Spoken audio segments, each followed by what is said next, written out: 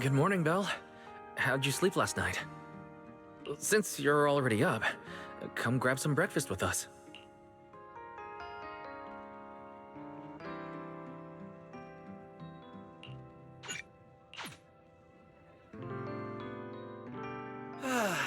Having breakfast together with you guys every morning like this, I don't know, it just feels like it makes even my daily maintenance feel more like a special ritual, you know? Yeah, and ever since we came to Rose Califer, Belle and I have gotten into a much healthier routine. Oh, Belle, want another fried egg? I've got an extra. I want another one too, with ketchup. Yeah. Wait, Cecilia, that's not ketchup! That's my maintenance oil! What's wrong, Cecilia? Those dark circles are no joke. Rough night? Yeah. It's all because of that thing Norma sent us, that alarm gadget thingy. I was all ready for it. No matter what time it went off in the middle of the night, I was gonna shake all of you awake right away. Then we'd go catch the culprit red-handed. But it's been days, and that thing has not made a single peep. But I still couldn't let myself sleep too soundly. It was terrible last night. I counted tens of thousands of eggs and still didn't get a wink of sleep. Yeah, the mastermind stirred up so much trouble before. Why would they suddenly disappear these past few days? Wait, don't tell me our secret operation's already been compromised? I don't think so. The truth behind the Bamboo corruption incidents was never made public. As far as I know, the only people who really know what happened are Lady Dracena and us. But from the culprit's perspective, now would be the perfect time to make a move.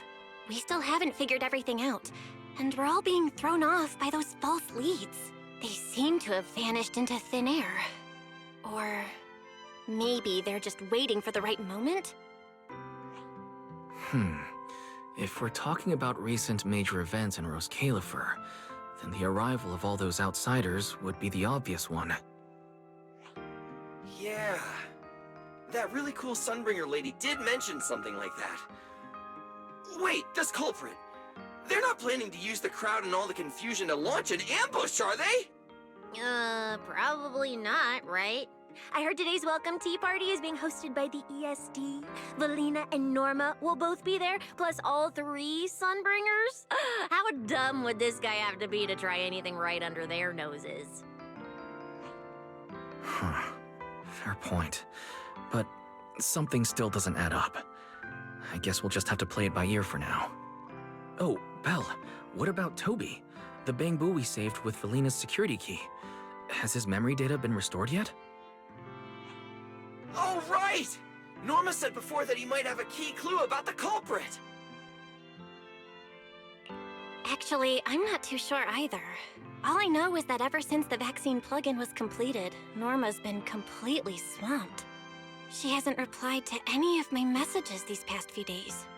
Aw, man. She's already that busy, and Valina still called her to the tea party to help with the guests. Sheesh, poor Norma.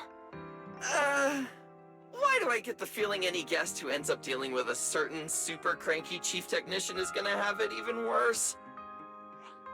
Well, breakfast is just about over. Billy, Cecilia, we should get going and pick up a few everyday essentials. Sounds good. Ready anytime.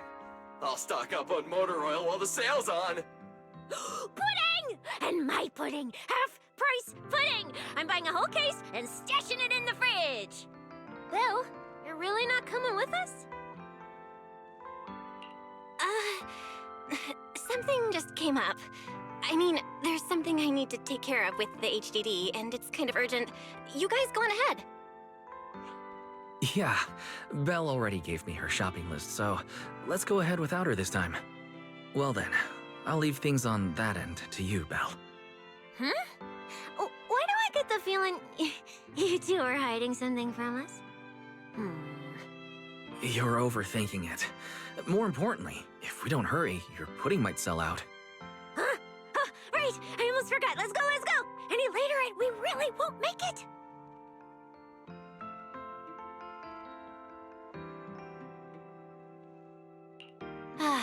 Finally, I have Amber Hall all to myself.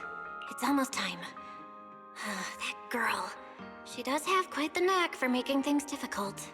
But it's broad daylight. How's she planning to get here? Don't tell me she's going to climb through the window in the middle of the day. Maybe I should wait upstairs. Huh? Someone's here? Who could it be? And of all the times... fine. I'll see who it is first, then figure out how to get rid of them. Wonder who it could be.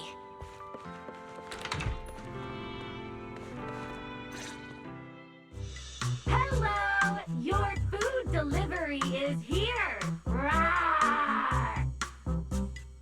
Food delivery? Oh, we weren't expecting any... wait, that voice? It's you? Oh my! You recognized my voice right away. And I could have sworn I sounded pretty convincing.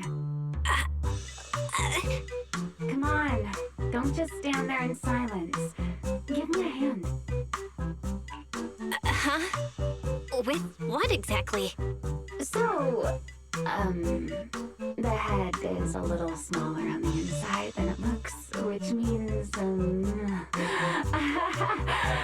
Alright, I accidentally got stuck in it. Could you help me?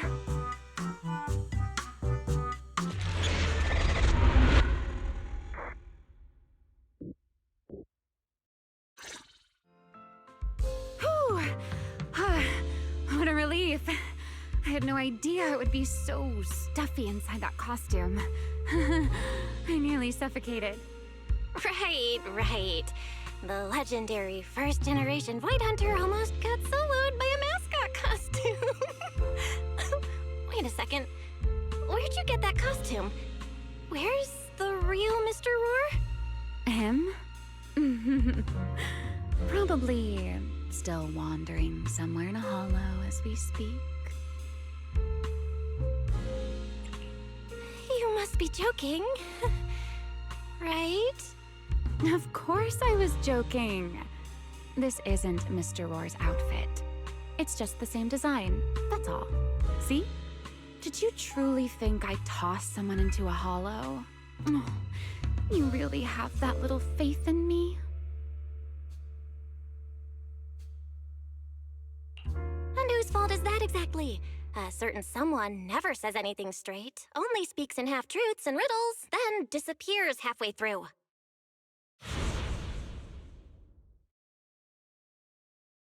Think about your understanding. Everything you know.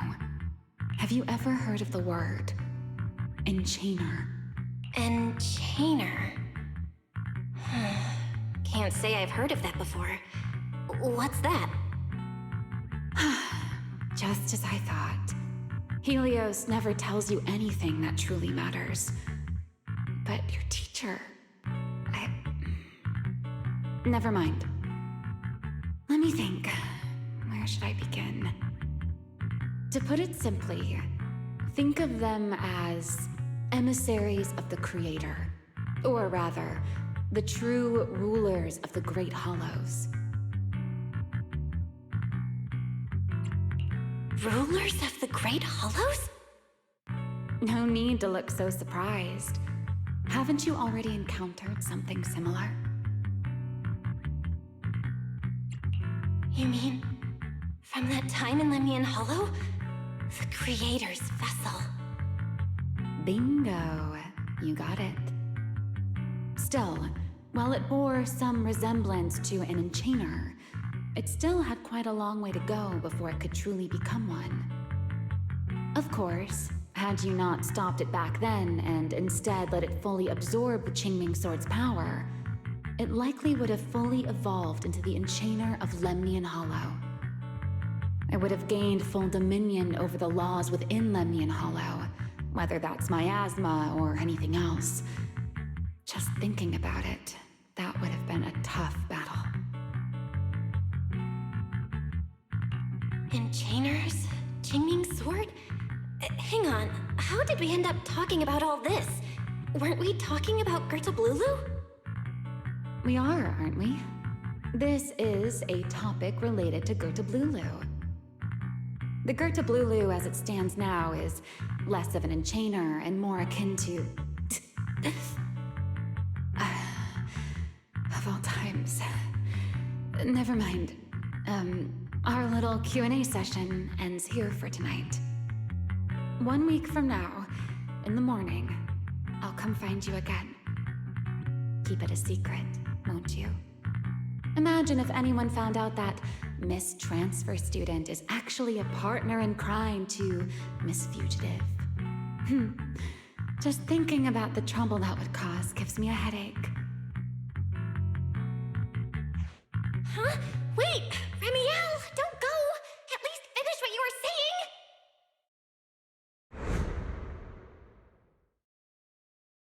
saying! I never took you for the type to keep score. It's already been a whole week. Yeah. I hold grudges. So what? You just walked off mid-conversation and left me here waiting in suspense. You owe me an explanation. Oh, don't be such a sourpuss, little grudge holder.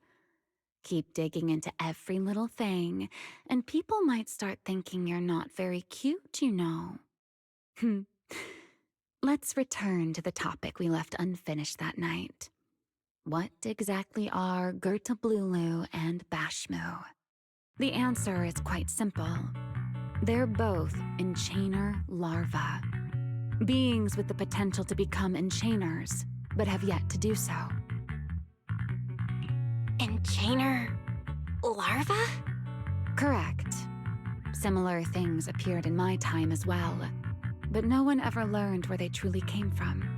And now, that thing you encountered in Lemnian Hollow, perhaps someone has finally found a way to create or control an enchainer larva. Who can say? As for the key to whether the larva can become an enchainer, I imagine you have already guessed the answer. Could it be a Void Hunter weapon? Uh-huh. You're half right. Half right? What do you mean? There's something else besides a Void Hunter weapon? Now that's a whole new question, Miss Rulebreaker. It's my turn to ask one. That ability you tapped into when you faced Gertablulu, the one that lets you interfere with singularity leakage. How has that been progressing? Can you use it reliably now? Sorry. I haven't been able to do anything like that since then. Honestly, I don't even know how I pulled it off in the first place. I actually wanted to ask Lady Dracaena about that, but she hasn't shown up for the last few treatment sessions. I never got another chance. That's tricky. And here I was thinking... Thinking what exactly? that you might help me find Gertablulu. I'm looking for it too, you see. Will you help me out? She's looking for Gertablulu too? Why?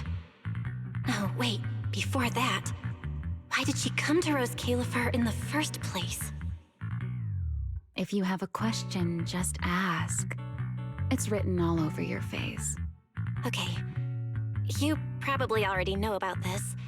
The Airspace Patrol's been searching everywhere for Gertablulu and Bashmu, and they still haven't found a thing. And you, the wanted fugitive who attempted to assassinate Lady Sunbringer, are also one of their targets. Is this you trying to draw a line between us? No, I was just wondering if those two things... Vel, wife, are you in? Was that Valina? What's she doing here? Uh-oh, Remiel, hurry up and... Please, pardon me. It's about something urgent, so I let myself in. Hi. Good evening. Yeah, good morning, Valina. Good morning. Are you having breakfast with Mr. Roar? Huh? Mr. Roar? Oh, right. Mr. Roar and I are, No, Lady Valina. I only stopped by to confirm this lovely young lady's order. Rawr! Order? Ah, right. Billy's... no, wait, Cecia's birthday is coming up, so I wanted to order a cake for her. But this forgetful young lady forgot to pick a flavor. That's why I'm here to confirm it with her. Rawr! Looks like you two have serious business to handle, so I won't keep you any longer. Rawr! As for the flavor, miss, give it a little more thought. I'll stop by again tomorrow morning to confirm your choice. Roar! Mr. Roar seems somewhat different from usual today. Maybe a little. Oh, right. What brings you here today? Yes, I do have a rather audacious request. Belle, I would like you to accompany me to today's tea party. You want me to go to a tea party with you? Yes, you must have heard already. Guests from New Eridu will be arriving today. I have reserved Cup a Moment and prepared a welcome tea party for everyone. Originally, Norma was supposed to attend as the technical expert, but Toby's memory restoration has reached a critical stage, and she simply can't step away right now. Wait, are you saying you want me to pretend to be Norma? Not quite like that. Belle, I would like you and Wise to attend with me as the collaborators recommended by Mayor Mayflower. On top of that, since you arrived on our island a little earlier, I believe sharing your experience here with the guests at the tea party would help everyone settle in a bit faster. Got it.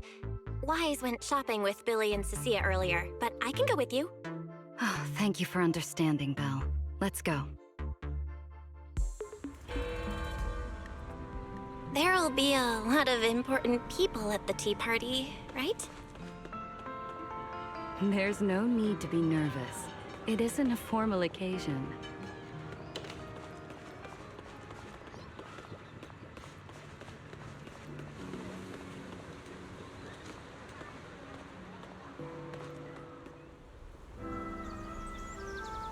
Lady Linvern, thank you for inviting us. Eldrada was the one. What I do here is really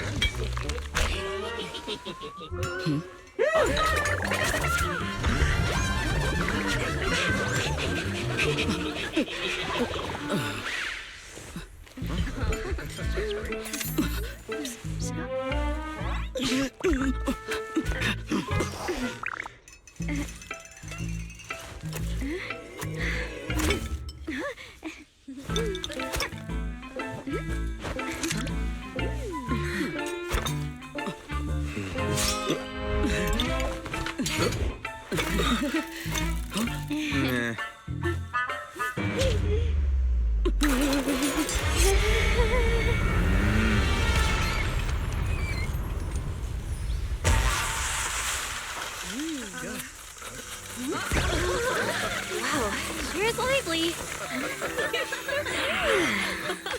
pretty cool. Wow, that was amazing. It was like magic. I could barely keep up. To go to such lengths as to curate this exquisite opening, you truly have gone above and beyond. With the immense weight Roscalifer carries, I had to admit I had imagined it would be a more solemn place. Relax, Mr. Owen. Even those of us in HSO don't work with stern faces every day. For a special occasion like this, we should all loosen up a little. Yes.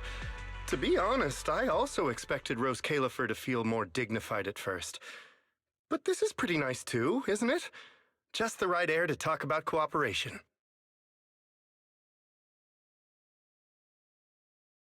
Oh, thank goodness we were spared any major complications. What happened just now? That wasn't part of your plan, right? Hardly. If I'm not mistaken, this little mishap is the handiwork of those little ones from the Enna gang. Enna gang? Judging by the name, is it related to Bangbu? Indeed. In Rose Califer, many small groups form spontaneously among Bangbu, almost like clubs. The Enna gang is one of them. As for the Bangbu there, they always say they're acting in the interest of Rose Califer and all Bangbu, but to everyone else, what they do looks more like pranks. For example, a few days before your arrival, the huge pile of bananas in front of Aurelia Academy was also their doing. It was their way of voicing their grievances against the newest logic cores. I heard they originally planned to lay out banana peels, but Bangbu do not eat bananas, and they did not want to waste food, so they simply stacked the bananas instead. As it turned out, the students thought they were a special courtesy arranged by the ESD, and they were quite delighted for a while.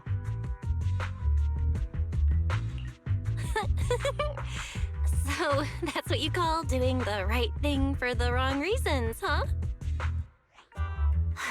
At the same time, they don't have bad intentions. What harm could those Bangbu possibly mean? They're only a little uneasy about recent changes on the island. It's fine, it's fine. Indulging their wild ideas once in a while can count as a little break from work, I'd say. Not everyone can handle their antics as effortlessly as you do, Lady Lindvern. Lady Lindvern? That sounds familiar. Wait, this is... Allow me to make a formal introduction. Belle, this is the director of the Airspace Patrol Department, Lady Lindvern Sunbringer. Oh my, no need for the lady business. How many times have I said it? We're far past the point of formalities, aren't we? Then again, no matter how many times I say it, in all of Rose Califer, aside from Eldrada and Little Dracena, Clarette's about the only one who doesn't treat me like their boss. After all, not just anyone can be like Miss Clarette and end up becoming Lady Lindvern's creditor. All right. Allow me to introduce myself. Hello, Belle. I am Lindvern, Director of Airspace Patrol. I've already heard a bit about you from Dracy in secret. I didn't expect you to uncover an important clue about the Bangbu corruption incidents right after arriving. That's quite impressive. You're too kind, Lady Lindvern. I really didn't do all that much. Well, I'll be counting on you later, all right? Oh, also, no more lady this and lady that. Just call me Lindvern. Okay, I'll try to get used to it. Wait, later? What are we doing later? What else? The troublesome parts of the tea party, of course. I'm terrible at occasions like this. All that stiff etiquette, the small talk, having to smile the whole time. Eldrada or Dracy should have attended, but Eldrada's been busy with who knows what lately, and Dracy's tied up with the CCD's singularity leakage, so I had no choice but to make an appearance. Dealing with all that formality, just thinking about it is exhausting. So, I spoke with Valina. Well, actually, Lady Lindvern was the one who insisted on asking you to come. So you haven't told her yet, Valina? Oh well, no matter. You look like the type who's good at socializing. I'll leave it to you, all right? At this point, I don't really have much room to refuse, do I? The third Sunbringer, Lindvern of Airspace Patrol. I didn't expect her to be like this at all. And what she mentioned earlier, the singularity leakage at the CCD. Speaking of which, Lady Lindvern, has the singularity leakage at the CCD still not been cleared up? Yeah, it seemed to have returned to normal at the time, but the surrounding area hasn't fully left its activated state. In other words, it's only dormant for now, and could flare up again nearby at any moment. I've already sent people to help handle it, but Dracy will probably be busy for a while yet. Once she's done, I'll ask her what happened, and maybe pinch those little cheeks of hers, too. Oh, right. Speaking of talking to people, don't forget to say hello to Claret later. Claret? That girl over there. See her? The blonde one with the expression that says, "You owe me 200 million dennies, so pay up before you even talk." She's the director of Flint Workshop and the current heir to the Flint family.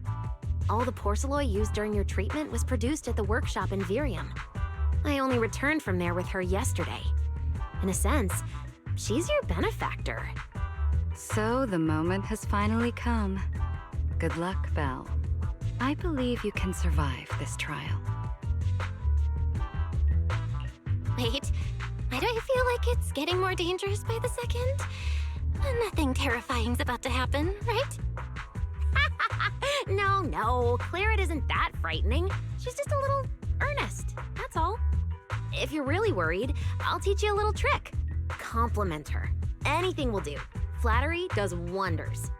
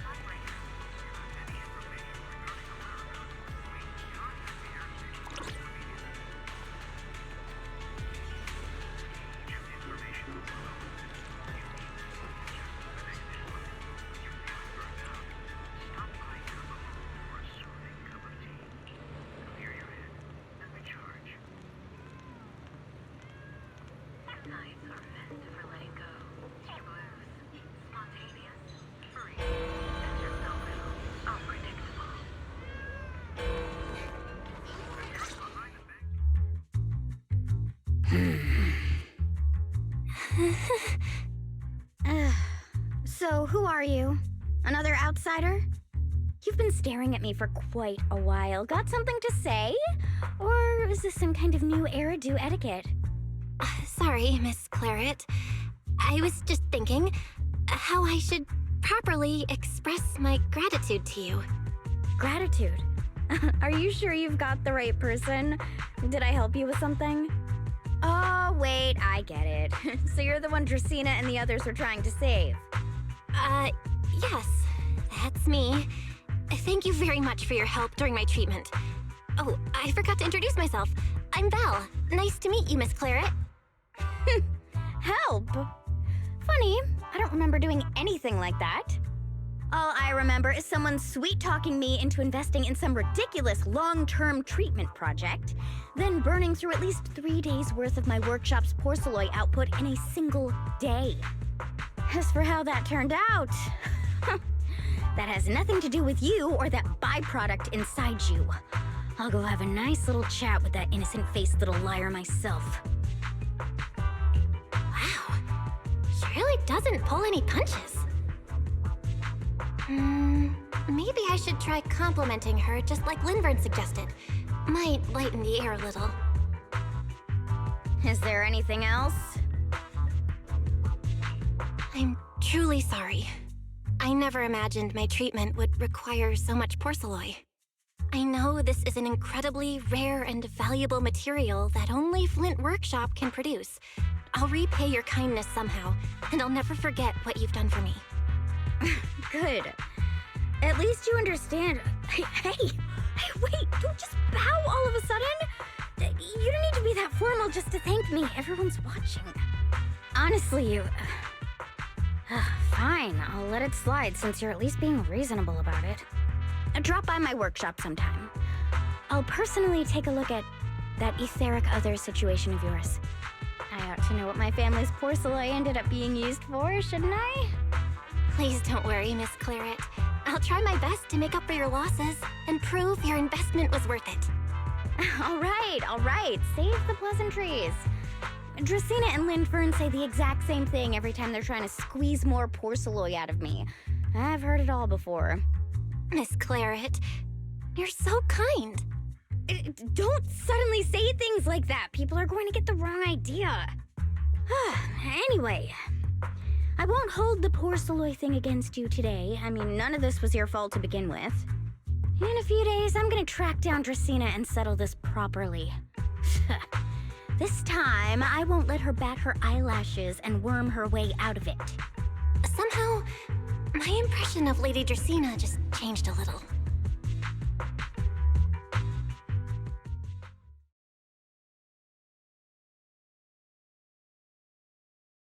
Valina, Sigrid, what's wrong? What happened? No need to be so tense, Belle. It's just a small matter. Not all the guests scheduled to arrive on the island today have shown up yet. One of the airships ran into some trouble while passing through the storm belt. That held things up a bit. They're just now pulling into port. The tea party's already halfway through, and neither Lady Linvern nor I, since we're the ones hosting, can just slip away in the middle of it. So, I will be the one in charge of welcoming this batch of guests. And, Miss Belle, I would like you to come along with me. Huh? I gotta tag along too? Well, here is my request. Most of the guests aboard this airship are scholars specializing in holotechnology. Compared to the warriors of Airspace Patrol, I think they would find much more to talk about with Miss Belle. I see. Got it. Leave it to me. Your understanding is appreciated. Now then, no time to waste. Let us move out. Today's tea party was a close call, but we came through safely. I hope this marks a good beginning. You were pretty composed throughout too, Sigrid. You are too kind.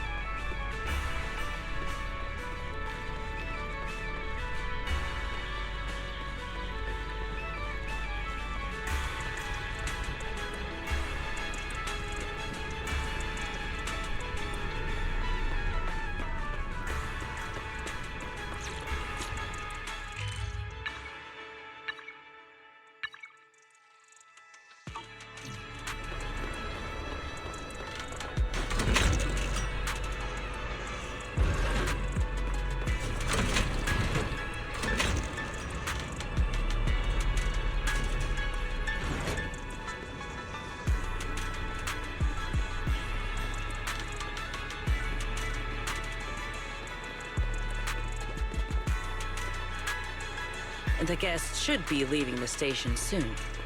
Let us wait here for a moment.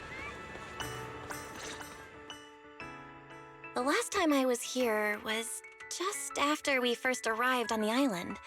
We left familiar 6th Street with Norma and set foot in Rose Califer for the first time. 6th Street. I believe I have heard of it.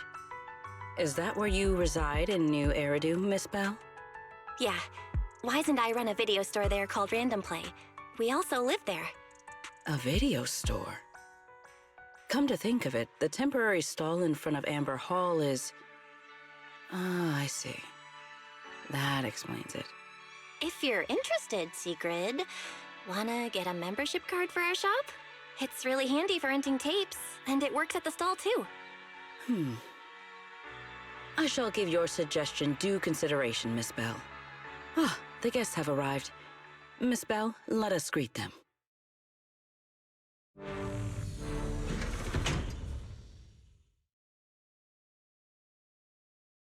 Honored guests, you have come a long way.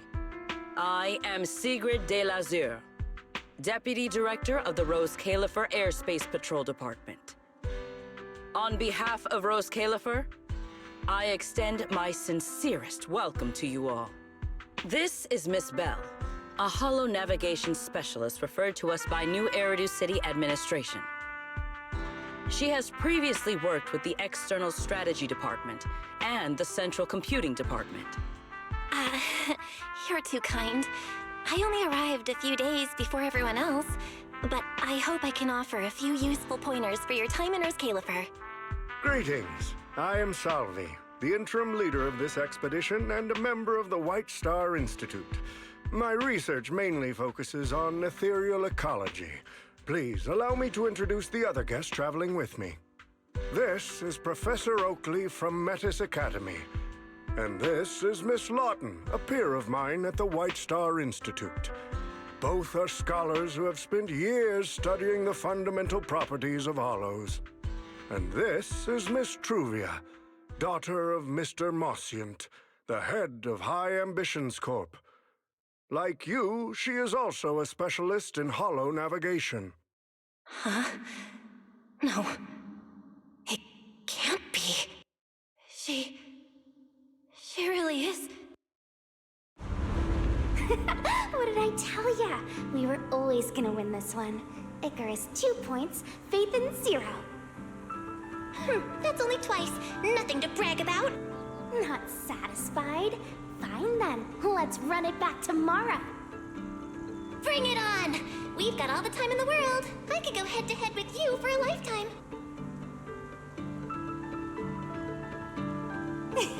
Looks like someone's gonna be losing for the rest of their life, huh? Truvia, you... What did you just say? I'm saying, what's that got to do with me? Truvia, you... Why? You could have easily... The Truvia I know would never say something so cruel. Cruel? How do you have the nerve to call me cruel? You two... You're the ones who are...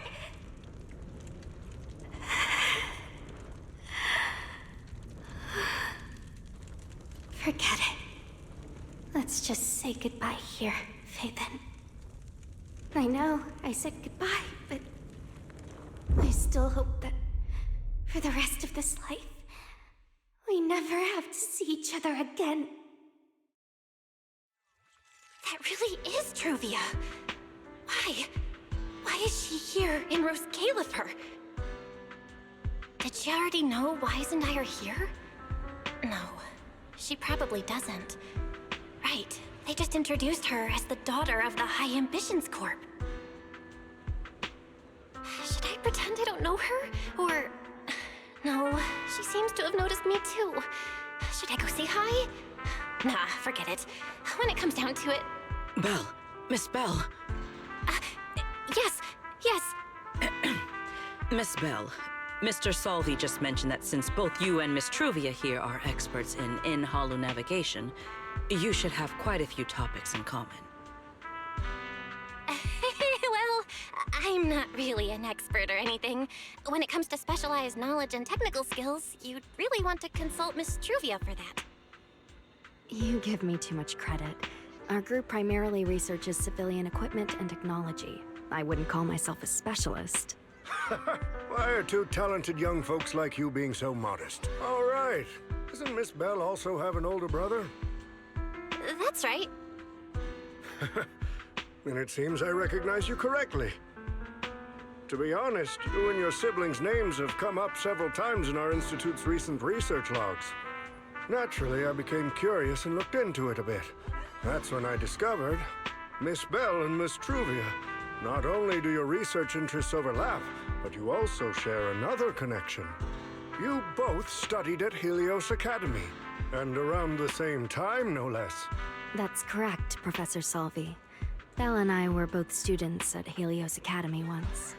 It's just, after the fall of the old capital, we never saw each other again. Oh my, so it truly is as I suspected. Once we reach the tea party, I'm sure you two former classmates will have plenty to catch up on. Unlike an old man such as myself, at my age, there are hardly any classmates left to reunite with. I suppose you're right. This Professor Salvi really knows how to put people on the spot. What do I do? Am I really going to spend the next few hours feeling this awkward? Somebody help! I would love the chance to speak with Miss Bell a little longer, but the journey was rather rough, and I'm afraid I'm feeling a bit airsick. If I were to attend the tea party in this state, it would hardly be proper. Sorry, Miss Truvia. That was our oversight. We did not account for a situation like this. Today's tea party is just a casual welcome we have put together for you all. You do not need to worry about a thing. We will be hosting a proper formal reception for everyone down the line. If you are feeling a bit under the weather, how about having Miss Bell accompany you for a stroll in the nearby park so you can rest? Huh? Miss Truvia politely declined the tea party. She probably wants to catch up with her old classmate who she has not seen in ages. Miss Bell, too. She seems to have a lot to say to Miss Truvia. Yes, that must be it. Then allow me to lend you all a helping hand. Since Deputy Director Sigrid has suggested it, Miss Bell, if you have no objections, I would be happy to accept. Oh, why would I object? I'd be happy to. Rest assured, Miss Bell. Leave everything here to me. Please, take all the time you need to enjoy your walk with Miss Truvia. I shall explain the situation to Lady Valina.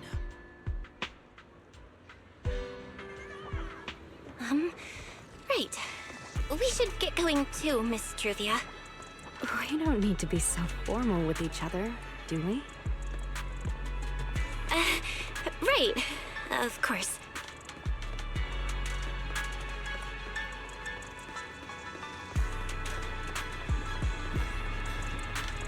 This really is beautiful.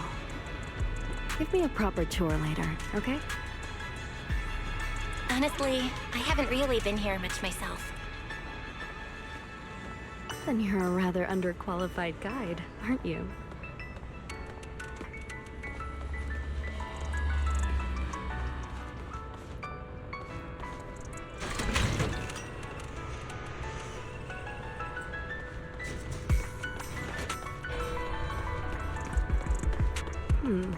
That silver tree. It's not made of porcelain, is it? The nameplate really does say porcelain. I heard Rose Califer was the homeland of porcelain, but I never imagined they'd use it for public decoration. I see. Belle, you keep saying you aren't that familiar with this place, but you always seem to have an answer for all my questions. I've heard the porcelain veins in Buastrum are also essential to the computation of Rosetta data. How much do you know about the connection between the two? Really? Or could it be that this touches on Rose Califer's secrets you can't exactly share with someone from Tops like me?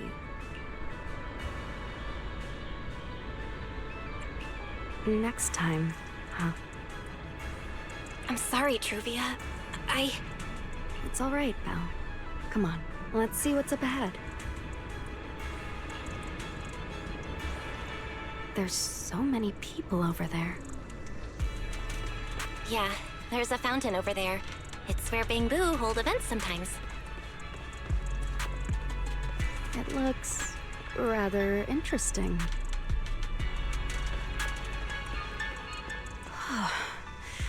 It's so cool here, and the breeze is nice. Thank you. I'm feeling much better now. This flight was way longer than expected, and I ran out of motion sickness medicine halfway through.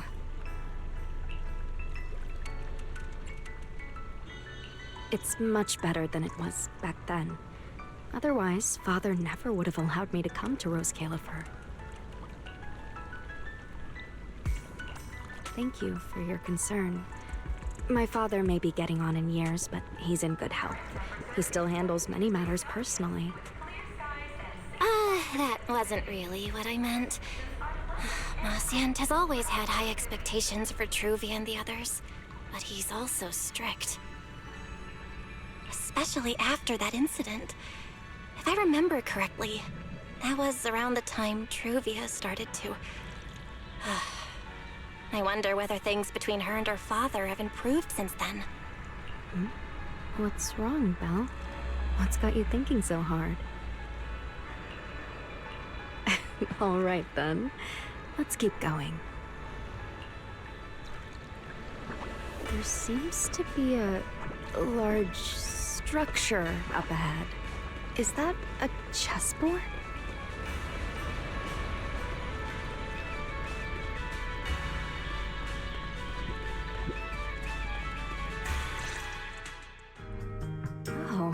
It really is a chessboard. I feel like it's been ages since I last played a game of chess. Same here. I still remember, back then, we were both really into chess. Whenever exams weren't looming over us, we'd always be going head-to-head on the board. I was pretty clueless, always ticking you off without even realizing it. Picking fights over the dumbest little things. It's fine, Belle. That was a long time ago. Oh, right. How have you been all these years? And your brother, Wise, is he doing all right? We're both doing great. My brother, he hasn't really changed at all. Still fussing over every little thing like a total worrywart. A few years back, we opened a video store called Random Play on 6th Street in Janus Quarter. Business has been... decent, I guess. If my brother didn't keep ordering all those weird documentaries on a whim, business wouldn't be so bad. If you ever have some free time, Truvia, you should totally swing by. I'll have a word with Wise. We'll hook you up with a top-tier membership card, the permanent free kind. You can rent whatever videotape you want. Well then, let me thank you two managers in advance. What about you, Truvia? All these years, have you been doing well? I guess I'm doing all right. Over the years, with my father's assistance, I've continued my research on holo communication and navigation. Back in the day, as one of the primary investors behind Helios Academy, High Ambitions actually retained a small portion of the related research materials. My father plans to adapt the technology for commercial civilian use. Fortunately, that's something I can help with.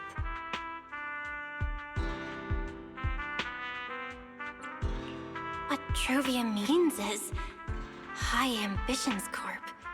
They've been conducting research related to the HDD this whole time?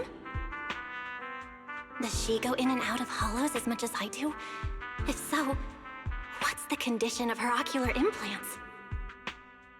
Marciant, High Ambitions Corp.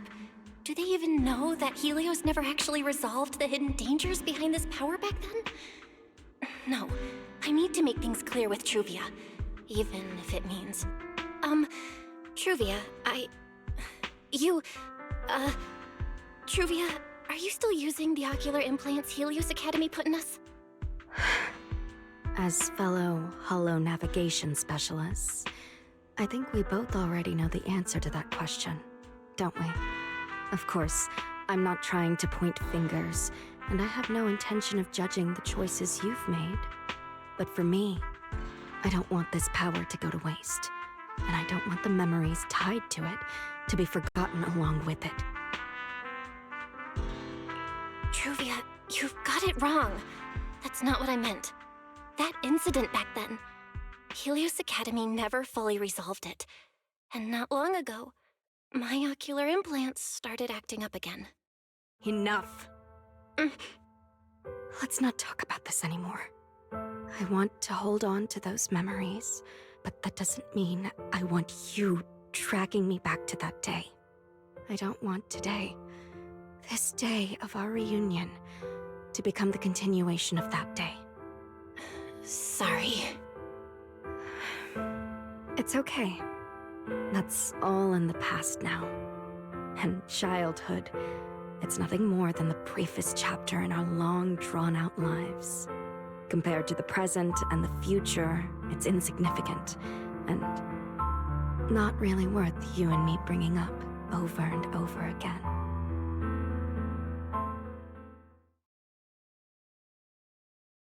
Belle, Truvia, I knew you two would be here.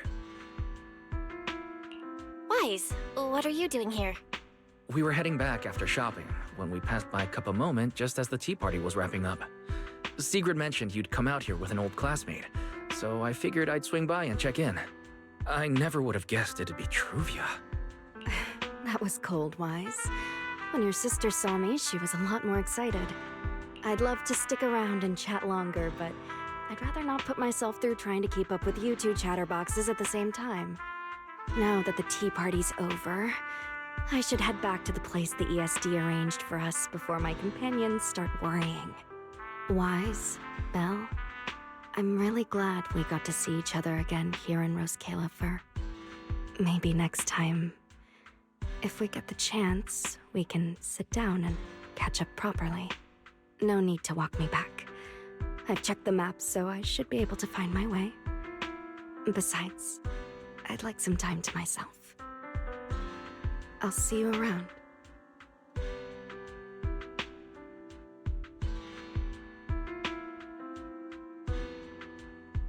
Did something happen?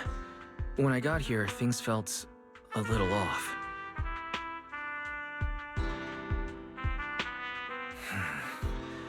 I didn't expect things to turn out like this. Sorry, Wise. I got ahead of myself. I should have thought it through before bringing up the ocular implants with her. It's okay. You meant well. Don't overthink it. The power inside us. We don't know how much Truvia understands it. But if anything goes wrong, we're going to have a serious problem. But there's no way to talk about this without bringing up Sir Pico. We need to find the right way to tell her. Oh, it's a message from Norma. Toby's made some progress. She said all of Toby's memory data has been fully restored, and there's something important she wants to show us. She's telling us to get to the academy ASAP. All right, let's head over there now. Something important. Might be a clue to the real culprit. Come on. Let's hurry and find Norma.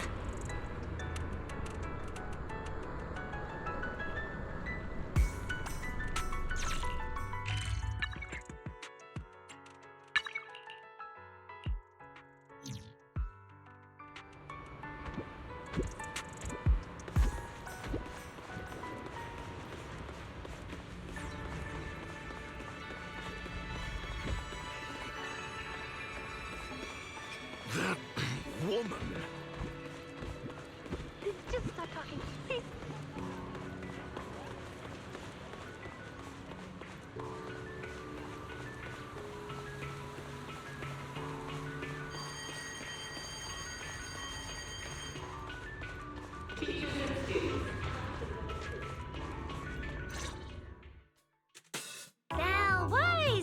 took you two so long? Norma, did you find anything in Toby's memories? Any clues about the culprit? What exactly did they do to those Bangbu? Whoa, slow down! Your expectations are way too high. Now you're making me nervous. Anyway, just like I said in the message I sent you, Toby's memory restoration work is done.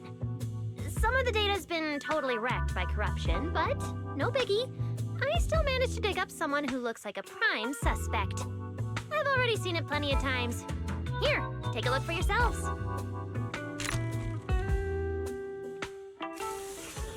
you actually woke up, huh? Sorry. If you'd just been a little more cooperative, it wouldn't have had to come to this.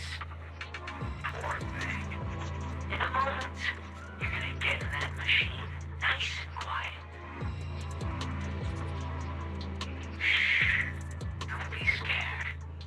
Soon you won't remember a thing. You've been entrusted with a very important mission. Don't forget that. This guy. Who is he? Based on what he said, he's gotta be the culprit. Exactly. That's what I think too. Unfortunately, though, Toby had already completely lost the ability to move by that point. He never got a look at the culprit's face. Even though we've confirmed there is a culprit, we don't have a lot of clues beyond that. Wait, the culprit mentioned something about getting Toby into some kind of machine. If we can find that machine, we might be able to track him down. Wise, that's it. If we can find that machine, we can follow the trail straight to the culprit. But where do we even start looking? Huh? Norma, over here. On the wall behind him, looks like there's something there. Can you zoom in on it? You got it. Huh. It looks like graffiti, but not the random kind. It seems more like some kind of symbol. Wait, isn't that the symbol of the Enna Gang? The Enna Gang?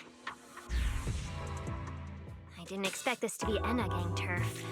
Wise, Belle, do you know anything about them? I ran into them at the welcome tea party today. Thankfully, it was just a few harmless pranks. Nothing serious. Oh, again? Those little guys sure have energy to burn. But how did they end up getting involved with the culprit? It's also possible that the culprit just happened to be on Enna Gang turf. I've heard the Enna Gang is an organization that really cares about Bangbu rights. They shouldn't be colluding with humans who intend to harm Bangbu. Looks like the only way to find out is to check out the Enna Gang's turf ourselves. Norma, do you know where we should start looking? I don't know the exact location. I just heard they sometimes meet up near the Clink Market on Gear Street to swap bottle caps they scavenged. Clink Market? Bottle caps? Mm-hmm. The Bangbu have their own little market, right on Gear Street. Oh, right, they've been doing road work around there for a while. Probably haven't been there yet, huh? Gear Street is where the Bangbu hang out. It's packed with facilities catering specifically to them, and Bangbu loves settling down there. Some people even call it Bangbu Street. Same place, different names. As for bottle caps, I don't know if you've noticed, but the Bangbu and Rose Califer are absolutely obsessed with collecting all kinds of bottle caps. They've basically become hard currency at this point. More useful than Denny's, even. So basically, if we want to go collect intelligence from the Bangbu, we'll need to have some bottle caps ready. Huh. Oh, I just got an idea.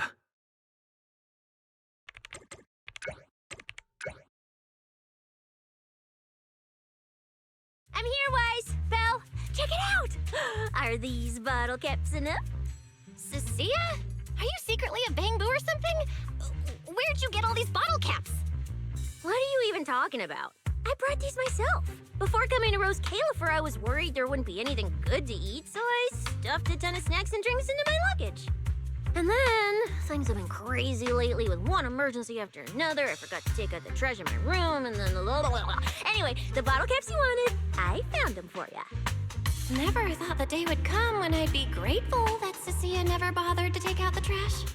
But what do you guys need so many bottle caps for? Feeding your Bang Boo?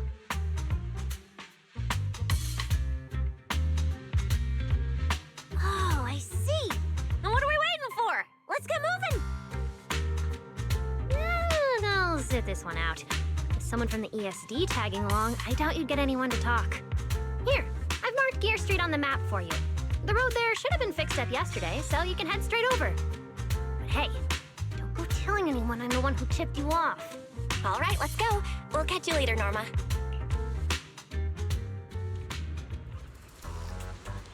Clink Market seems to be located on Gear Street. I have planned a route for you, Master.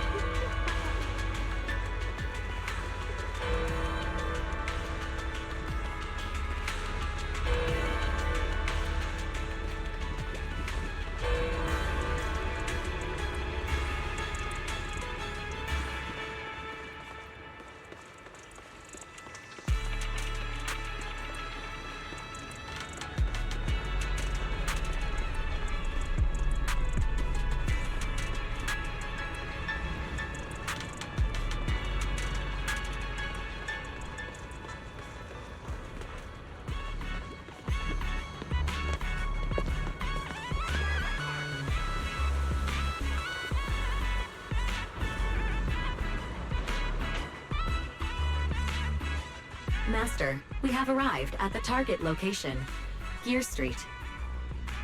So this is Gear Street. There really are Bang Boo everywhere, just like Norma said. Our target destination is Clink Market. Is there anything around here that looks like a market? Well, based on my extensive experience solving cases as a public security officer, over there! That red mailbox! That one! The little door next to it looks extremely suspicious. It might look completely ordinary, but did you notice? That Bang Boo by the door! He's obviously standing guard, and he keeps looking around. There has to be something important hidden behind it. That does seem suspicious. Let's go check it out.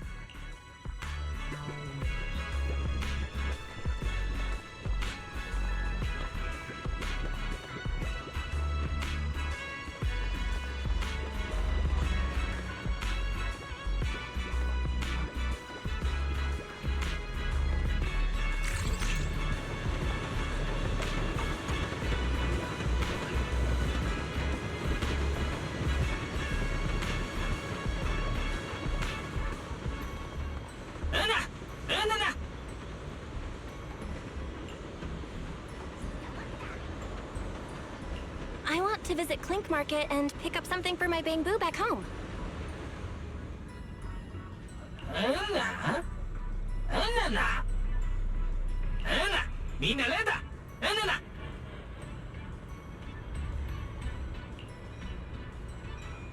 Yeah, this store is way too small.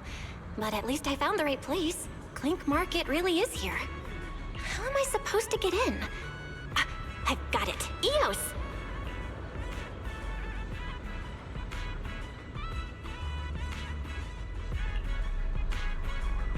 Alright, that should do it. Let's go in and take a look.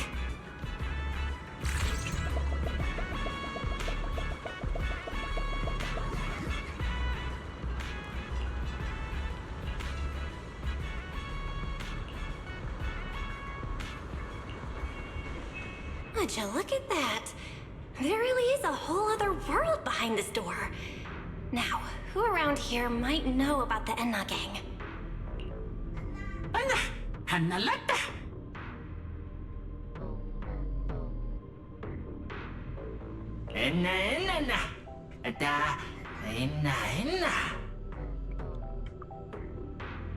That bamboo seems really well informed.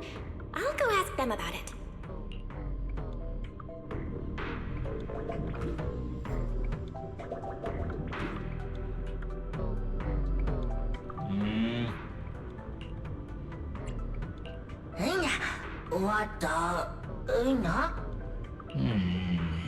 No response. What's going on? Is something wrong with Eos's language module? Wait, unless...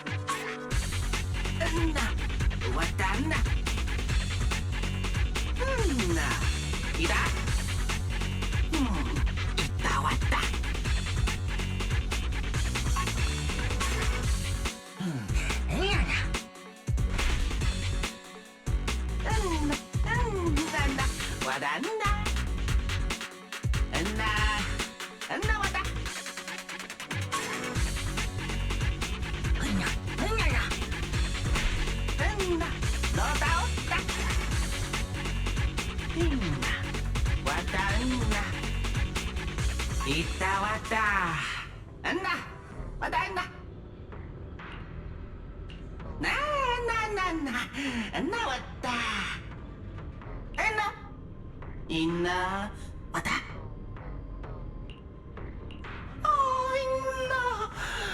있나? 왔다. 로다. 있나 로다.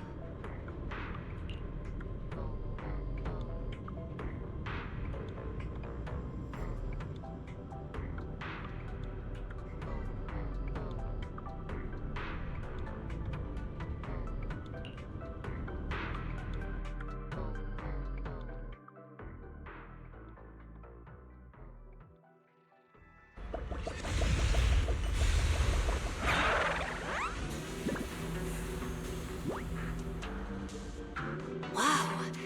I never expected such a huge space beneath Buastrum. So this is the Retroflux zone. According to the guard, if we keep going a little further, we should see an elevator that goes down to the Enna Gang's hideout. All right, let's go. Master, I suggest taking the elevator ahead to reach your destination. Who would have thought there were still Bamboo living beneath the city?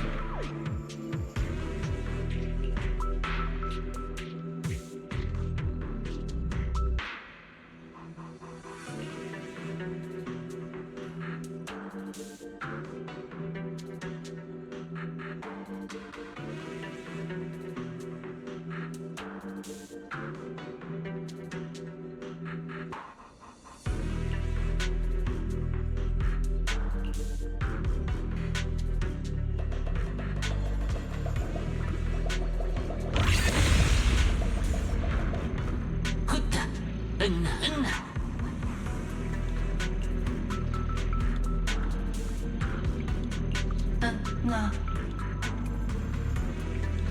왔다. 나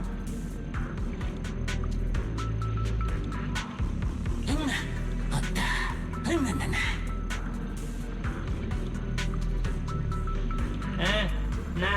나 렀다.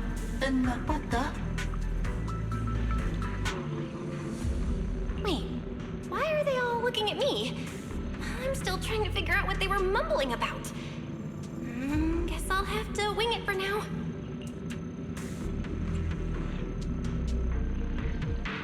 나 왔다.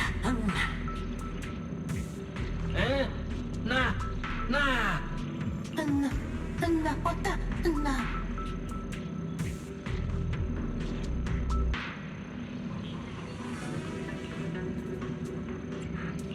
The elevator's broken. Let's look around. Maybe there's another way to reach the Enna Gang's hideout.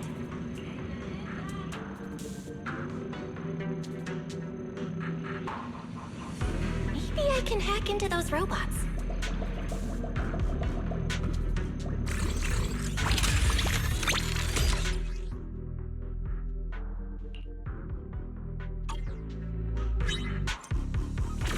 It worked. I had a feeling it would. Let's go down this side path and take a look. I don't see a switch for the drawbridge. Guess I'll just try ramming it.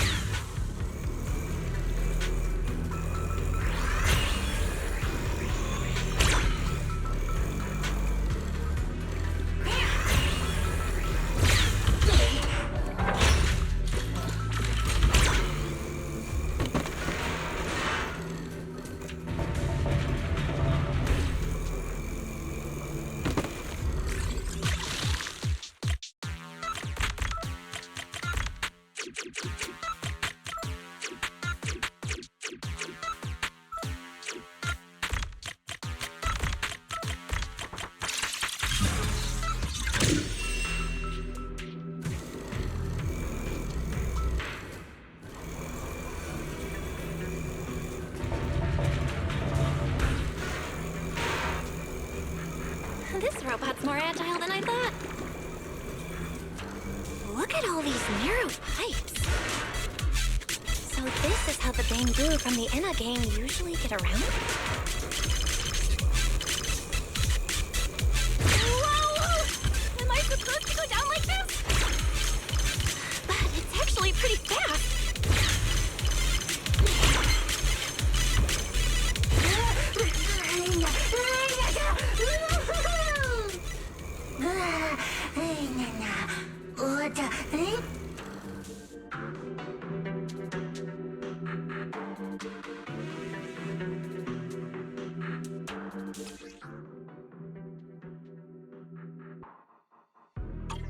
It should open if I can hit that switch.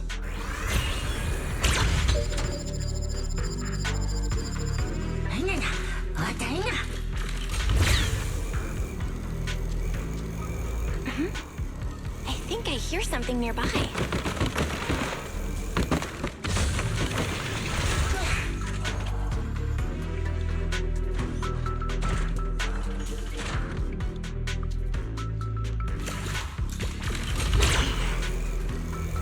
Whoa, this circuit box.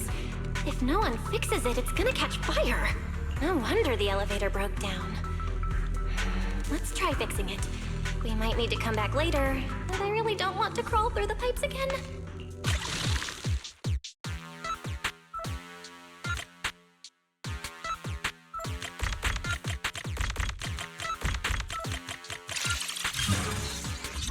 Okay, that should do it. Huh?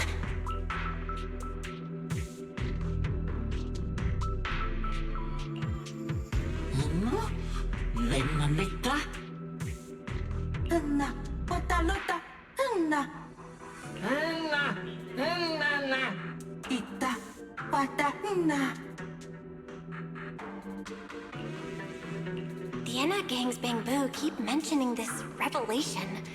It's been bothering me for a while. What in New Eridu is it? Could it be a clue about the perpetrator? Or maybe...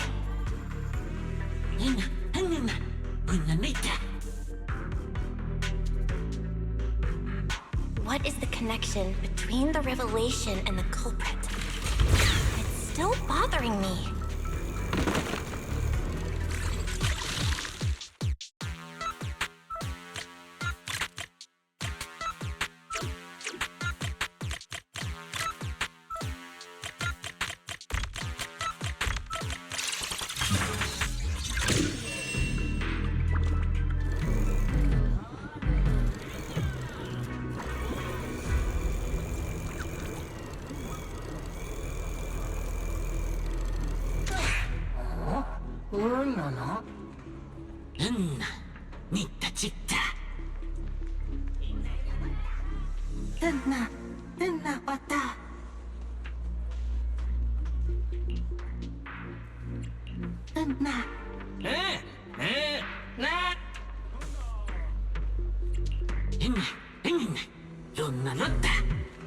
Master, based on a rough calculation, the probability of this vehicle safely delivering EOS to the destination is 98.732%. That's way too precise. And how does this even count as a vehicle? Oh, fine. It's not like there's another way. Let's try it.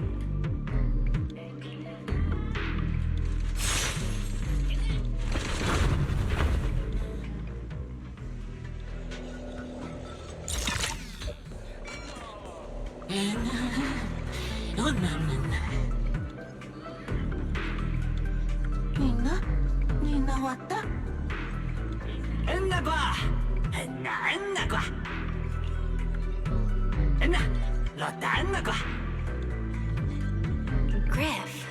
So he's the boss of the Enna gang. Maybe he knows something about the perpetrator.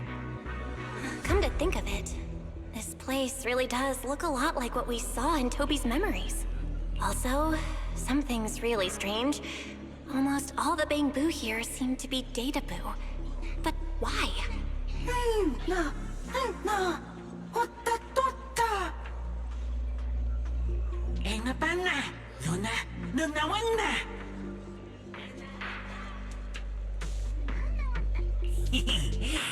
Nagua. No? Nanlota. Nagua.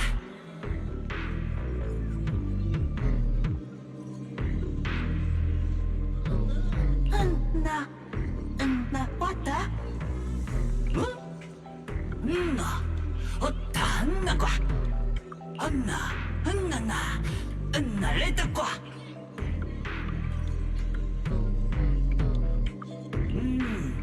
Nagua.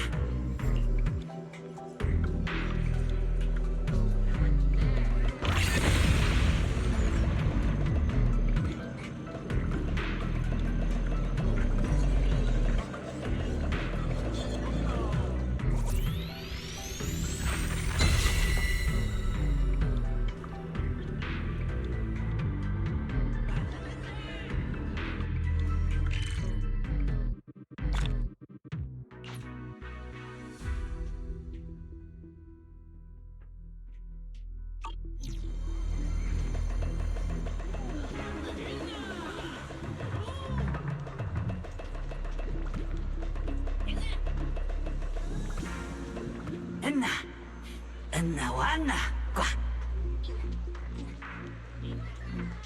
Ona otana. Ona loda ona. So this is Prophet Boo, the oldest Bang Boo of the Enna gang. Oda. Ana.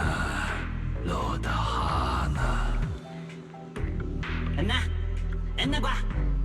Hata. Lona. Loda wana.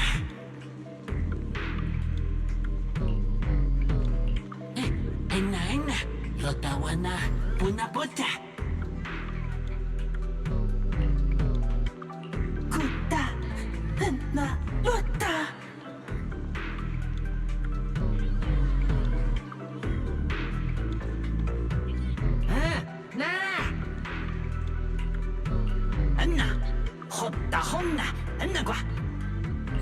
I never should have fixed that elevator.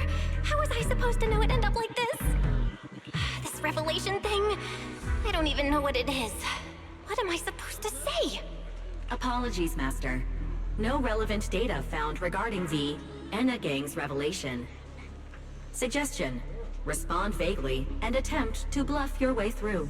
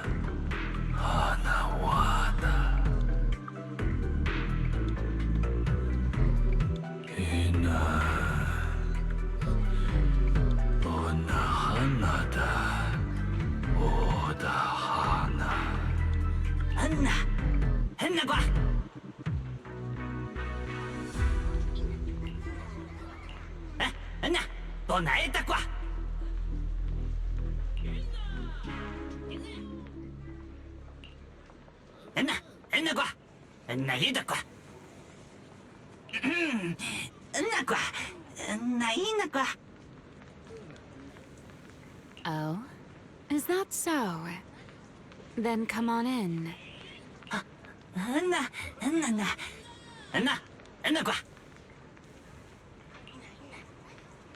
The Great One. Could that be the culprit? That voice sounds weirdly familiar.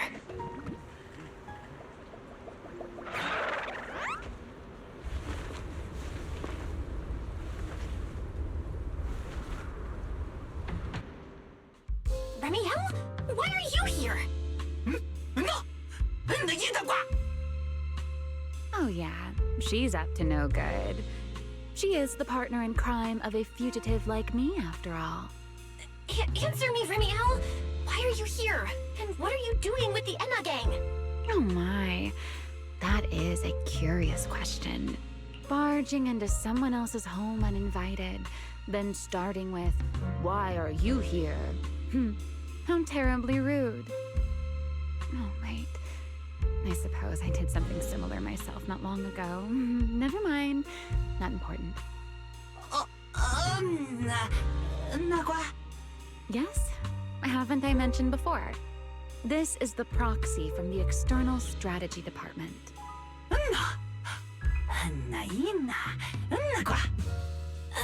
Huh? A little too talkative, aren't we, Griff?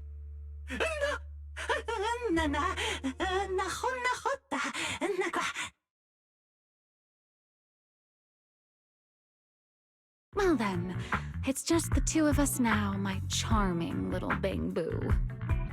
I must say, I didn't expect you to have such a practical, yet rather adorable, little skill. You haven't used this, little trick for anything mischievous, have you? I feel like you're imagining something really weird. Wait, how did you manage to get me off track again? If I remember correctly, in our Q&A game, it's my turn to ask the questions. Sure. What would you like to know this time? Why are you on the Enna gang's turf? And why do all the Bang Boo here seem to respect you so much? My, you really should listen when people are talking, Miss Impatient. Didn't I already tell you? This is my home. What's strange about finding me in my own home? So, you're the real leader of the Enna gang? What are you talking about? The leader of the Enna gang is Griff, the one who brought you in just now. Me? I'm only a poor soul they took in recently, that's all. But don't the Enna gang's Bang Boo hate humans? Why would they? Because the Bang Boo they call Prophet Boo saw me once, long ago. It must have been over 100 years ago. I never imagined a Bang Boo could live that long. In his eyes, I'm still the Void Hunter, and a friend of their mother, Lady Sunbringer, the person they hold most dear. But that makes even less sense. Weren't you wanted because you tried to assassinate Lady Sunbringer and failed? In which case, shouldn't the Enna gang's Bang Boo hate you even more? Oh, that part's simple. Because, as far as the Enna gang understands it, the three Sunbringers now governing Rose Califer, they're all imposters. What did you say?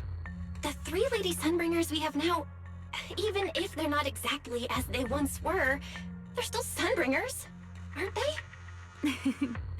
Who knows?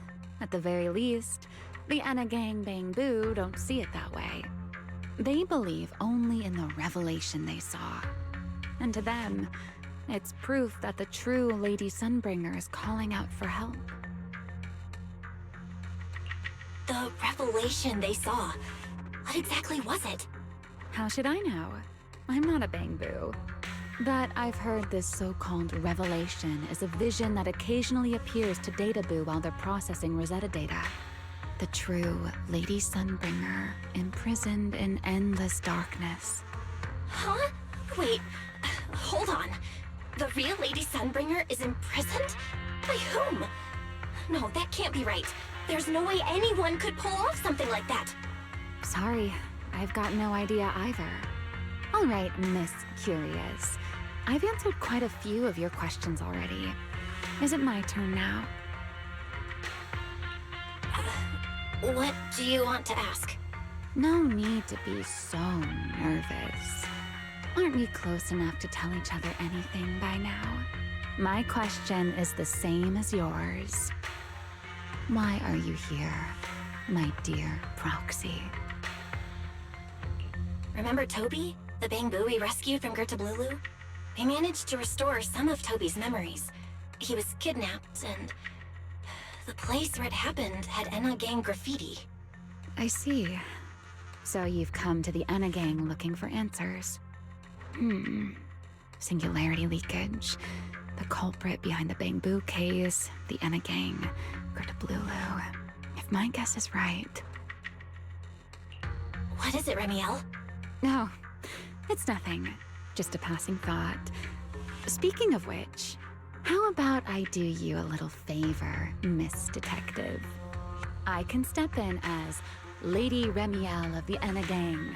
Put in a good word for you, and have the Enna gang Bamboo assist you in locating this, crime scene. Really? That'd be a huge help, Remiel. Thanks. Wait. There's a catch, isn't there? No, knowing you, of course there is. All right, out with it. What are you plotting this time? Wow, Miss Detective. Isn't that a little much? I told you my condition ages ago. Help me investigate Gerda Blulu. And if I'm not mistaken, Gerda Blulu and the culprit you're after may end up being connected. Not this again. Enough with the riddles already. Remiel, could you please clarify what you mean? Very well. I'll try to restrain myself. Though, I am rather fond of riddles. A riddle keeps the uninvolved safely in their garden of ignorance, while guiding those who seek the truth one step at a time toward the heart of the mystery. In the end, a riddle is simply what truth looks like when the people involved don't all have the same information. But enough philosophy. Let's ask Griff about the place you're searching for. Griff's good at rallying people. He'll definitely be able to help. I hope this works out.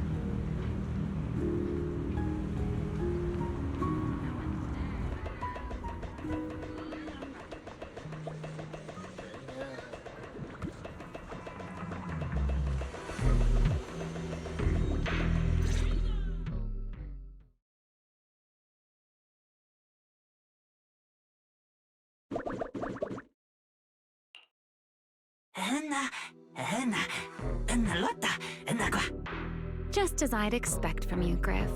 Quick and efficient.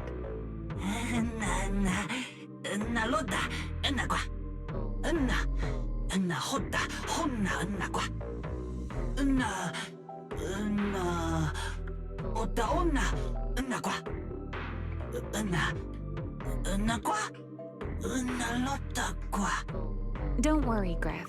I'll go with her. Huh? Remiel? You're coming too? Wasn't that our agreement?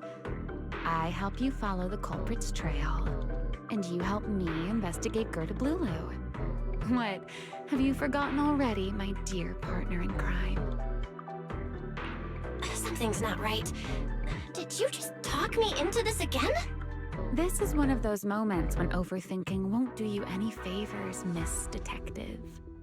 Besides, rather than concern yourself with such trivial details, my adorable little Bamboo, before we officially set out, could you change back into your proxy form for me? Those short little arms and legs won't be much help after all.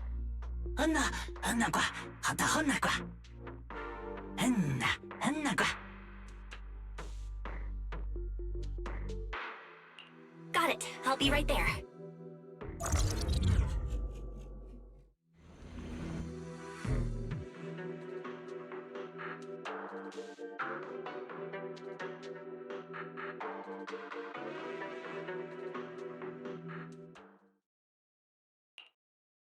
So, we've confirmed that the place where Toby was kidnapped is indeed at the very bottom of the retroflux zone.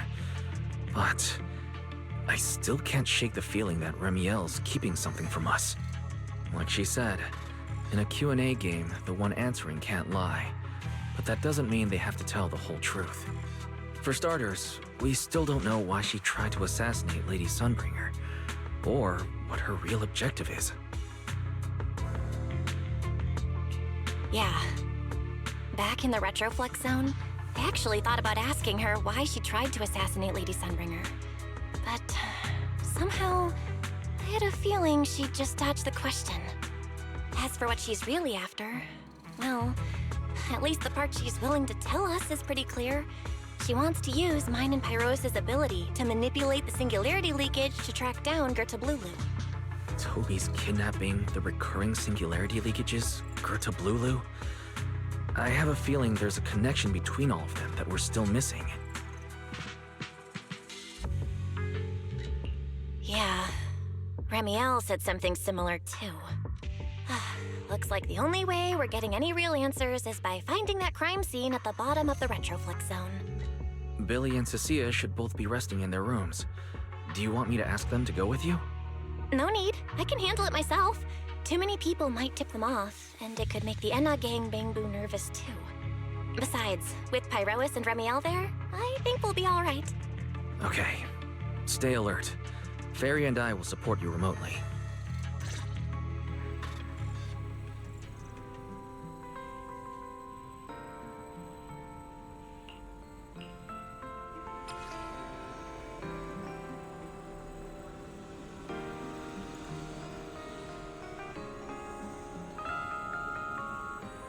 Target located.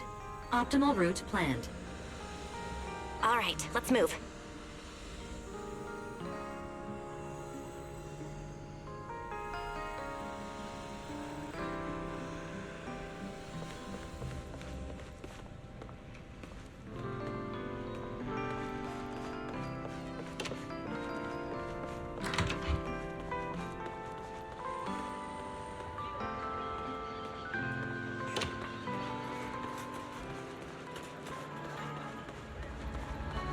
Forget your troubles, and let's home.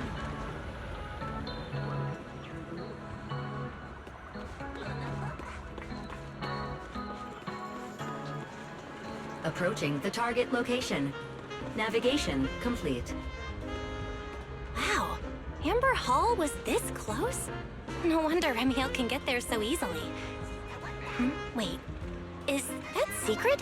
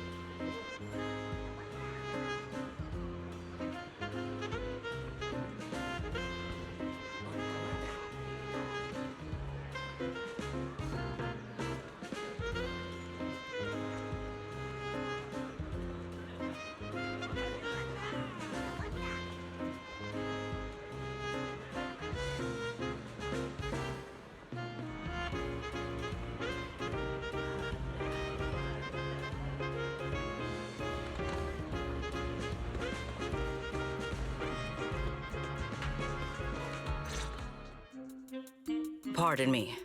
Is something troubling you?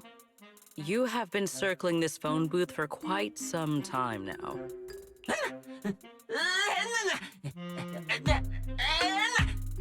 Huh?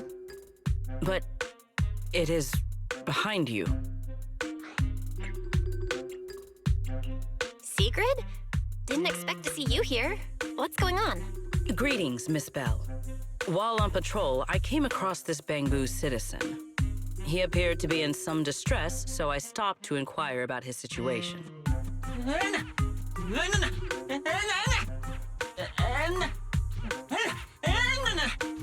Waiting for someone? And who might that be?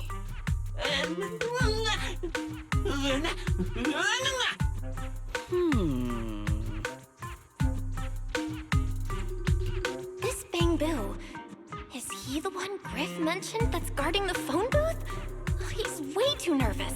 Oh, Secret's already starting to get suspicious. I've got to think of something before he gives himself away. Secret, actually. The person he's waiting for is, I see. Citizen, the one you await is Mr. Gaboo. Is that right?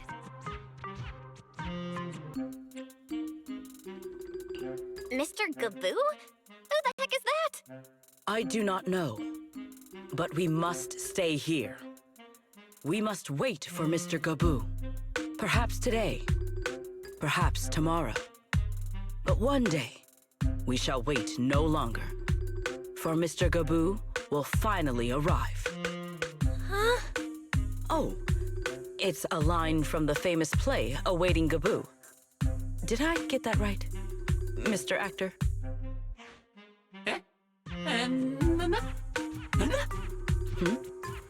Are you not an actor from Spotlight Theater?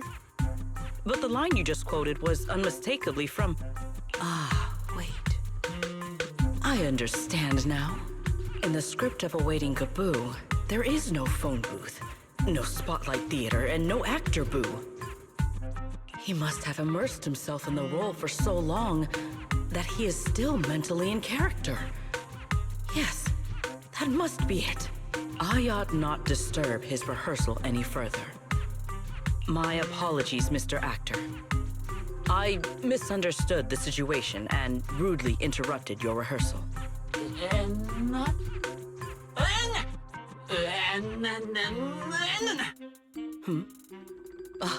Indeed. Only by holding fast to courage and conviction can we fulfill our duty to protect Rose Califer. These two? How are they even having a conversation right now? They're not talking about the same thing at all. Whatever. At least Secret doesn't seem to suspect anything. If she finds out where Remiel is, explaining everything would be a nightmare. We've come this far already. I'll just play it by ear. Well then, now that the misunderstanding has been cleared up, I shall not interrupt your rehearsal any further. Farewell, you two. I wish you a pleasant day.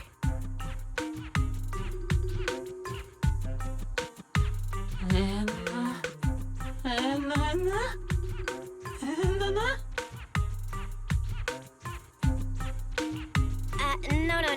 Absolutely not. You've got the wrong idea. A very, very wrong idea.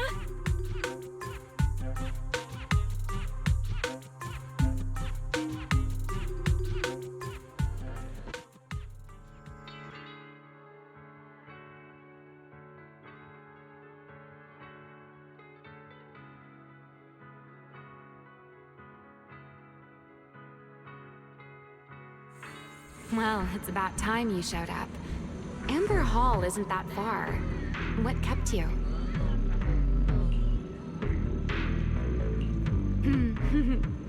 You're acting more and more like a partner in crime now, covering for your accomplice in front of an airspace patrol officer. Still, I have some understanding of what kind of person Secret is. Rigid, earnest, and her intuition is unnervingly sharp. She's certainly difficult to deal with. Fair enough. That's the nature of intuition. Sometimes it's right, sometimes it isn't. All right, enough of that. We should head off to the crime scene on the lower level of the retroflux zone.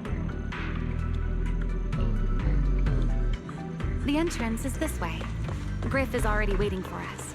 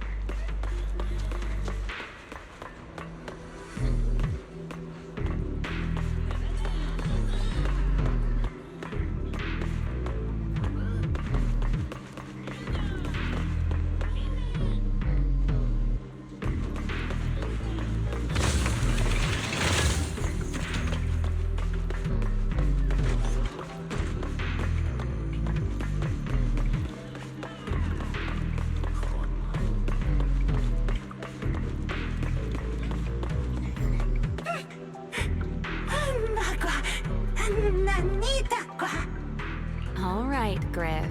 That's enough flattery. The sky will get dark soon, so we should get moving.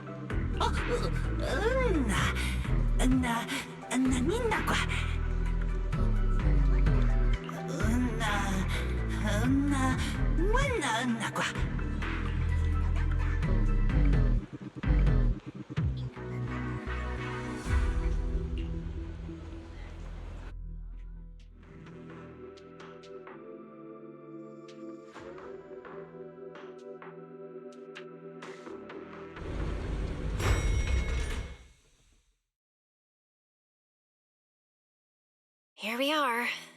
The bottom floor of the retroflux zone. Just like the energy hub I visited before. The lingering ether here isn't normal either. The concentration and activity levels are way off. In other words, there's probably another singularity leakage deeper inside. Come to think of it, Griff mentioned something like that too.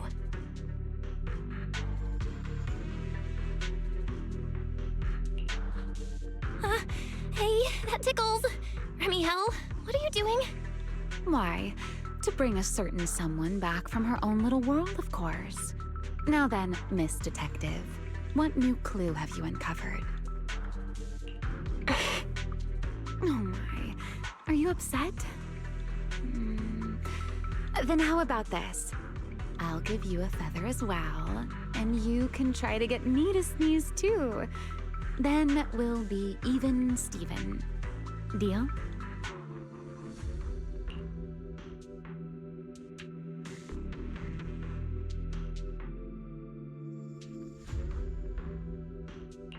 There. Now we're even. So, tell me, what did you find? The lingering ether in this area, its concentration and activity aren't normal. And it's a lot like the energy hub I've been to. In other words, if we keep going deeper, the odds of running into a singularity leakage are very high. So, as we keep moving deeper, we'll need to avoid singularity leakages as much as possible. Remiel, I need you to follow my directions, okay?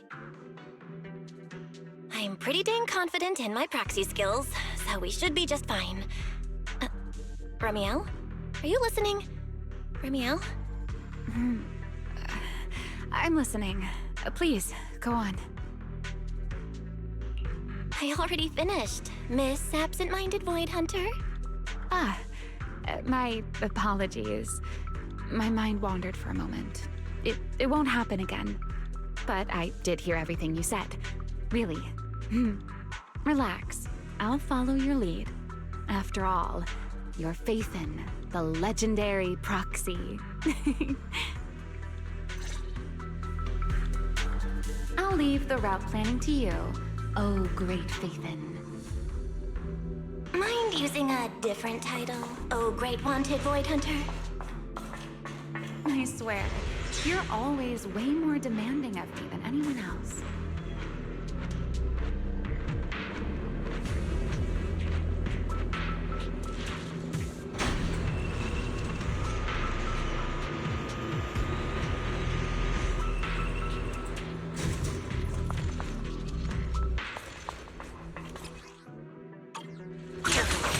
Something's off with these mechs. These abandoned mechs. They've probably been affected by a singularity leakage. Let's give them a moment to cool down.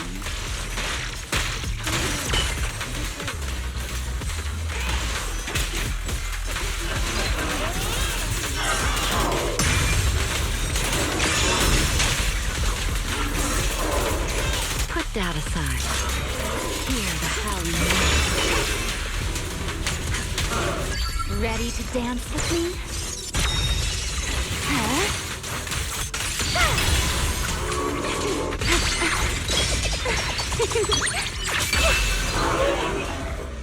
Done.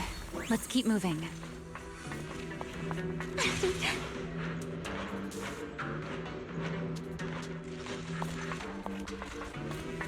The ether activity nearby is acting up.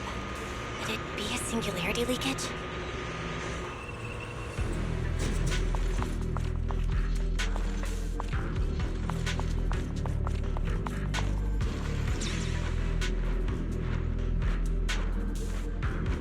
There are way more enemies around here than I expected. Remiel, how's it going on your end? Time to end it. These enemies are far too strong. I couldn't possibly defeat them. Abandoned mech beats first generation Void Hunter. Yeah, that'd make a pretty wild headline. Speaking of which, your combat skills are improving rather slowly, aren't they? Hey, I'm doing pretty good for someone who's always been the brains of the party.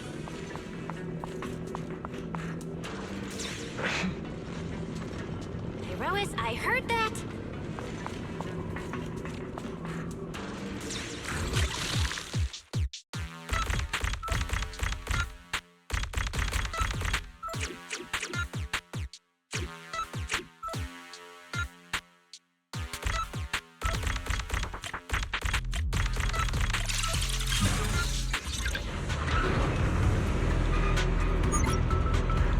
Let's slow down a bit.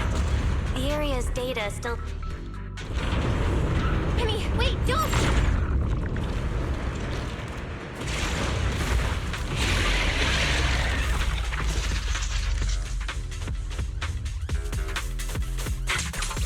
Great. We still ended up in a singularity leakage. Since we're here, let's finish this quickly. All right. Let's go, Pyrois.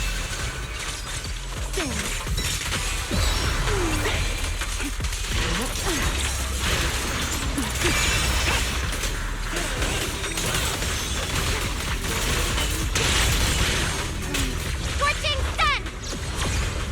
Total annihilation! Put that aside. Wind shear.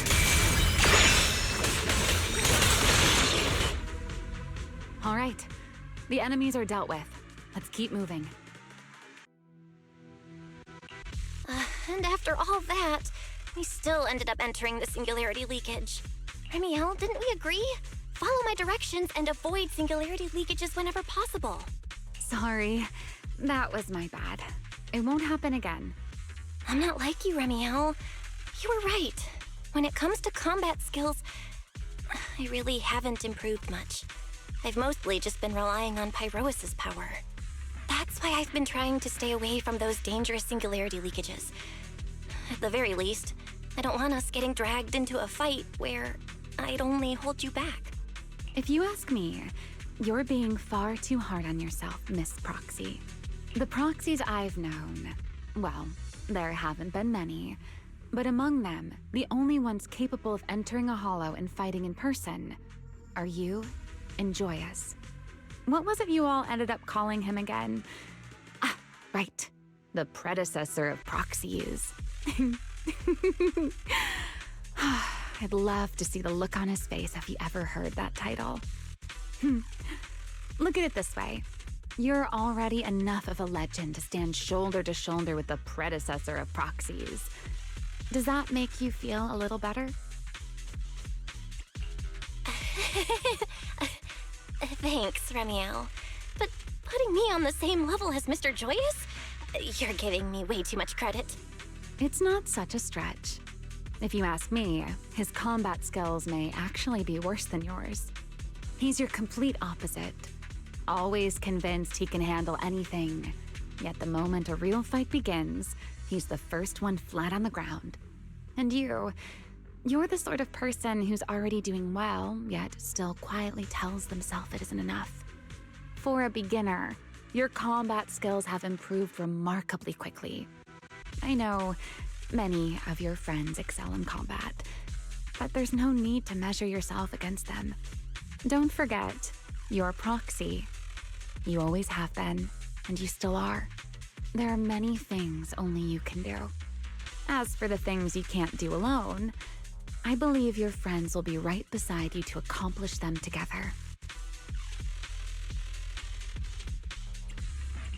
Remiel, where did all that come from? And no riddles. Did your chronic Riddler syndrome finally clear up? Oh my, I thought you'd at least thank me first. Thank you for dragging us into a singularity leakage. For sharing a bit of old gossip about Joyous, of course. There aren't many people in this world who still remember what happened back then. Remiel. Now that you're feeling a little better, it's time we kept moving. The crime scene you're looking for should be just below us. As for finding a way through the singularity leakage, I'll leave that to you, my stubborn Miss Proxy. Wait, who's being difficult here, Remiel? Yes, remember. Who could it be? I'll remember. Your fault.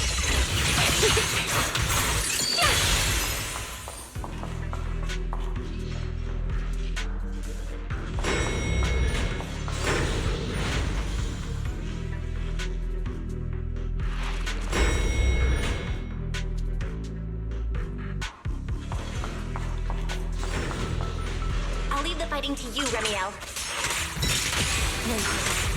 As you say, Miss Proxy.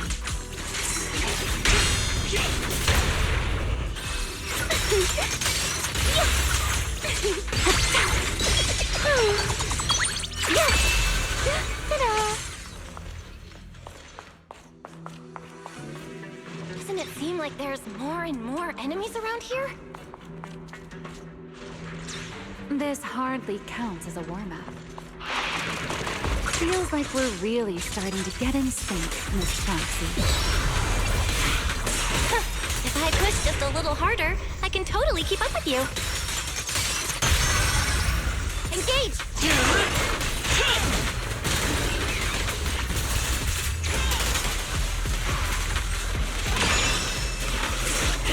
under attack.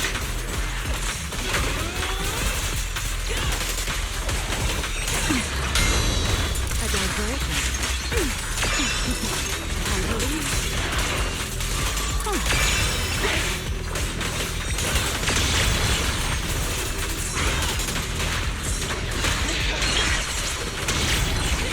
Finally, it's over. Come on, let's keep moving. Your stamina is just short of a passing grade, Miss Proxy. You won't be disappointed. There it is. That's the place from Toby's memory.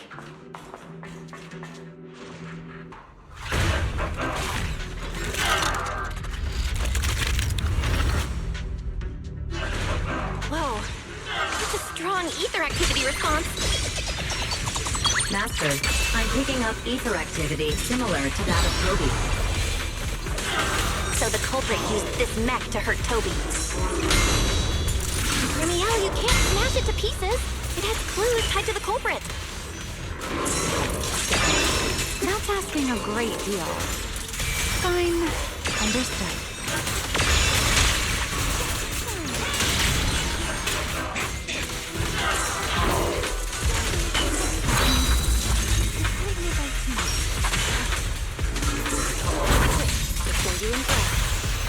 The end. Try your weapon! Ready to dance with me?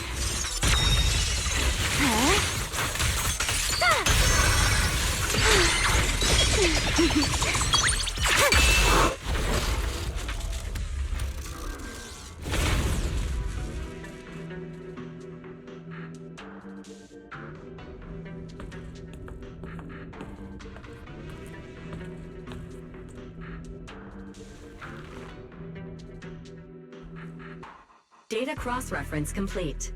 Master, your current location matches Toby's memory record with a 99.73% similarity rate. Site confirmed. Looks like the culprit's long gone by now. Let's check out that weird mech first and see if we can find any clues. Then I'll rest nearby for a bit. Data analysis isn't exactly my specialty, so I'll leave that to you and your AI assistant. Sure, no problem. Leave it to me. Just as I thought. The culprit used this mech to implant potent ether into the Bamboo. And there's something else. I'm seeing traces of a virus inside the Bamboo. Was the culprit trying to control them remotely and make them commit crimes? Or maybe... Best be quick, Miss Proxy. I damaged that mech's ether battery during the fight, so there's no telling when it might explode. Huh? Why didn't you mention that sooner? Wait, what's this? A video? No. It looks like a photo. How is that possible? Why is he here? No, that's not possible. He should have... Serpico? How could Serpico be here? Huh? That image that flashed by just now, what was it? The culprit's face? I feel like I've seen it somewhere before. I'm not sure, but... this mech's data is way too corrupted. Fairy, can you recover that image from earlier? Understood, Master. Locating anomalous image data. Serpico? No, it can't be him. It's just someone who looks like him. I must be seeing things. It's probably because I saw Truvia earlier. That's why Serpico came to mind. I must have mistaken the culprit for him. Yeah, that has to be it. But what if? What if that really is Serpico? You look pale, Miss Proxy. What happened? If we've gathered enough information, let's head back for now. No need to continue analysis here. The culprit is clearly long gone. Miss Proxy? Belle? Are you listening? Oh, I'm fine. Just give me a little bit. I want to confirm something.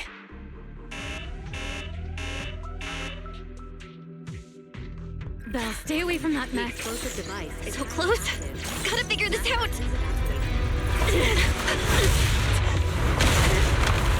Wait! A clue! What did you do? What did you do? You have a death wish or something? Are you trying to get yourself killed?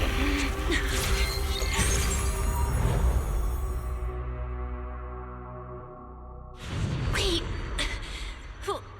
What is this? These are unfamiliar voices. And visions. They are the ones who once again defeated the enemy and brought new hope to Eridu.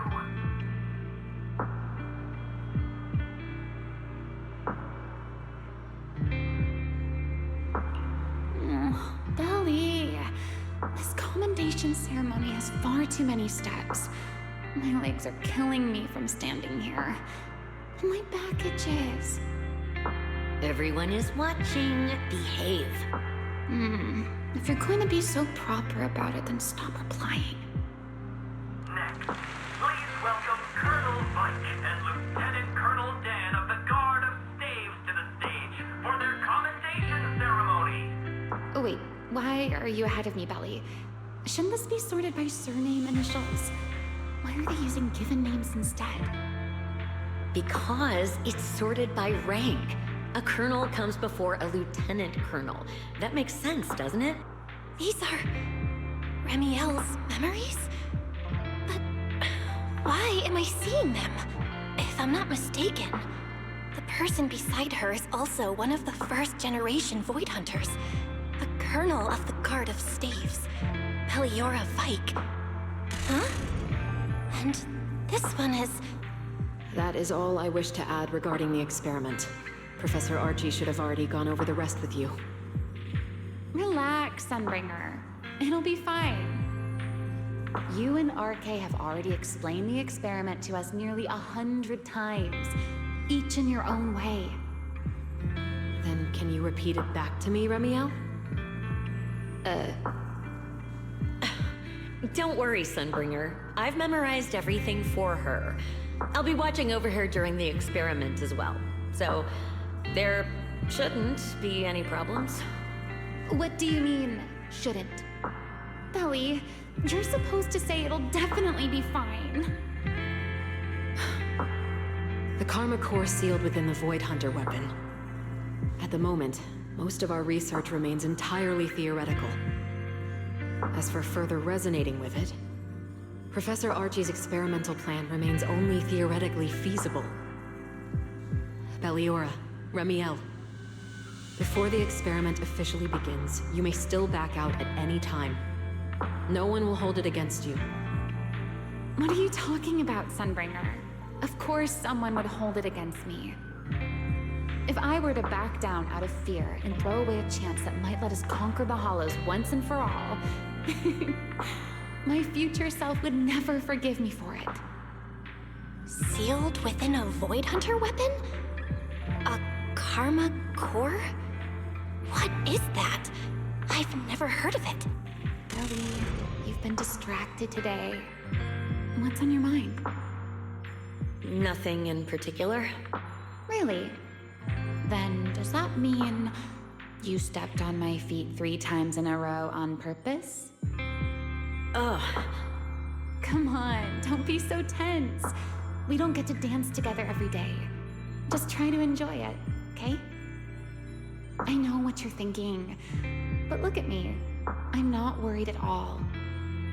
Because I know that in tomorrow's experiment, no matter what happens, you'll be right there with me. As you always have. Yeah. Just like always.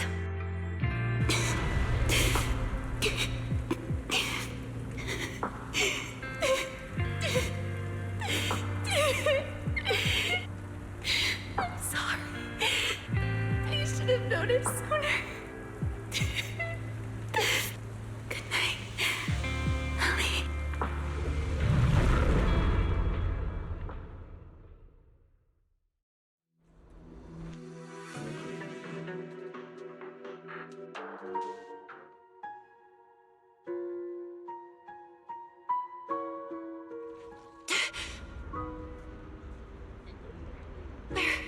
Am I?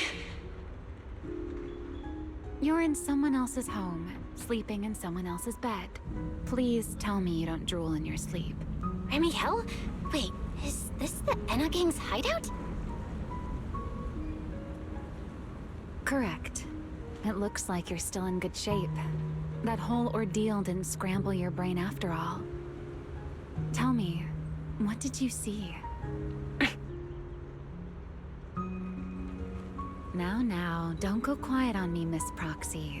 Unless, are you perhaps a little too bashful to speak up? Worried you might be mistaken for a peeping Tom? I'll go first then. I saw you, your brother, and those 2 classmates of yours. What were their names again? Truvia and... Sir Pico. Oh, right, Sir Pico.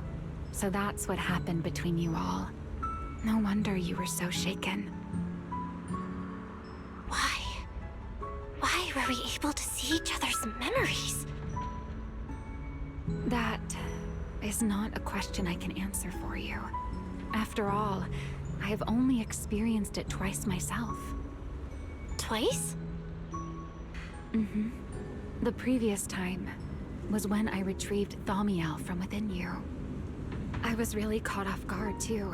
I had no idea what was happening. It felt like a flood of memories that weren't my own poured into my mind all at once. Though it seems you have no recollection of it whatsoever.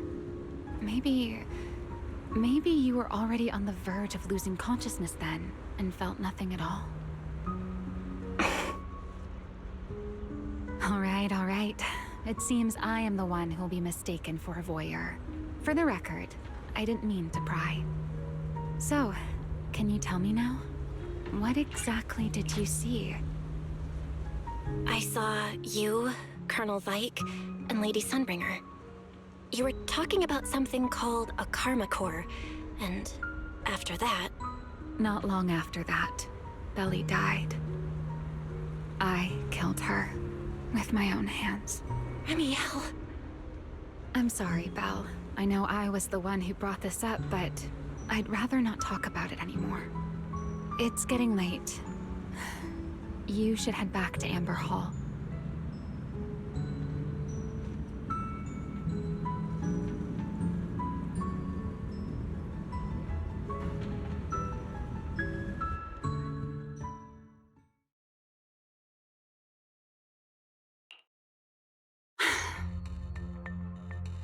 Does everyone in that covenant of yours have this nasty habit of haunting people like restless ghosts? I'm simply concerned about your mental state, Remiel. Then this is the worst possible time to appear. I can at least pretend you don't exist if you just stay away. Sorry. If you are truly sorry, then disappear. Now. You knew all along that Faith and I would have that strange resonance, didn't you? I'll take your silence as a yes. Yes. I knew all along that she would have an anomalous resonance with you. The part of you that's already fused with the karma core. But I'm sorry. I did not expect the two of you to see fragments of each other's memories because of it. Fine. Since you are being so sincere, I will forgive you this once. So, why did you show up this time? Surely you didn't come all this way just to apologize. After your previous encounter with Eldrada, I'm sure you realize what the three Sunbringers of Rose Califer truly are. Perhaps. I'm not drawing any conclusions here, but I have a fairly good guess. Sunbringer. She always did have a habit of taking things too far. What's your plan then? My plan? Well, how about a short summer vacation here in Rose Califer for now? Remiel, I hate to remind you again, but time is running out. Though, to be honest, I don't think you need to be in such a hurry. I know that storm you foresaw better than you ever will. And I also know when it will arrive. And before it's finally here, let me rest a while longer. In this city in the sky, opportunities like this don't come often, so I just want to take one more good look at the ideal city my old friend poured her life's work into building. And at the final gift she left for this world.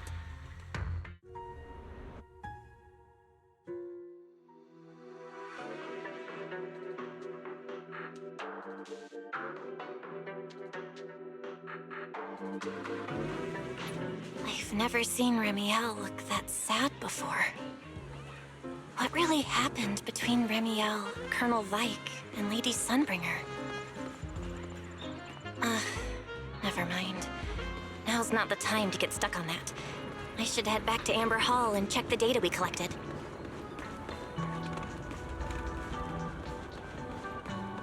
Forget your troubles, and let's hide.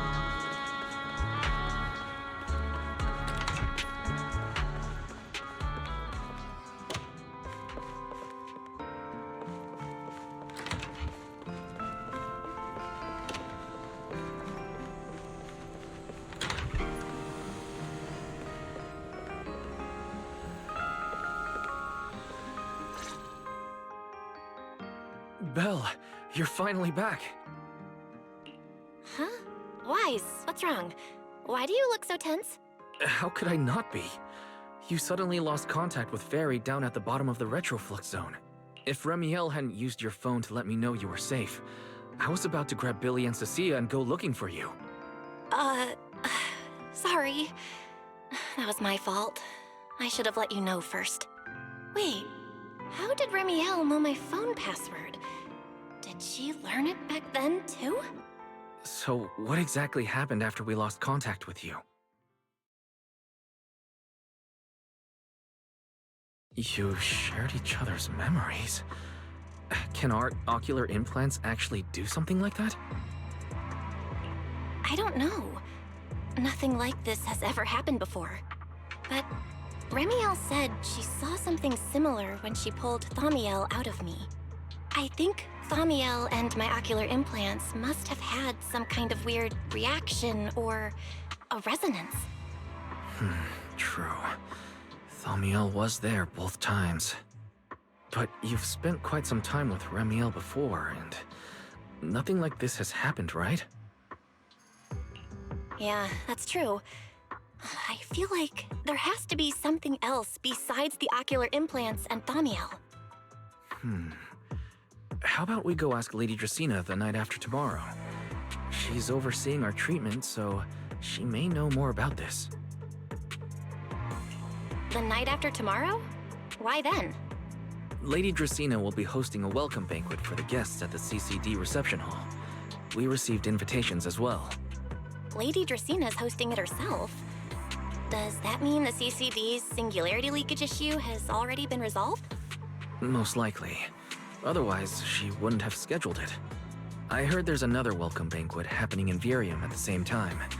Lady Linvern and the ESD are hosting it for guests who still haven't been cleared to land in Buastrom. When I went out this afternoon, I ran into Valina and Norma. It looked like they were already heading to Virium to make preparations. So there are still guests stuck in Virium.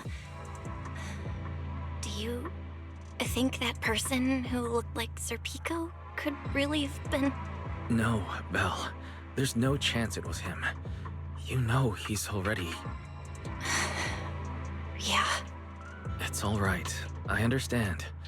Seeing Truvia again was bound to stir up old memories. But that's all in the past now. Sir Pico, Helios Academy. They're gone. Jeez, Wise. How come you look even more upset than I do? Come on, that's enough doom and gloom for one night. Time for bed.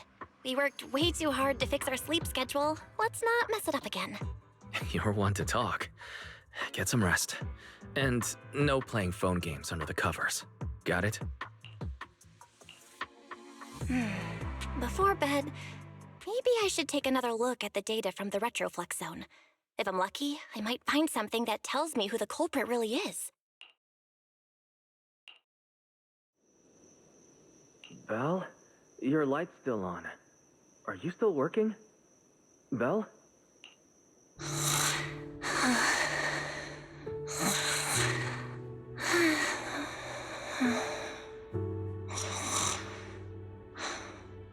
I told her to go to bed early, and yet...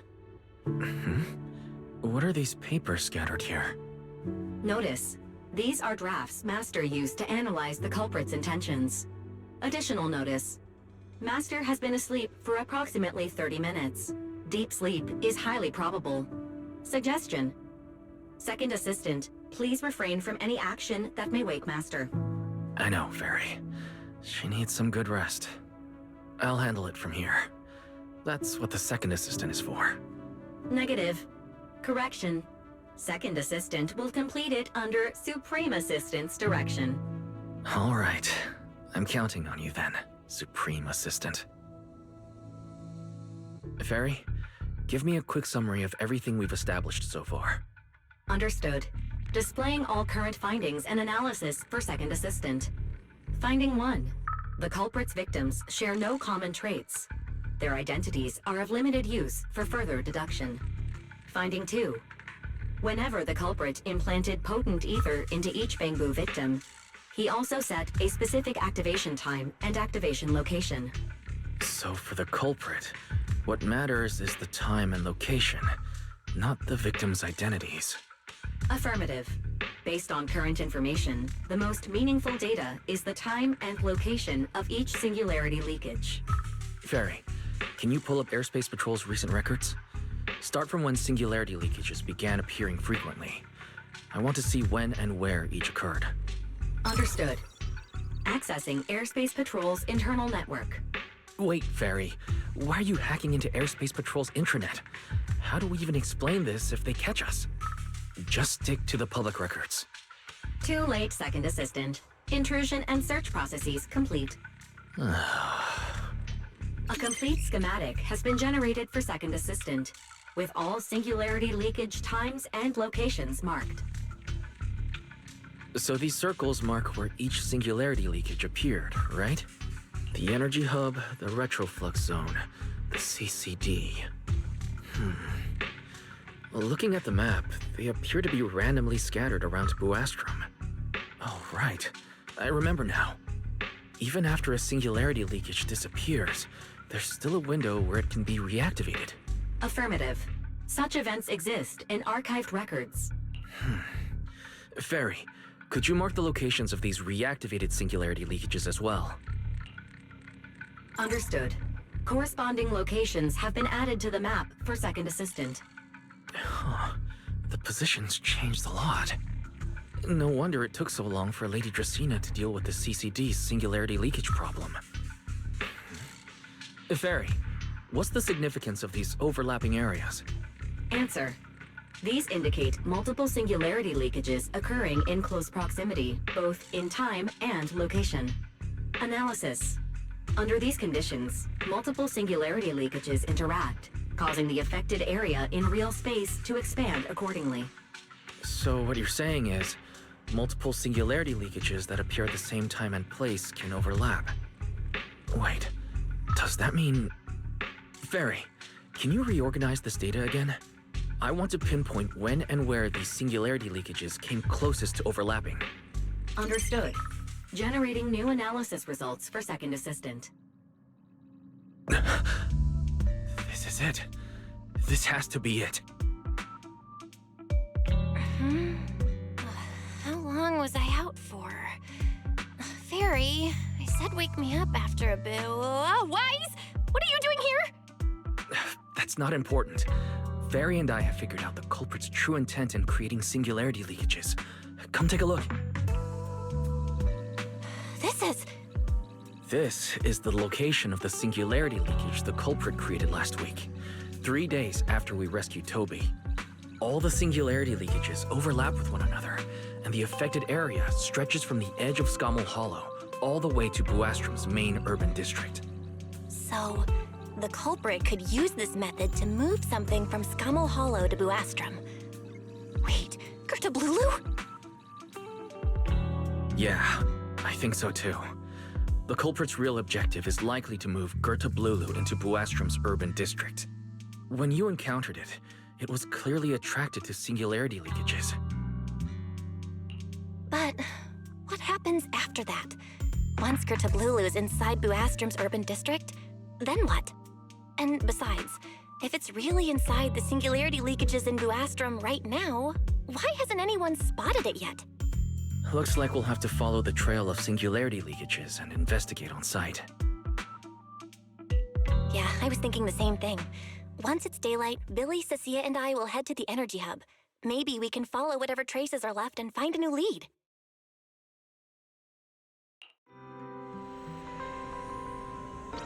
I don't think I slept very well. Whatever. I should head downstairs and find Billy and the others first.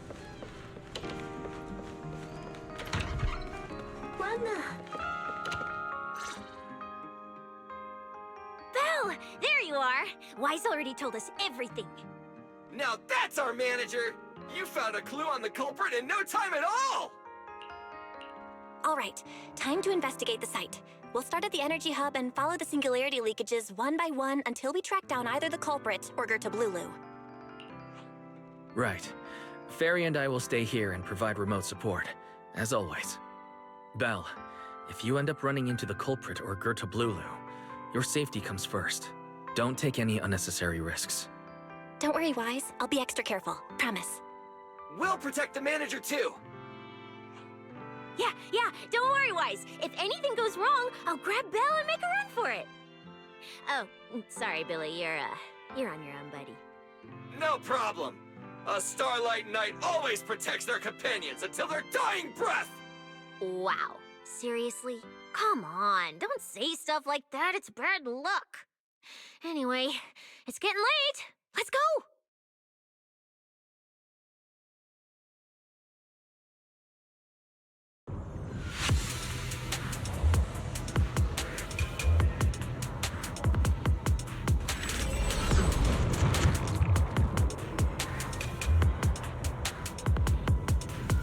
Well, we're here. Stay sharp, and if things go south, just run. Huh? Where are we? Did we end up back in Buastrum? It looks like... an office? This place feels really familiar. Wait, isn't this Lady Dracina's office? Felina brought me here before. Huh? Lady Dracina's office? So Gerta Blulu came all the way here just to walk straight into a trap? But Lady Dracina never mentioned anything like that. This is so strange. We expected the Singularity Leakage Trail to lead into Buastrum. But why Lady Dracina's office of all places? Hmm? Wait! Footsteps outside! Hide! Now!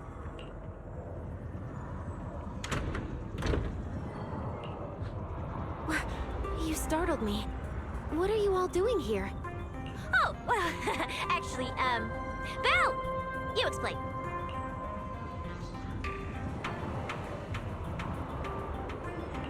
I see.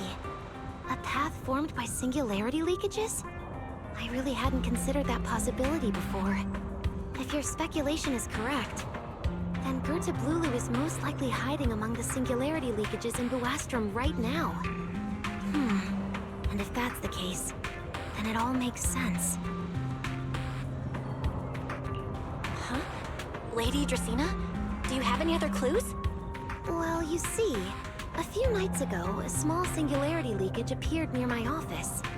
Considering that, together with your deductions, the target of both the culprit and Gerta Blulu is most likely... Belle, could I ask these two to step outside for a moment? After all, their identities... Huh? It's okay, Lady Dracina. We're all friends here. There won't be any trouble. I understand, but this concerns Rose Califer's highest level secrets. The fewer people who know, the better. Especially considering who these two are. A new Eridu public security officer and, an unemployed freeloader. An unemployed freeloader is a little harsh, Lady Dracina. Oh, I get it. It's the kind of top secret stuff where knowing too much means trouble, right? Maybe even getting silenced permanently. Yeah, more or less. It's a bit complicated, so Belle and I will need some time to talk. Cecilia and Billy, you can return to Amber Hall and rest. Once we're done, someone will escort Belle back to you.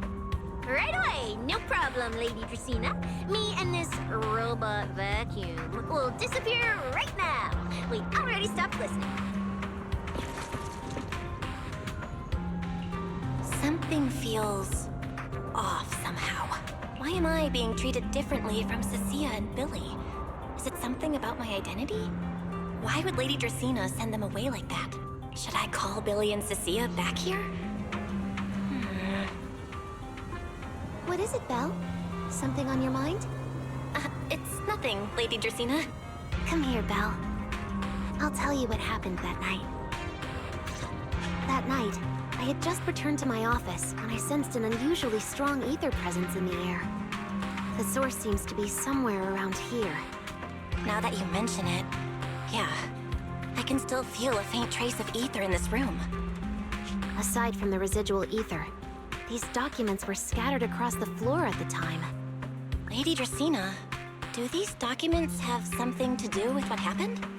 Compare them with what you have found. Once you read them, you will understand.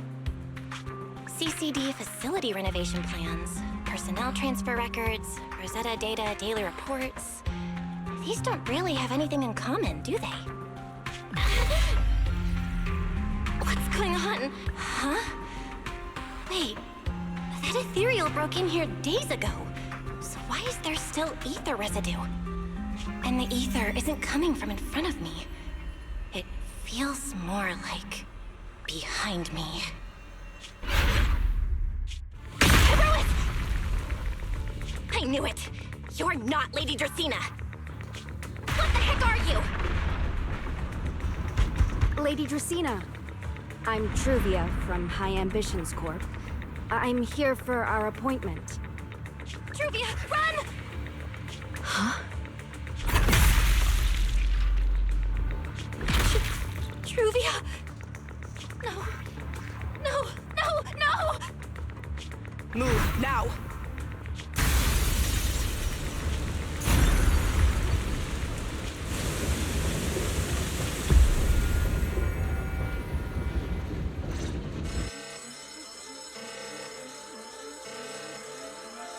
Lady Dracaena, are you unharmed? We received word that something inside the CCD... Is that... Miss Truvia? How did this... Sigrid? Oh, thank goodness, just in time. Hurry, help me stop the bleeding. Yes, Lady Dracaena. This is my fault. I shouldn't have left her here alone with Belle. Belle? Lady Dracaena, forgive my boldness, but do you mean... Miss Belle gravely wounded Miss Truvia? Yes, that's what happened. What I mean is, I never realized there was such a deep animosity between Belle and Truvia. But I believe Belle must have acted on impulse. She would never do this otherwise. In any case, our first priority is to find Belle and get to the bottom of this. She just fled. Lindvern isn't here, so can I count on you to handle this, Sigrid? Sigrid, is something troubling you? My apologies, Lady Dracaena. I will find Belle at once and bring her back to you. Good. I'll leave that to you, Sigrid. And about tonight? Keep it quiet for now. We don't want our guests who've just arrived to feel any unnecessary panic. Yes, Lady Dracaena.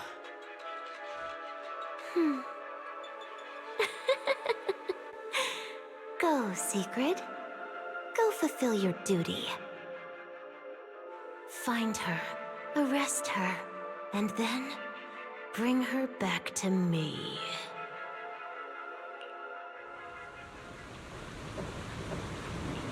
Pyrois! Why did you pull me back? Truvia, she was right there! Why wouldn't you let me save her? Because she's beyond saving.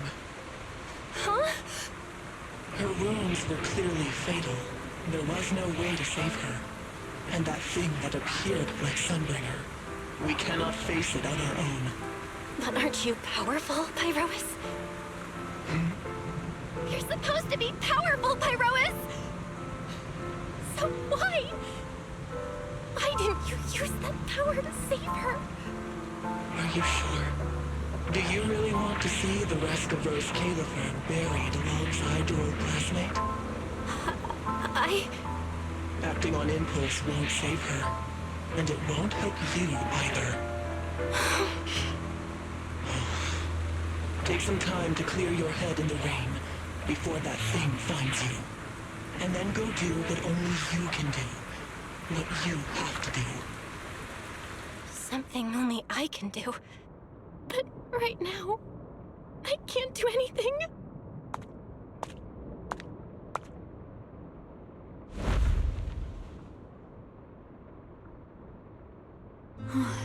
You sure look like a mess. It's only been one day. How did you end up like this? Remiel? Why are you here? The airspace patrol alarms have been going off non-stop. So I had to check, didn't I? They could be looking for their fugitive. So, How did you manage to end up in such a mess? All right. If you don't want to talk, fine. But don't stand out here in the rain, okay? You'll catch a cold. And if you don't want to go home... Oh, right. Amber Hall's already surrounded by the airspace patrol. Going back now would be walking straight into a trap. In that case, why not come to my place for a while? At least I can give you somewhere to sleep. If you don't answer, then I'll take your silence as a yes.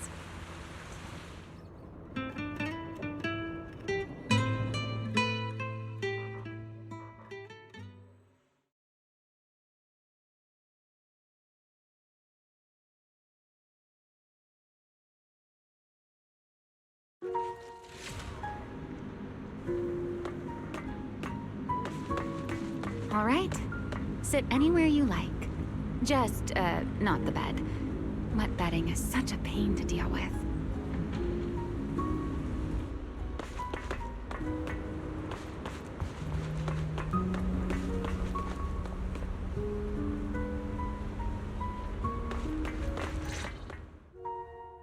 Here's a towel. You should dry yourself off. If you've got the strength, you can take a hot shower, too. There's a makeshift bathroom over there. The Bang Boo built it for me. Okay, fine. If you don't want to move, I'll dry you off myself. Why? Why did you bring me here? Hey, shouldn't you thank me first, Miss Soaked to the Bone? Thanks, Remio.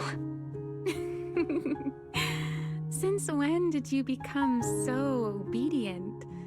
That isn't like you at all.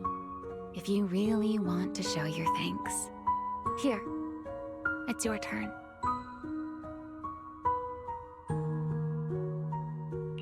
My turn? To do what? Your turn to dry my wings for me, of course. There are spots I can't reach on my own. Hey, what's with that look? I've already dried you off. Now it's your turn to return the favor. Okay.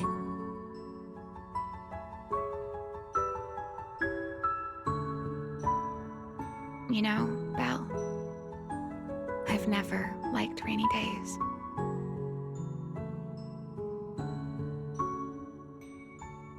The rain always leaves my wings soaked and heavy. Shake as I might, I can never quite dry them. The same goes for taking a shower, though at least I can manage to keep my wings from getting too wet. Wet wings must feel really uncomfortable, right? Yes. Honestly, it's miserable and such a hassle to manage. A hairdryer is useless. Too hot and I start shedding. Too cold and I catch a chill. But I can't just wait for them to air dry. It takes forever, and I'm way too impatient for that. Besides, it leaves this strange smell that I can never wash out. So, the best solution is a slow towel dry like this. But with wings this large, there are always spots I can't reach. Before, if I got caught in the rain, I'd sneak onto Belly's bed and roll around, drying my wings on her sheets. Huh? Wait, hold up. How on earth could you just barge into someone else's bed? Wouldn't she be furious? It was fine as long as I didn't get caught. Though, of course, whenever Belly did notice me, she was absolutely furious. And no matter how angry she was, in the end, she'd always do just what you're doing now. Slowly drying the spots that were still damp. Belle, do you know what New Eridu's records say about what became of Belly and me? I remember something about an operation called the Day of Silence. You and Colonel Vike were involved in an accident, and then both died in the line of duty. Yes, died in the line of duty. Such a noble, dignified phrase. Though, in a sense, it isn't entirely wrong. After all, for us Void Hunters, our first and only duty was to suppress the Karma Core inside our weapons. The Karma Core? Inside the Void Hunter's weapons? That's right. Remember the Enchainer I mentioned before? What truly sets them apart from ordinary ethereals is a special core known as a Karma Core, found only within an Enchainer. According to RK, a Karma Core differs from an ordinary ether core. It doesn't form naturally. It is something made directly by the Creator. The Creator made the Karma Cores, a power capable of rewriting the laws within Hollows, and used them as the cores to create the Enchainers of the Great Hollows.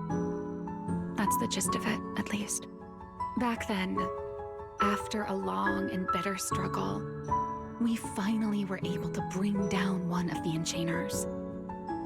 But the Karma Core itself could not be destroyed.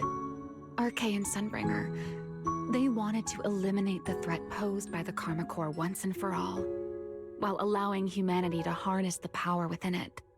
In the end, they found a way to seal the Karma Core within Porceloy. And from that, they forged the Void Hunter weapons. So, the power inside Void Hunter weapons actually comes from the Creator? Yes, which is exactly why there are so many side effects.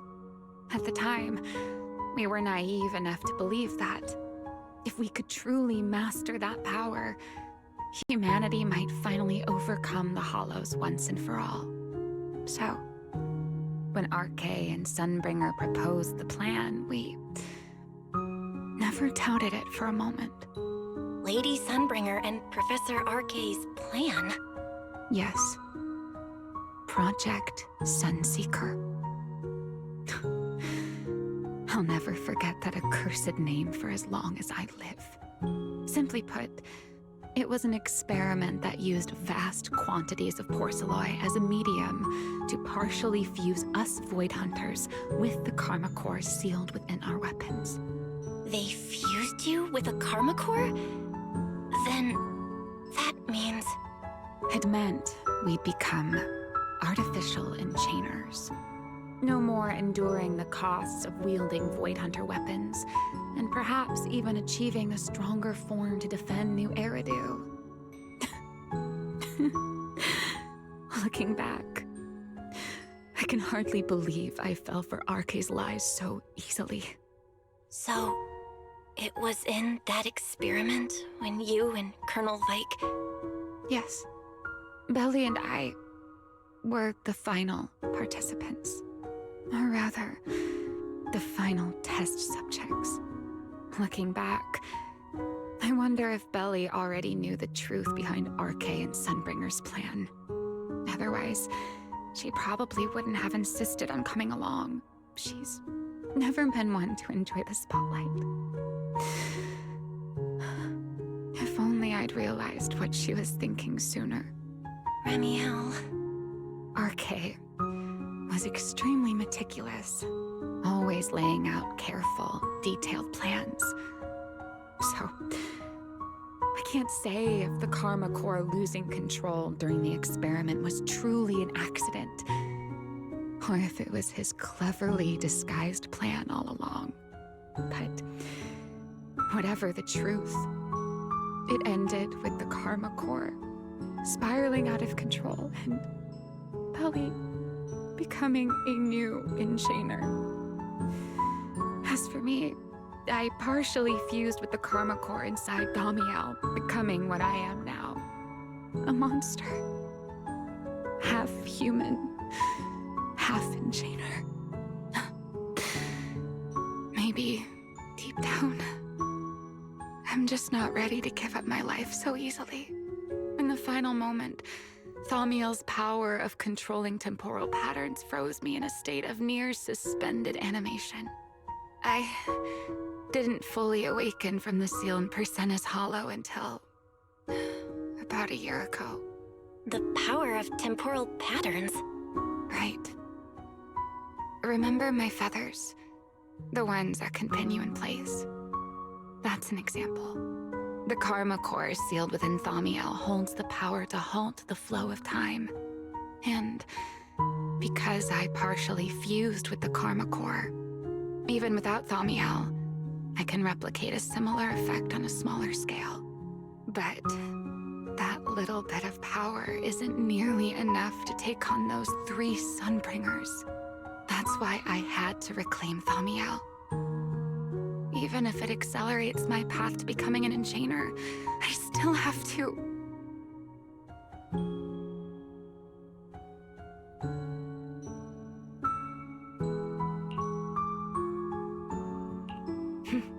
Never mind.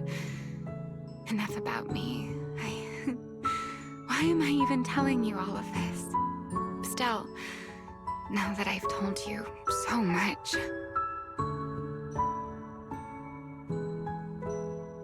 It's your turn. Huh? My turn again? Wait, to do what? To tell me your story, of course. Let's call it another round of our little Q&A game. You didn't actually ask, but I had a feeling you'd want to know. So I went ahead and answered anyway. Now, it's your turn. I wasn't even going to ask anything. You just started talking. Fair enough. But once you say certain things out loud, they don't weigh on you quite as much anymore. Or perhaps you'd like a little help getting started? Let me think. Serpico and Truvia. They transferred to Helios not long after Wise and I started there. They came from a prominent background. They were the adopted children of Masyant, the head of High Ambitions Corp. On top of that, they were excellent students. It didn't take long for them to become the talk of the academy. We were all studying under Miss Carroll at the time, and before long, we became close friends. Back then, we were full of big dreams. We wanted to fully understand the Hollows, maybe even conquer all 6 Great Hollows, or as our teachers like to put it, seize the sun called Helios.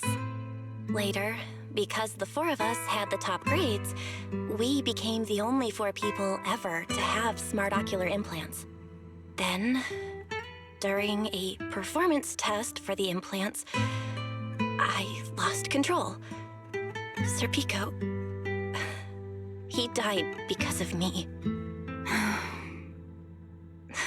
When I finally woke up in the hospital, I learned that Truvia had been taken away by people from High Ambitions the day after the incident.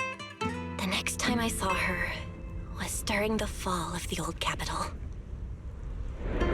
She was with one of High Ambitions' rescue teams. To be honest, I never imagined we'd meet again like that.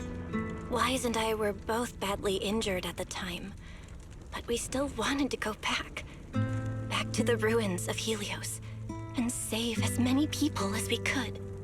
We begged Truvia for High Ambitions' help. We were willing to guide them through the Hollows, willing to do whatever they asked of us, but she refused, without a moment's hesitation. What happened after that is kind of a blur. But on that day, no one made it out of Helios alive, except Wise and me. Then, in Rose Califer, I saw Truvia again. We talked about the past, but the way she spoke about it felt like she was talking about someone else's life. I don't know how to face her. And ever since then, no matter what I do, I can't shake the feeling that I'm being watched. That gaze. I don't know whether it was Truvia's or Serpico's or... Perhaps it was your own. The you from the past. The one who kept thinking, if only I'd done something sooner. The one who never managed to forgive themselves. Making peace with the past isn't easy. And sometimes, you don't get the chance at all. Yeah, there won't be another chance. Truvia, She was killed by Dracaena. By that thing pretending to be Dracaena. Something pretending to be Dracaena? Belle, what exactly happened before I found you? Will you tell me?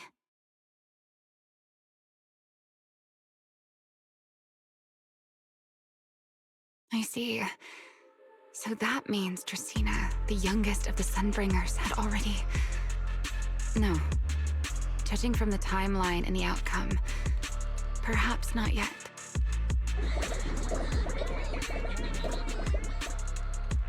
Huh? What's going on out there? I'm not sure. Let's go find out.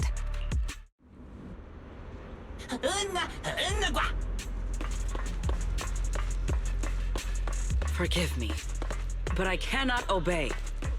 Is that secret?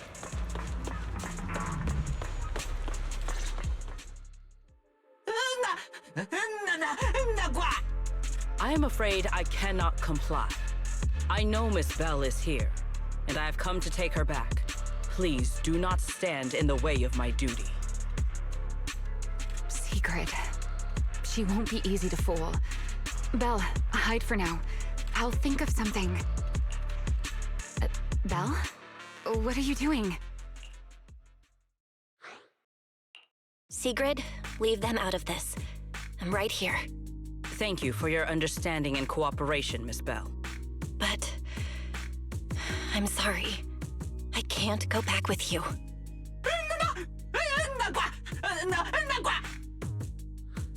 Well, since Belle has already stepped out into the open, I suppose there's little point in my remaining hidden. This would be our first proper face-to-face meeting, would it not? Deputy Director of Airspace Patrol. Remie. Now that is an unexpected development. Miss Belle, Lady Dracaena has ordered a search for you. But our only aim is to uncover the truth of what happened inside the CCD. So please, come back with me. As for this fugitive wanted for the attempted assassination of Lady Eldrada... Just so we're clear, if you decide to make a move here, you'll be the only one who dies. How can you be so sure before you actually try? I don't mind getting my hands dirty. I am a fugitive after all. Hardly a saint to begin with. But are you really willing to die like this? As a puppet controlled by that monster without ever learning the truth? Then speak plainly. I have no patience for riddles. Oh, very well. You really do take all the fun out of it, don't you? Then I'll tell you outright. The Sunbringer inside the CCD was Gerta Blulu in disguise. What did you say? Huh? I expected that reaction from Sigrid, but you too, Belle? I thought you'd figured it out already. How did you even come to that conclusion? I know it definitely wasn't Lady Dracaena, but Gerta Blulu? There's no way. That is quite a story you've come up with, Remie. Oh? I was expecting something more along the lines of, "How dare you slander Lady Dracaena?" followed by you charging straight at me with your spear. I was quite prepared for that. Or could it be you've suspected all along that the Sunbringer at the CCD might not be the real one? What makes you so certain that it was Gerta Blulu? Intuition, perhaps? Of course, there was also my trust in Belle, and a little reasoning. According to Belle's account, they followed the trail of singularity leakage through the energy hub, yet somehow ended up in Draceena's office. Then the false Dracaena showed up, sent Billy and Cecilia away, began mutating into an ethereal, and attempted to silence Belle for good. That's when Truvia arrived. She saw through the imposter's disguise too, and became her first target. After that, Sigrid, Dracena ordered you to bring Belle back to the CCD and uncover the truth. Have I got that right? Yeah. Sigrid, I know it's hard to believe, but that's what I saw with my own eyes. I did receive orders from Lady Dracena. But what does that prove? Let's put it this way, Sigrid. Before you arrived, based solely on Belle's description, I assumed Lady Dracena's karma core had gone out of control and turned her into an enchainer. But from what we've seen before, if that were the case, there is no way she could have retained her human consciousness, much less continued issuing orders to you. With that possibility ruled out, and considering Belle's discovery of the singularity leakages, along with the recent appearance of multiple enchainer larvae, it is entirely possible that either Gertablulu or Bashmu entered the CCD through the singularity leakage, and, through the karma core, became partially fused with Dracena. How could that even be possible? It seems you have at least a basic understanding of enchainers and karma cores. Good. That saves me a fair bit of explanation. I can't say how Sunbringer managed it, but the most likely explanation is that she divided her karma core into 3 parts and entrusted them to the 3 ladies we see today. That would also explain why Gertablulu and Bashmu appeared at roughly the same time. Then again, there may be a 3rd enchainer larva out there that we simply haven't discovered yet. As for why I don't think it was Bashmu, well, that's the easy part. Bashmu is enormous. Had it appeared in Buastrum, it couldn't possibly have gone unnoticed. So, either it was Gertablulu or a 3rd enchainer larva we haven't discovered yet. It attacked Lady Dracena, and it succeeded. Just not completely. Otherwise, there would have been no reason to keep impersonating her. If I had to compare it to something, it would be like, 2 people fighting over the same controller. Dracena's consciousness and Gertablulu's consciousness coexist in the same body, competing for control of both the body and the karma core. Judging by the current situation, it seems Gertablulu has the upper hand. That is still nothing more than speculation. And if Miss Belle deceived you, then none of your conclusions would hold. It's true. I have no way of proving that I wasn't lying. It's all right, Belle. I believe you, and I believe everything you've told me. Remember the rules of our little Q&A game. You don't have to tell the whole truth, but no one is allowed to lie. And besides, Sigrid, you've heard us out this much already. I'd say that means there's still room for us to talk. Wouldn't you agree? What is it you want to talk about? Why, how to get that poor little Sunbringer out of her current predicament, of course. So, interested? There's too many eyes out here. We should speak inside. The Retroflux Zone. I never would have thought you would be hiding here. Oh? And here I thought you would let me go on purpose.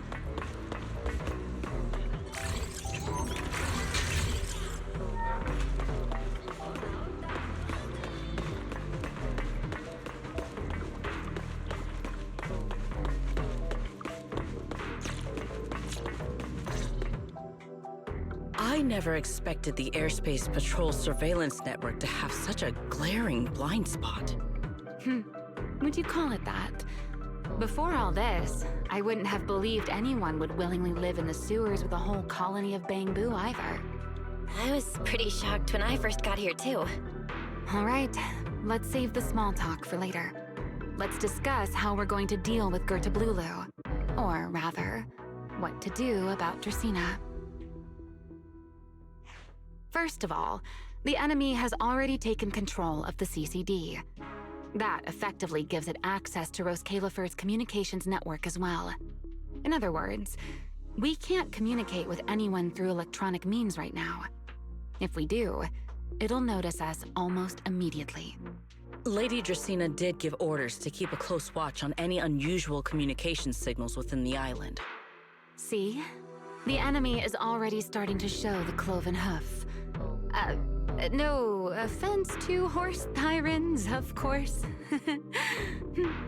Go on. Dealing with it wouldn't actually be difficult. The real problem is how to do it quietly. Even I can't be sure I could bring it down in a single strike. None of us knows how deeply it has fused with the Karma Core. If we act rashly, worst case, everyone in Roskalifer ends up witnessing Lady Dracaena turn into an ethereal. And by then, even if we manage to save Dracaena, to Roskalifer, all we've really done is save a monster that could turn into an ethereal at any moment. I never thought you cared about Roskalifer's order and stability. Why wouldn't I? This is the utopia my friend built with her own hands.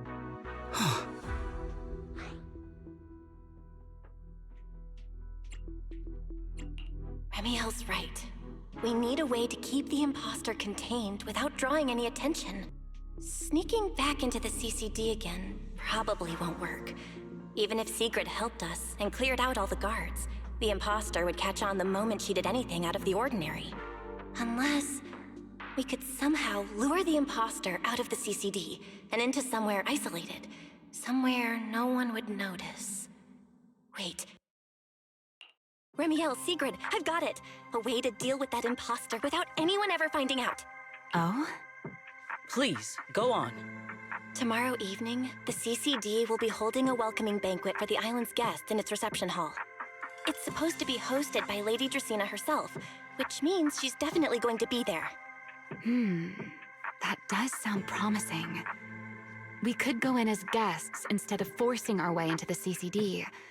That would save us a great deal of trouble. But, Miss Bell, with so many guests around, how do you plan to stay unnoticed? What if a singularity leakage appeared just as the imposter made its appearance? Or maybe a passage formed from multiple singularity leakages? If that's how it got into Buastrum, then we could use the same trick to send it back. And if there just happened to be no airspace patrol soldiers patrolling the Hollow at the time, then nobody would notice, right? I am starting to lose track of what you mean, Miss Bell. How are you going to make a singularity leakage appear in the CCD reception hall at that exact time? Yesterday, Remiel and I found the culprit's crime scene at the bottom of the retroflux zone. We also figured out how those singularity leakages are being created. I think I can make something similar. If we keep it under control, nobody at the banquet will be in any danger. Fighting fire with fire, are we? Yeah, as long as we have stable Hollow observation data to run the calculations. Oh, wait, no. I don't have the HDD with me, and I can't reach Wise or Fairy either. So how am I supposed to get stable Hollow observation data? Uh-oh. That look on your face tells me something's wrong, Belle. If you are concerned about obtaining stable Hollow observation data, while I am not an expert in that field, I should still be able to offer some assistance. There is a derelict area known as Rosewick within the Scommel Hollow. During patrols, we discovered equipment there that is similar to what the CCD uses to process Rosetta data. However, due to their excessive size, they were left abandoned on site and never retrieved. If that equipment still works, then that might just do it. But without Databoo handling the calculations, it'd probably take forever to... the Enna Gang's Bangboo! Most of the Enna Gang's Bangboo used to be CCD Databoo. If they're willing to help us. Don't you remember, Belle? In their eyes, those 3 Sunbringers are all imposters. Anyway, leave this to me. At the very least, Prophet Boo should be willing to do me this favor. That leaves one final question. How are we supposed to get into Scommel Hollow without tipping off the imposter?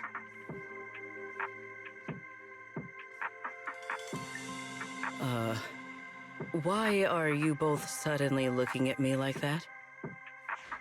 Oh, nothing. I simply thought a certain airspace patrol deputy director might be able to get us into Scommel Hollow. At first light tomorrow, I will return here and find a way to get you to Rosewick. I can also pretend I never saw you tonight. That is all the assistance I can offer. And if I discover that everything you have told me is false, I will personally answer for tonight's decision, whatever the cost.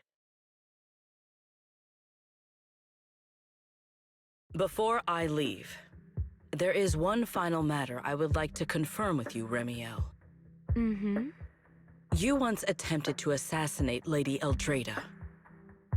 Why, then, are you going to such lengths to save Lady Dracena? Because none of them are the Sunbringer I'm looking for. To me, they're no different from this city in the sky. They're all gifts Sunbringer left behind for the world. I simply don't want to stand by and watch the things my friend cherished be destroyed by monsters from who knows where.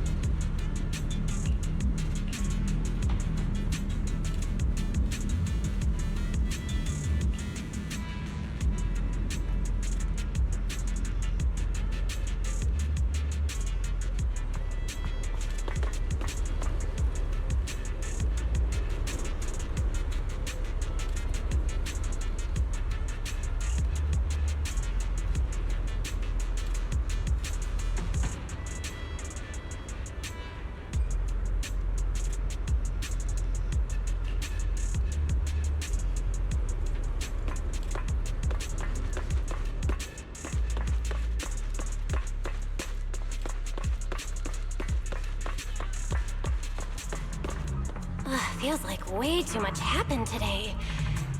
My brain can barely keep up. There's no way I'm making it back to Amber Hall. I guess I'll just have to stay here for the night. I hope Wise and the others won't worry. No, they definitely will.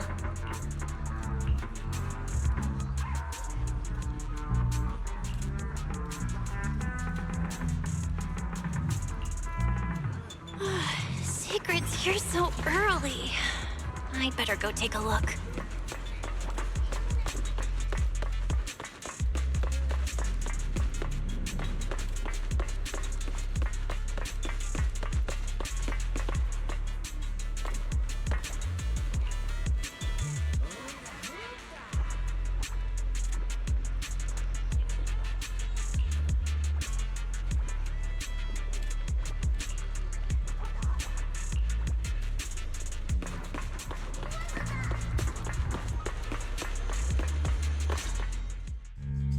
Good morning.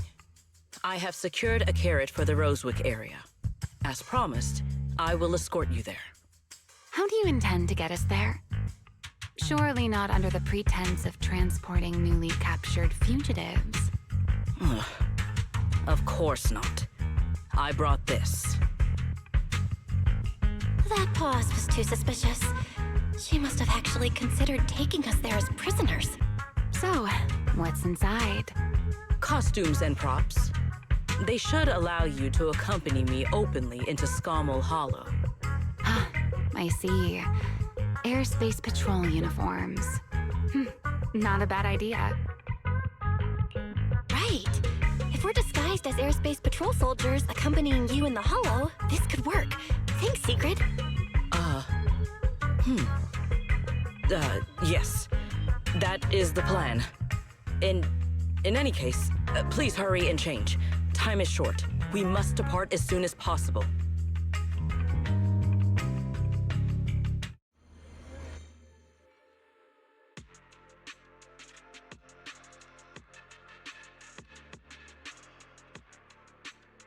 Hey, look! What's that? Wait a second. There are two Mr. Roars?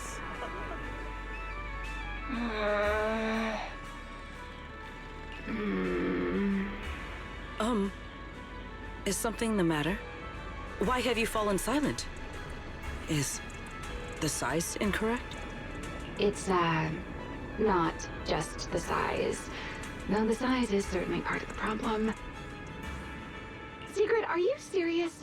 You expect this to fool the Airspace Patrol soldiers? Yes. I believe it should serve well enough. No. There's no serving here. The Deputy Director of the Airspace Patrol traveling with Mr. Roar. 2 Mr. Roars, no less. Is there anything in Rose Califer more suspicious than that?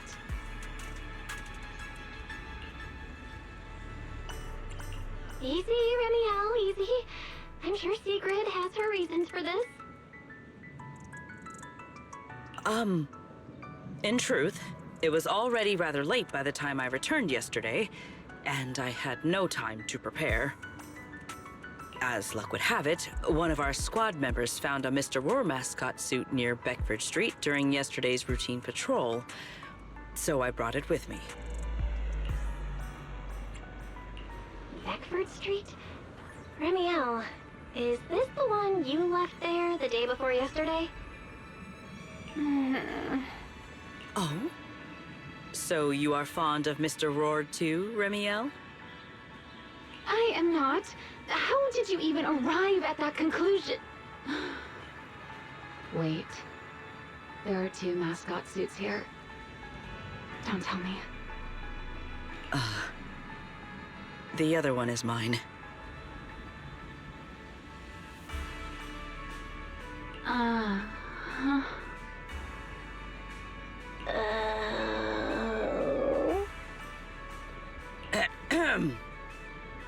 In any case, once we enter the outpost, I ask that you both cooperate and play your parts as Mr. Roar properly. Do not do anything that would reveal your identities.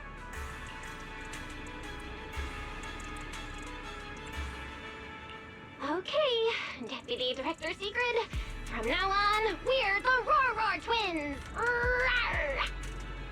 You seem rather pleased with yourself. Stay in character, Remiel. Every sentence Mr. Roar says must end with "Rawr!" Understood, Deputy Director Secret. Roar! Very well. Since you are both prepared, let us move out.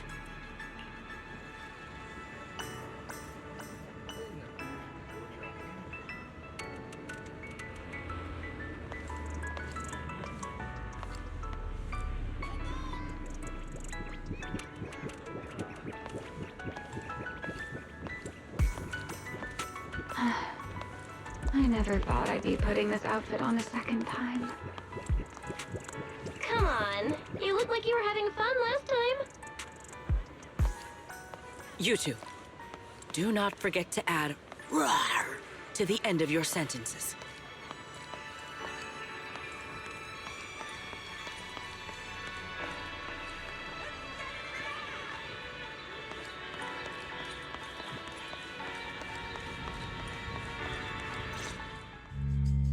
Good morning, Lady Sigrid! Up and about early as always, huh? They are? Mr. Roar.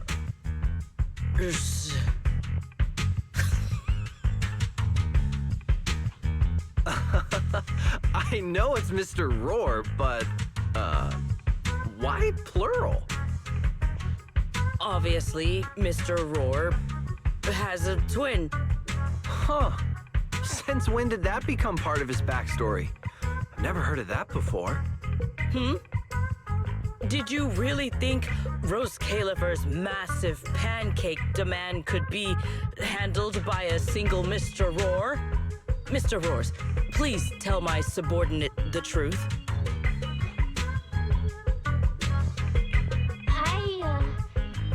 I'm the Mr. Roar who works on Mondays, Wednesdays, Fridays, and Sundays. Rawr! I'm the Mr. Roar for the Tuesday, Thursday, and Saturday shifts. Rawr! That signature catchphrase. Yeah, that's definitely Mr. Roar. Wait, no, that's not the point here. Lady Sigrid, why have you brought Mr. Roars out here? For pancakes? Huh. Pancakes.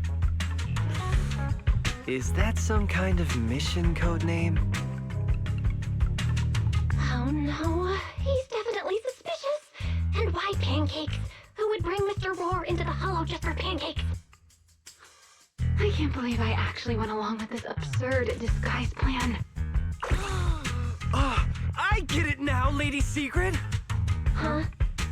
The pancake ingredients were lost in the Hollow, weren't they? That's why you rushed two Mr. Roars in to help search for them. I understand completely! Rose Califer needs pancakes just as much as Airspace Patrol needs you and Lady Linvern! What is this guy even talking about? How did he get from pancakes to that? Affirmative. That is correct. No. That is definitely not what you meant. That pause was way too obvious. Oh, I understand everything now! Lady Sigrid, please, wait a moment. I'll let you and the two Mr. Roars through right away. I don't want to think about how any of this makes sense anymore. Rawr! Same here. My head hurts so much it feels like my brain is trying to grow back. Rawr! The route is ready. We may depart whenever you are prepared.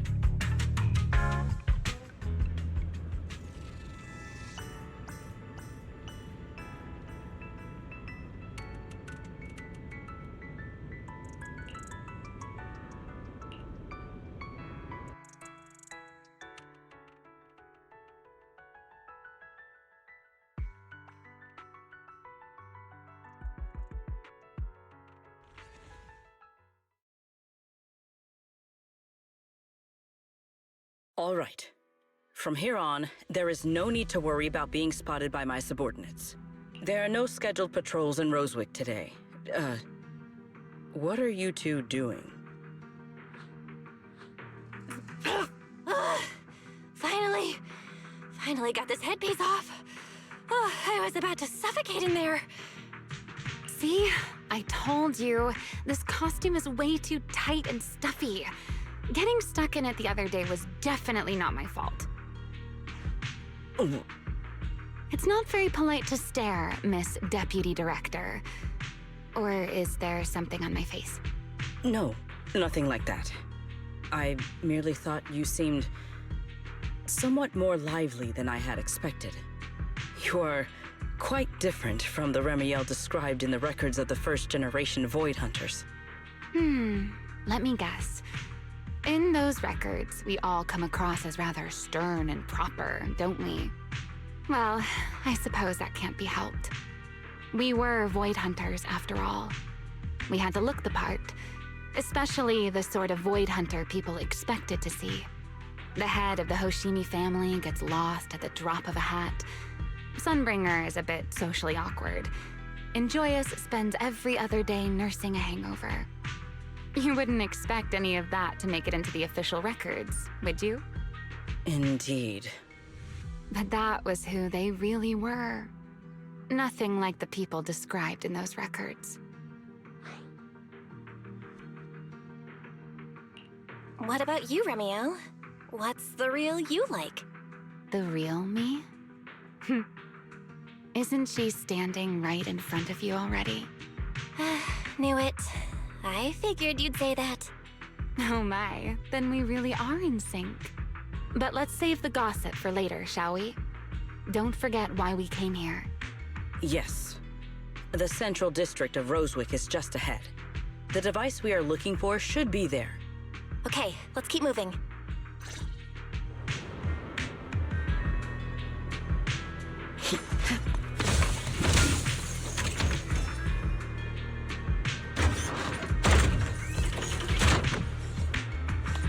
Let us pass through this tunnel first. Rosewick should be just ahead.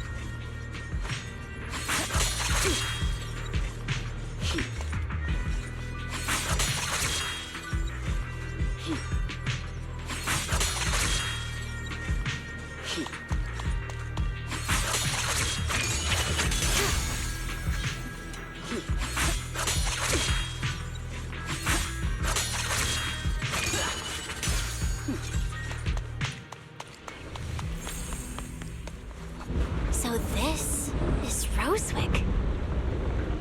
What a spectacle. Rosewick. I never imagined this place would end up like this. Huh? You've been here before? Yes. Back when there was still only one Sunbringer, over 100 years ago. That enormous building in the distance is called Meridian Hall. It was once a research facility personally overseen by Sunbringer. And the main focus of that research was to work with Joyous and the others to verify whether the Rosetta Data computational model was viable. But as for how this place ended up in the Hollow, that I don't know. Of course, the Research Institute back then didn't look like this. At the very least, it wasn't so twisted.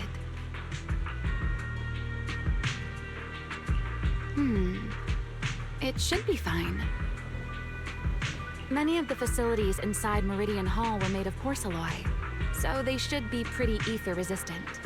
As for the spatial structure, we'll have to rely on the back door that Sunbringer left behind.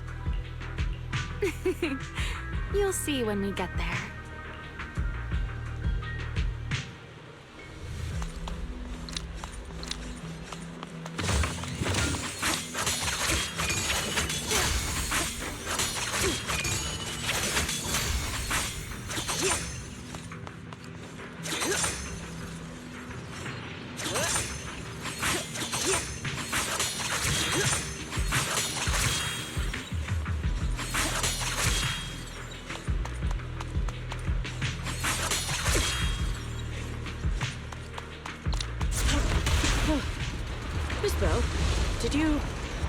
along the tracks like this last time as well? Oh. Sorry, Secret. Yeah. What is that glowing over there? Well, now, I never expected it would still be right where I left it.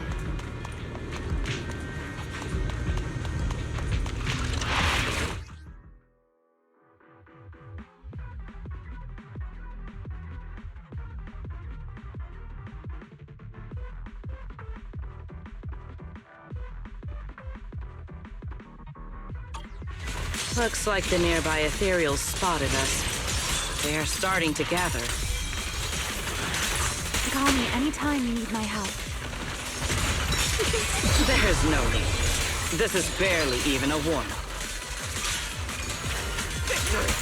Even the force. Watch out for a surprise attack!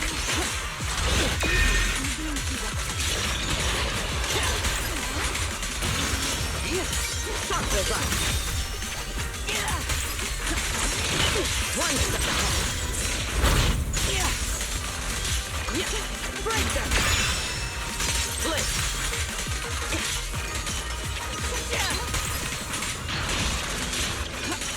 Shatter. Break through their ranks. Dealt with, for now. Let us go see what that glowing object is. This object bears a strong resemblance to certain devices within the CCD. Yes, both are Sunbringer's creations after all. I'm surprised this key hasn't been affected by the spatial distortions. It remains intact. Guess we're pretty lucky. It's the key to Meridian Hall, the back door that Sunbringer left. This is a key, you say? But where is the door? For that, I'm afraid you'll have to ask Sunbringer herself.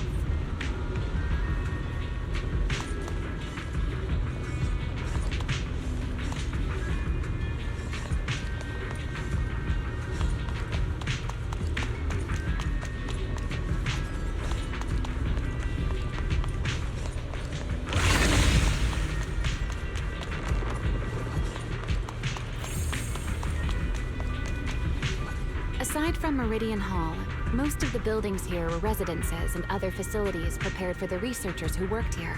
In other words, even if they were swallowed by the Hollow, it wouldn't matter. There was nothing important inside them to begin with. But Meridian Hall is different. The prototype used to verify Rosetta data is stored inside. Sunbringer, she always believed these instruments might still serve a purpose someday. So she designed a dedicated emergency restoration system for the entirety of Meridian Hall. That's the back door I mentioned. Once activated, it will rapidly restore the space both inside and outside to the default state recorded when the device was configured, allowing people to enter and leave.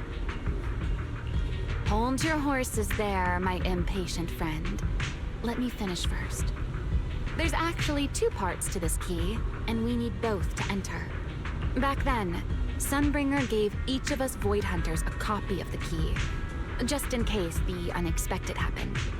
But, you know me. I thought it was quite troublesome, so, well, I simply hid both pieces of the key she gave me somewhere nearby. I mean, people hide spare keys under doormats or in flower pots all the time, right? At least it worked out, right? If I had taken it with me back then, we'd be at a loss now. As for the other part of the key, if memory serves, I hid it somewhere rather high up, I think. It was over 100 years ago. Surely it's natural for me to have forgotten.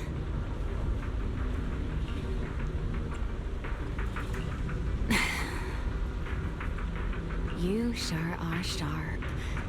But careful there, Detective Bell. Or someone may just turn you into a static background asset with all RGB values set to 255. You two, let us cut the chatter. Since this part is still here, it stands to reason that the nearby spatial structure has not changed too drastically. Let us check the high ground nearby first. Perhaps we will find other clues. Okay, but before that, let's put this part of the key into the device.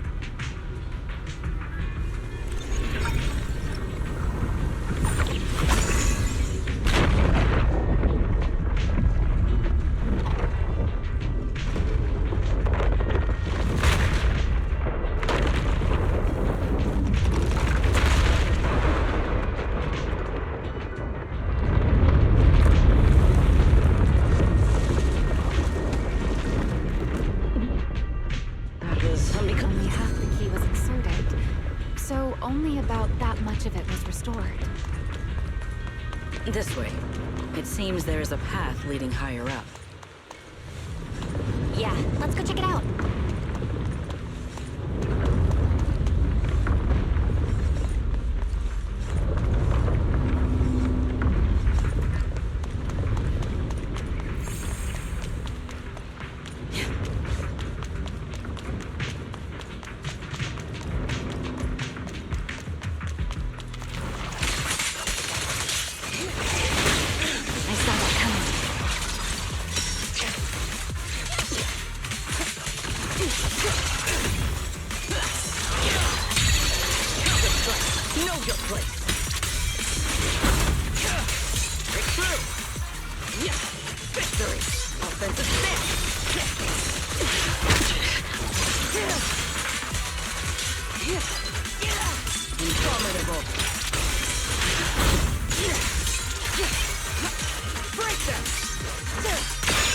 My spear guards the sky! Frost and lightning! Hold the line!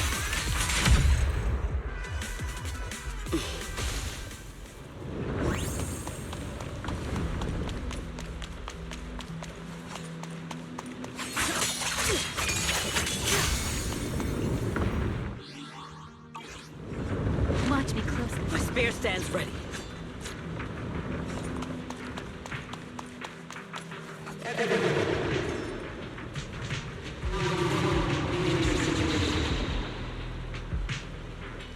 What was that sound?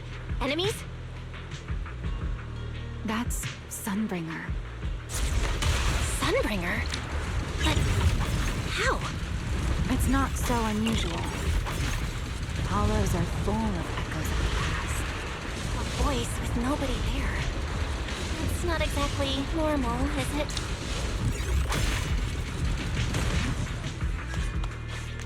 Let's take a look around here. There it is. The other half of the key is over there.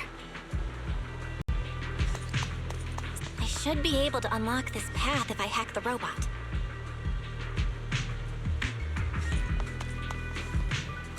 I did not realize you were capable of such things. That's no big deal. I've even handled things on the island that... anyway, it's not that hard.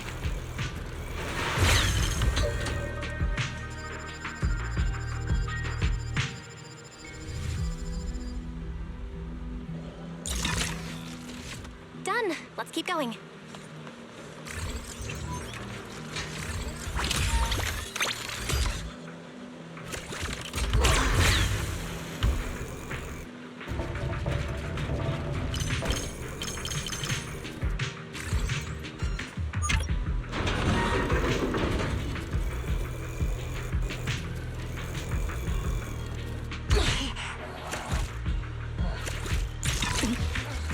That was...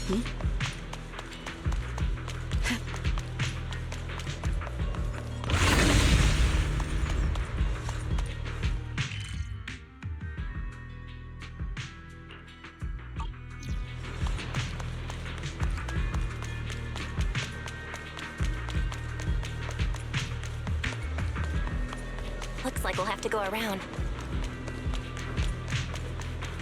I seem to remember a very beautiful spot up ahead. You can see the entire Meridian Hall from up this high.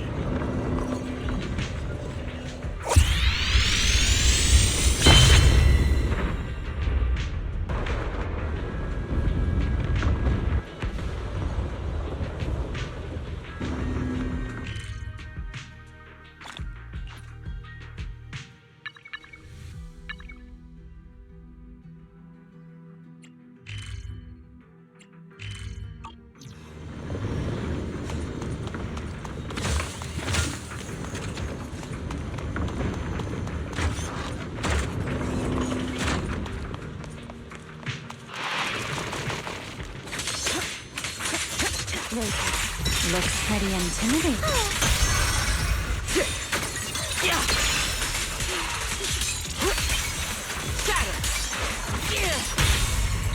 An opening.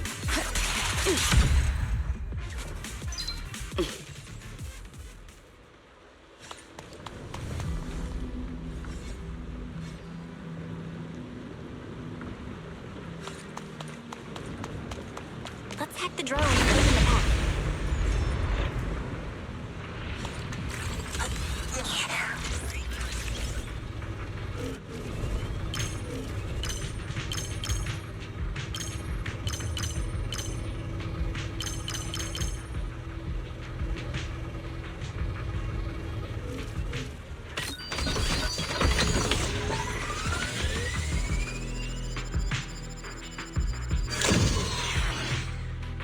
Good. We're almost there.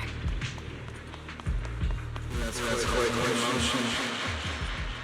The experiment.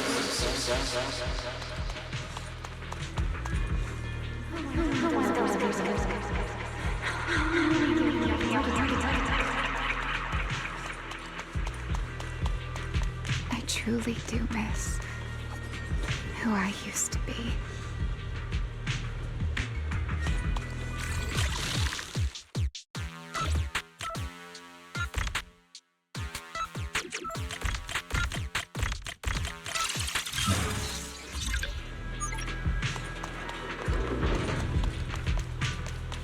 The ethereals in this area are gathering again.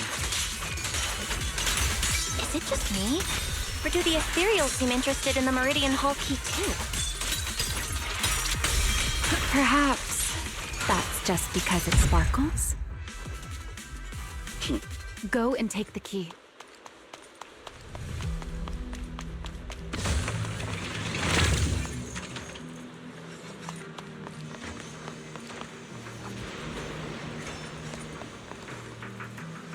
You've been left here all this time. Poor thing. Now, I'll take you to fulfill your purpose. It is still the beginning of a miracle.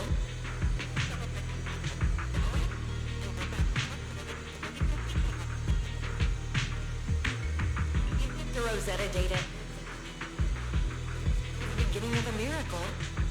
Celebrate. I know. A moment like this does call for celebration. Just as it did back then. Remiel, that voice. Is that...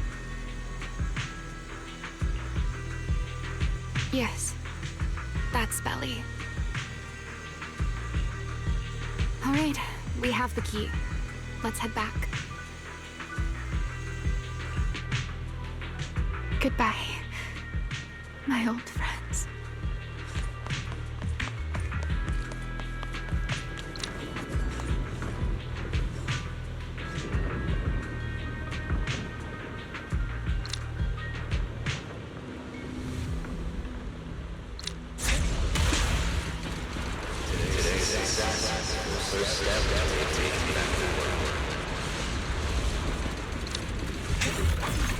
Celebrate. The echoes in the hollow.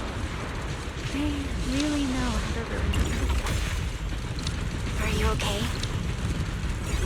Yes. Go deployment.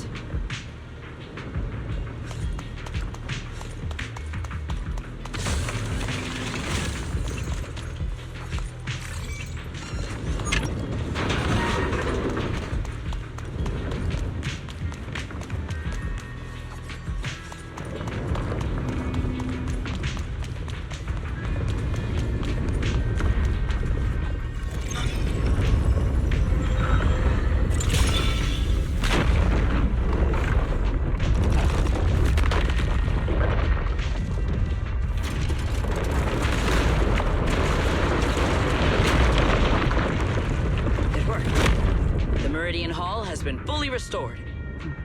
Well, that went rather smoothly. Let's hope everything inside is fine as well. So this is where the Rosetta data was born.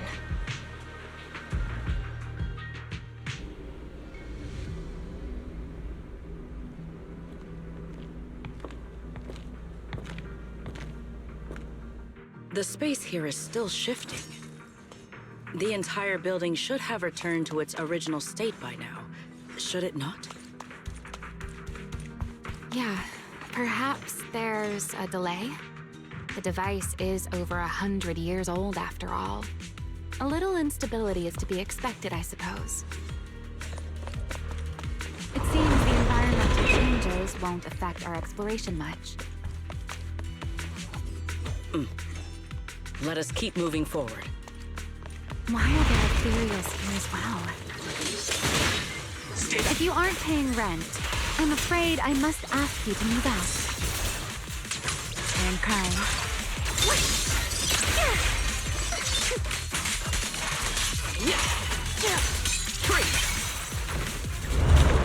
The space was hidden. No wonder so many ethereals gathered here.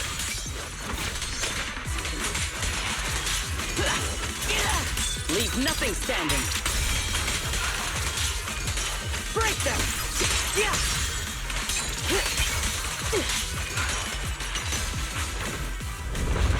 Is this the last one? I was expecting something a little tougher.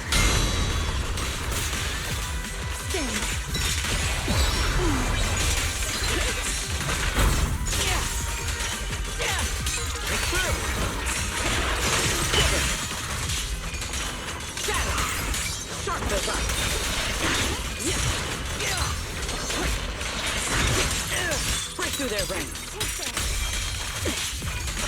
Victory!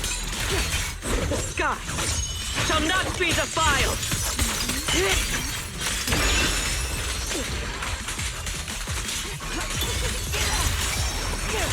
One step ahead.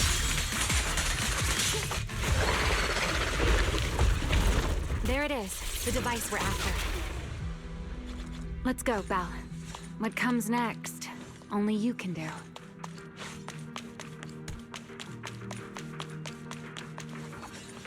So this is the prototype they used to verify Rosetta data?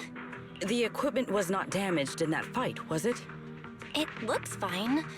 It's a prototype, but the modules aren't that different from modern ones. I think it should be fine. All right, this is it. Prototype, boot up.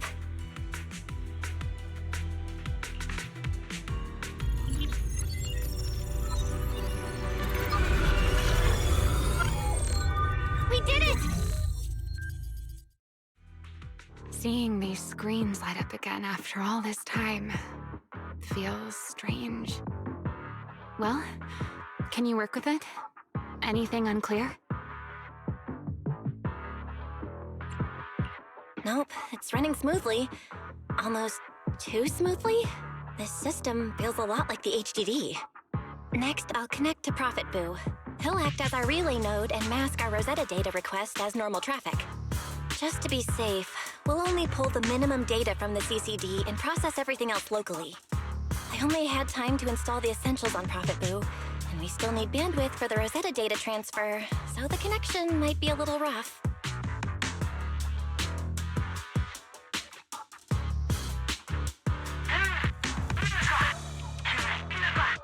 Oh, that's Griff.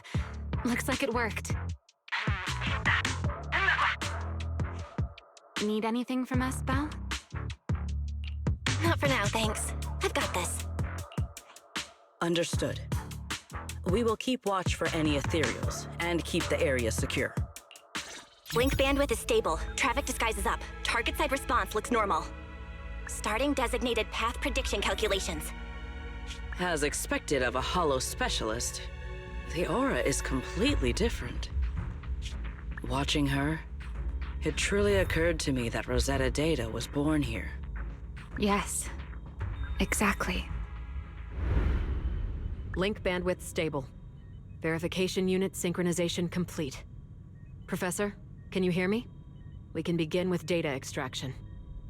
Everyone, I believe... I must now inform you of a major situation. What? The theoretical verification of Rosetta data is complete. It was a resounding success. Oh, is that how one delivers good news? You nearly gave me a heart attack! I believe this is due to Miss Sunbringer practicing the composure training I recommended. How many more people do you intend to torment with your family's strange tradition? So loud. That's quite the commotion. I take it the experiment was a success? Yes, very much so. It would have been even more successful if the core technology provider had simply stayed asleep. Even a little nap earns me that much grief. I was merely showing full confidence in my colleagues' professional competence. Besides, today's success is only the first step toward taking back the world. All right, all right. At a time like this, why not be honest and express a little joy? Even if the Rosetta data is only the beginning, it is still the beginning of a miracle. Let us celebrate properly, shall we? And Professor Arke, don't even think about skipping it. Then, let's throw a party, like the one Mayflower treated us to last time. Don't tell me you're planning to drink until the next morning again. The professor will throw him out, just like last time. Then let us hold a ball with soft drinks only. Hey, you people.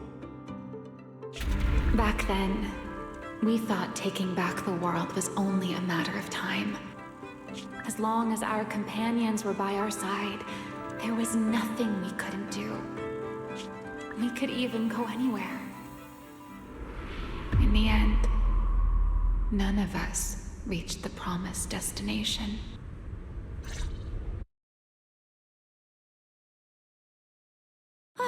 Finally, this should do the trick. Miss Bell, how did it go? It went perfectly. Now we just need to use this data to... Remiel? What's wrong? No, I'm all right. I simply, wanted a little more time to look around. This place brings back memories of some old friends. Are you sure you're okay, Remiel? I'm perfectly fine, really. Now that the calculations are done, let's head back. If we stay much longer, we'll miss tonight's banquet.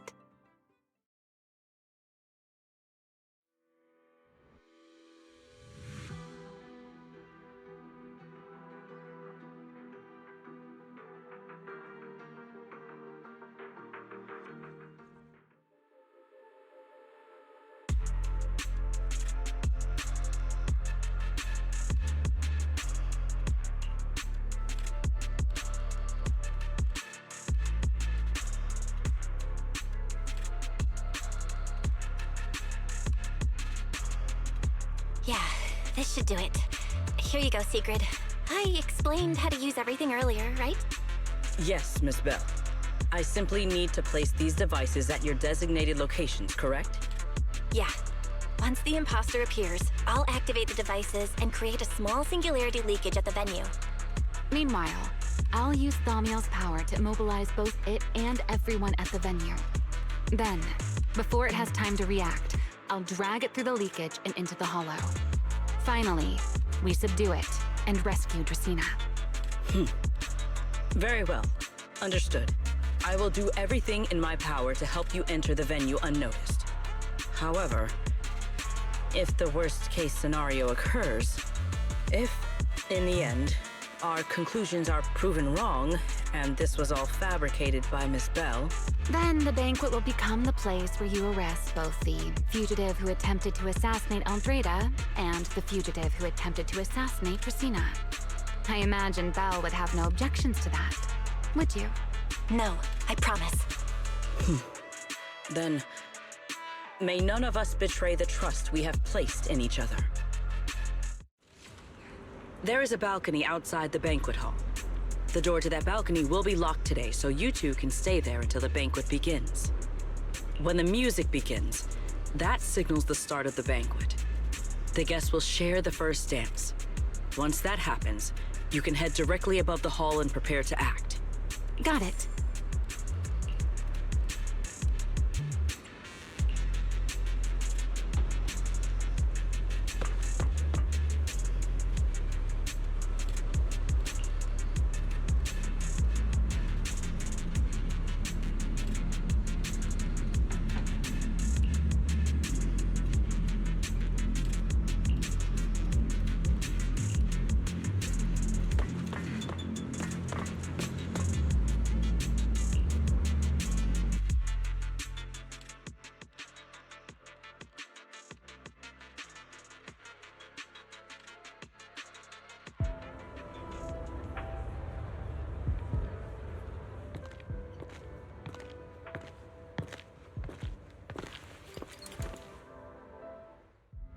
We are here. Next, I will head in and set up the device. There are surveillance cameras above the hall. Belle, you can connect to them from your end and confirm the situation. All right then. Please stay here and keep yourselves hidden. I will take my leave now. Let's use the camera to check on Secret.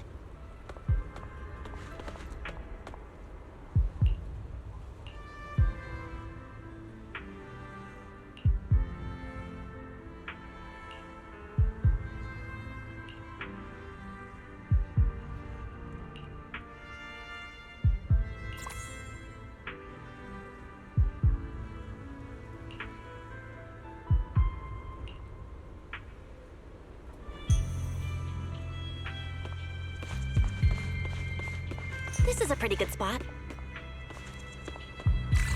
I'm in. Uh-oh, a soldier's coming this way. What's going on?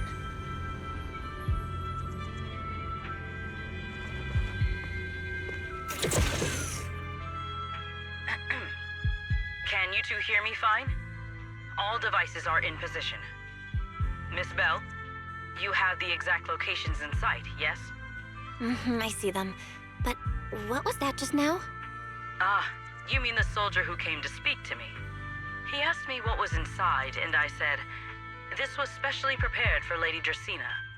He then said, oh, I see. A heart-to-heart over dessert. On the floor, no doubt. I can hardly wait. And left. Can't believe I've grown used to the strange things that happen around her. The welcome banquet is about to begin, so I must take my leave now. I wish you two luck. Honored guests who have traveled all this way from the surface of New Eridu, welcome to Rose Califer. Oh, it's starting. Come on. We should make our way up, too. All right. I'll take the side fire escape. Why go through all that trouble? Whoa, wait! Now let us follow the music and dance with our partners. May we all have a wonderful evening. Everyone down there is dancing. Once the music ends, Gerta Blulu will show up. Okay, I'm ready. Hey, what's on your mind? Remiel, stay down. What if someone sees you from down there? Why would they? On such a beautiful night with lovely music. Surely everyone's eyes are on their dance partner. And you? You were so calm a moment ago. Why so nervous now, Miss Honor Student?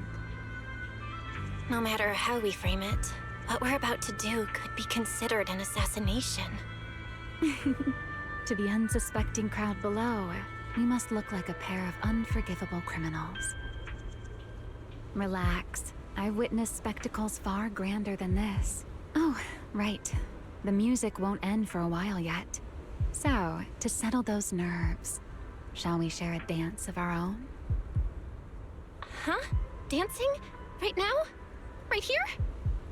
Isn't this kind of a bad time? You're already my partner in crime. It's a little late to worry about propriety. Just so we're clear, I've never really danced before. If I step on your foot, don't blame me.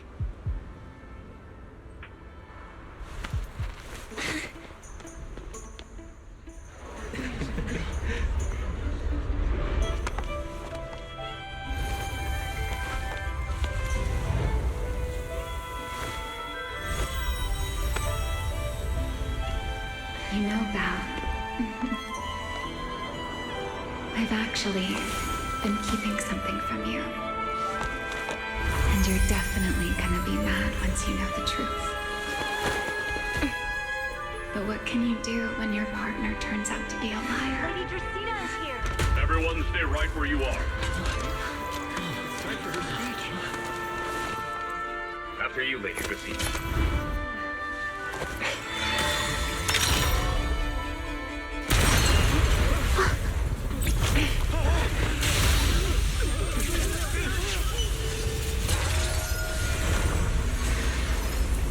Remie?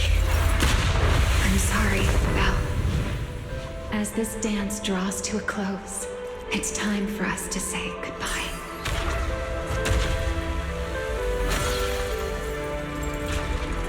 You know, Val, you almost made me forget that I no longer belong to this era. I almost forgot that I was meant to fly into the abyss alone. There's still a place for you to go back to. So from here on, let me handle this on my own. If you're that eager to die, then so be it! You're forcing the Enchainer transformation. Then bring it on. Remiel! I won't let you shoulder this burden alone.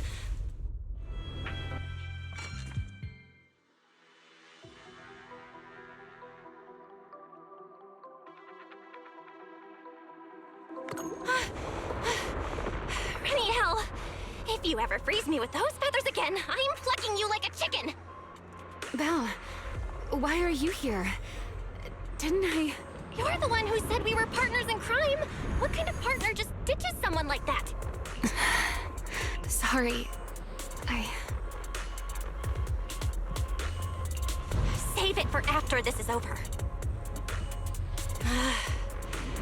What just happened? And what's that huge ether glow over there? That's Gerta-Blulu's cocoon. Since we ruined its plans, it's trying to absorb nearby ether to make up for the energy deficit and force its fusion with the Karma Core. And completely devour Dracena. I can't be certain how much longer she can hold on. Is there any way to stop it? Do you see those new ether growths nearby? Gerta-Blulu created them. They're basically doing the equivalent of a blood transfusion, gathering ether from the air and feeding it into the rapidly growing cocoon. In other words, if we cut off those growths, we can stop the cocoon from growing any further. Are there any main arteries among those blood vessels? Sharp as ever. Good. I found 2 in total. Sever them both, and the energy supply across this entire area will fail. Then we can destroy the cocoon. Now that player 2 has joined the game, let's get ready to clear the stage at double speed.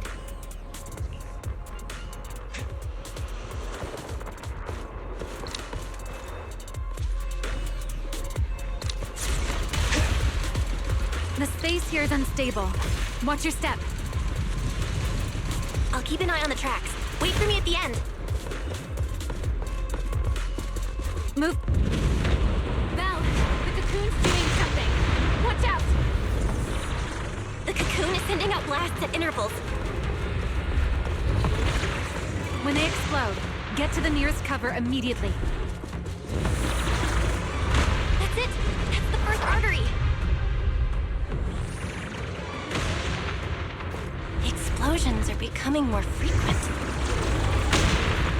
I need to find... This may get a little rough. Be careful.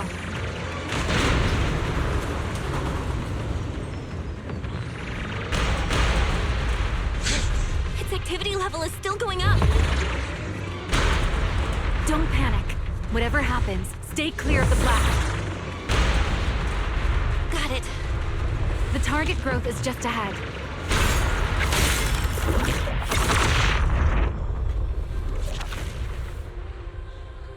This route looks safer.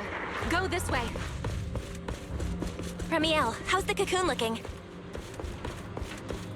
Seems to be even more active than before. What a nuisance. The blasts are getting stronger.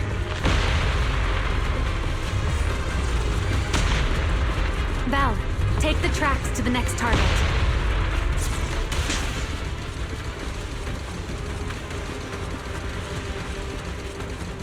Not good. I'll think of something. Using the rail car as cover. I'm impressed. We're getting closer to the second target growth. Destroy it, and the cocoon's growth should...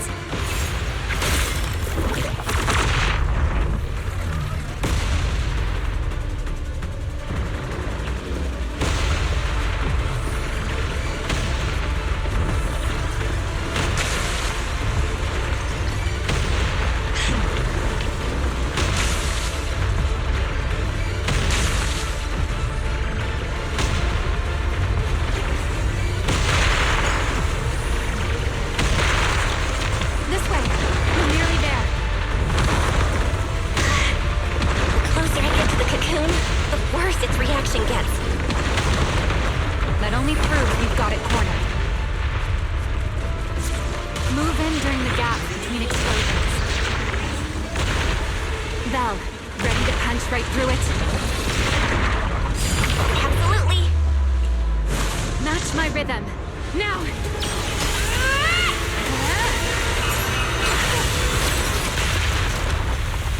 Don't let your guard down. It's not over.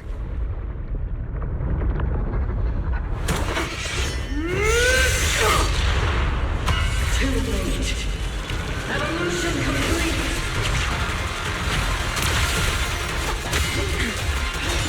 Together!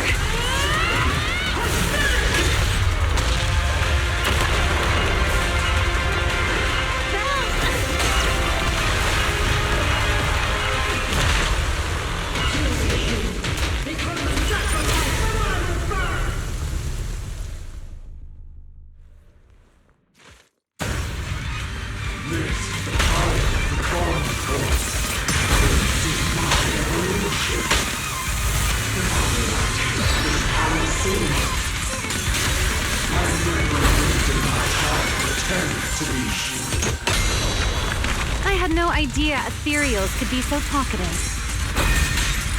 Then let those be your final words in this world.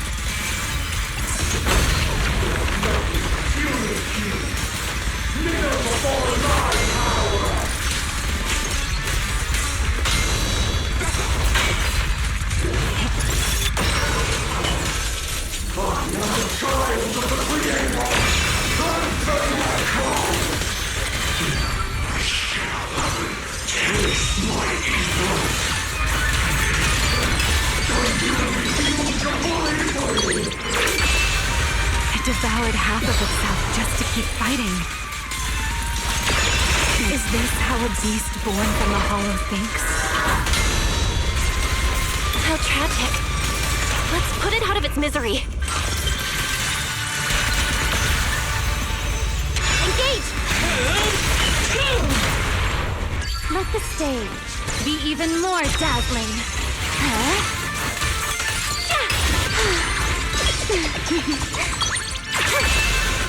A single moment can become eternity.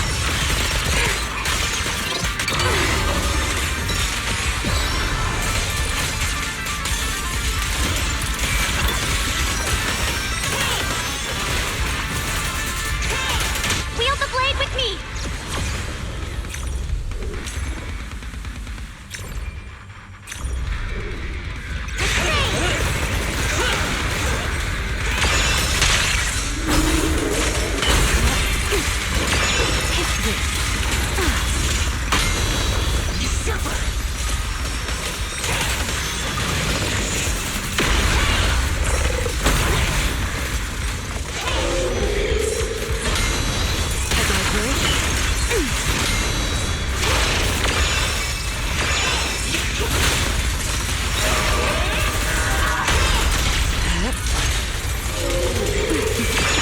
Ready to dance with me?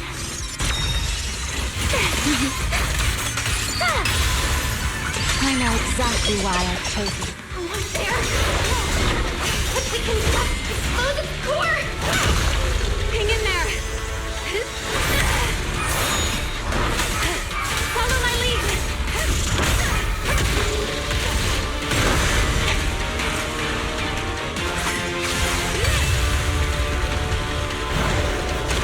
Getting away! We gotta catch it! Belle, you should take a breather. Now then, it's finally time to get serious! I'm counting on you, Remie!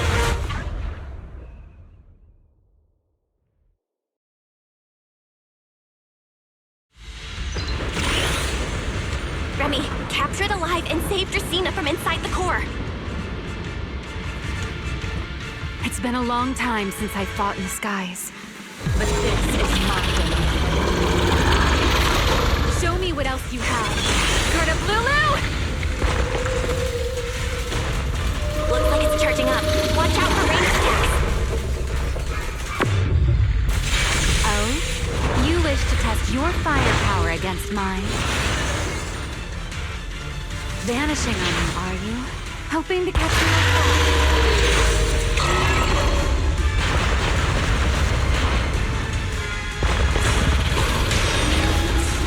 Always attacking from behind. Can't you face me head on? Unfortunately for you, I don't leave open. Bringing down the pillars to block my path again. Out of my way. An attack this weak. It won't be long now. Its core is about to be exposed. Good. Time to end this. And that's checkmate, monster. I hope you enjoy this dance with death.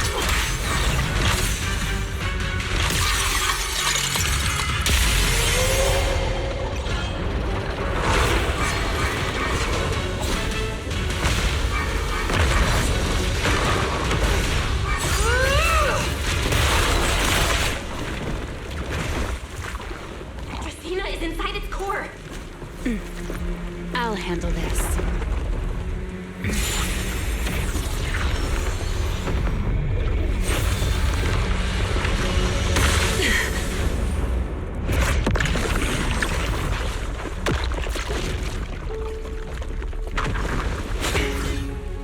Still alive, but fading quickly.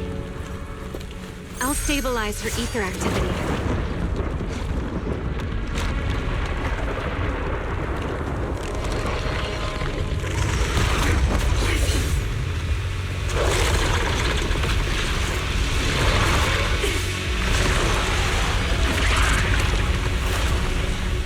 It just devoured her tablulu and left. Remy, are you okay? I'm fine. Forget chasing that big one. Saving Dracaena is what matters now. We still need to see this little act through to the end, don't we? Suspect's location confirmed. All units, combat readiness level 1. S-rank wanted criminal Remie Dan. You would do well not to resist in vain. Lindburn? Why is she here? Isn't she supposed to be in Virium? I don't know what's going on, but I have to explain this to her. You there, unfamiliar face. I do not know your identity, but if you have nothing to do with this, do not act rashly. Our first priority is to ensure Lady Draceena's safety and arrest the criminal who attempted to take her life. If you understand your position, remain silent and do not interfere with our official duties. Secret? Is she telling me to stay out of this? Why would she do that? Why am I being kept in the dark? Remiel, hand over Dracaena beside you. Do not try anything foolish. You mean this little one? I was beginning to tire of her anyway. Take her back. She's still breathing. Whether she survives is up to you. Remiel, why does it feel like you knew this was coming? What are you trying to pull? I thought this little one's disappearance would throw you all into chaos. I didn't expect you to catch up so quickly. How dull. Time to bring this game to a close. The former Void Hunter Remie Dan. I never imagined a legendary figure like her could still be alive. But why? Why would she be the one to attempt to assassinate Lady Sunbringer? If Lady Lindburn had not rushed back from Virium in time, who knows what would have. Lady Lindburn went out of her way to bring us here, so that we might witness the legendary Void Hunter's arrest alongside the soldiers. Quite a sight. However, as a TOPS member, I am far more concerned with the truth behind another assault. Mr. Owen, I know what you mean, but I believe the answer lies with the very same person. Answer me, Remiel. Was it you who abducted Dracaena at the welcome banquet and left her gravely injured? Naturally. Were you also the one who infiltrated the computing center and attempted to murder Truvia, High Ambitions Corp's lead researcher?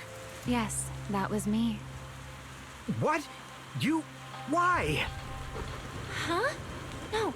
No, wait, that's not what happened. The one who hurt Truvia was... right. No one would believe Lady Dracaena was nearly devoured and assimilated by Gerta Blulu unless they saw it themselves. Remiel, don't tell me this was all for...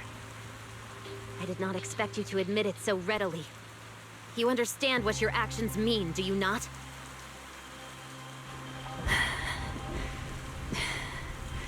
Of all times, now is when I've reached my limit. What a pain. It's not over yet.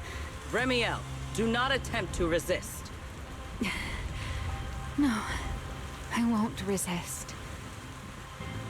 I'll simply vanish right before your eyes in an instant.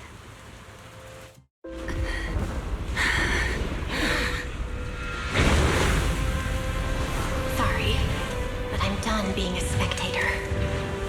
This performance of yours, you wouldn't mind one more joining, would you? You want to share the stage with someone like me? Let's finish this act together. What are you trying to do? Rescuing my partner in crime.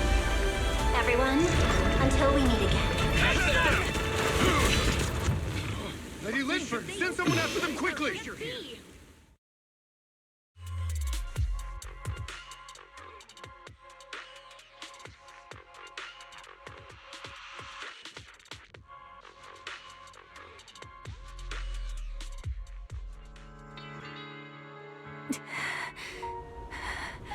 No, look away. It's okay now, Remiel. Please don't. Don't look at me. Okay, I promise. I won't look. Thank you. So, why didn't you tell me sooner about your plan with Sigrid and even Linfern? Because you and I are different. You still have somewhere to return to, but I do not. The era I knew, the people I loved, those memories, they're all long gone. So, I can't drag you into this. You really are impossibly headstrong, Remiel. You're the one who called me your partner in crime. You're the one who held me together on that rainy night. And now you're leaving me behind? Did you forget you're over 100 years old already? How long are you gonna keep acting like a cranky kid? I get it. Sometimes, someone's gotta step up and do the hard thing. What happened to Dracaena and to Truvia? Someone has to answer for all of it. But that doesn't mean you have to shoulder all of it alone. Didn't you call me your partner in crime? Then act like it. Doing bad things together, running away together, getting ourselves wanted together. That's what partners do. What kind of partner takes all the heat alone? What kind of friend does that? You really are getting more silver-tongued by the day, Belle. I'm not trying to sweet-talk you.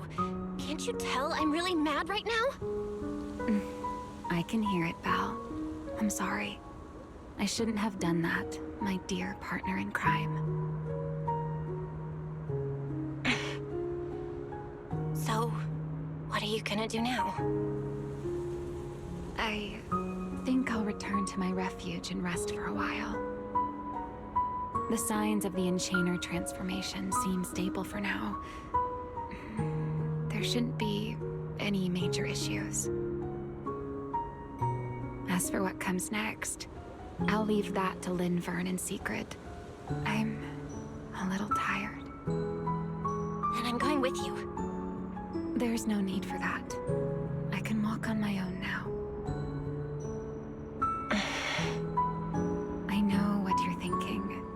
I can't can't let Remiel out of my sight again, or who knows what outrageous thing she'll do on her own, right?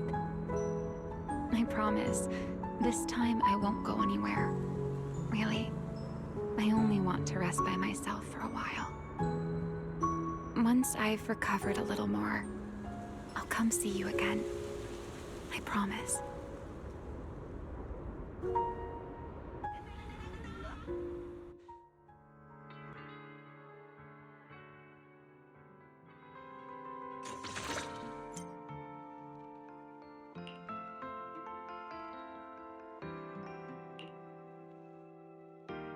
Oh, Belle, over here!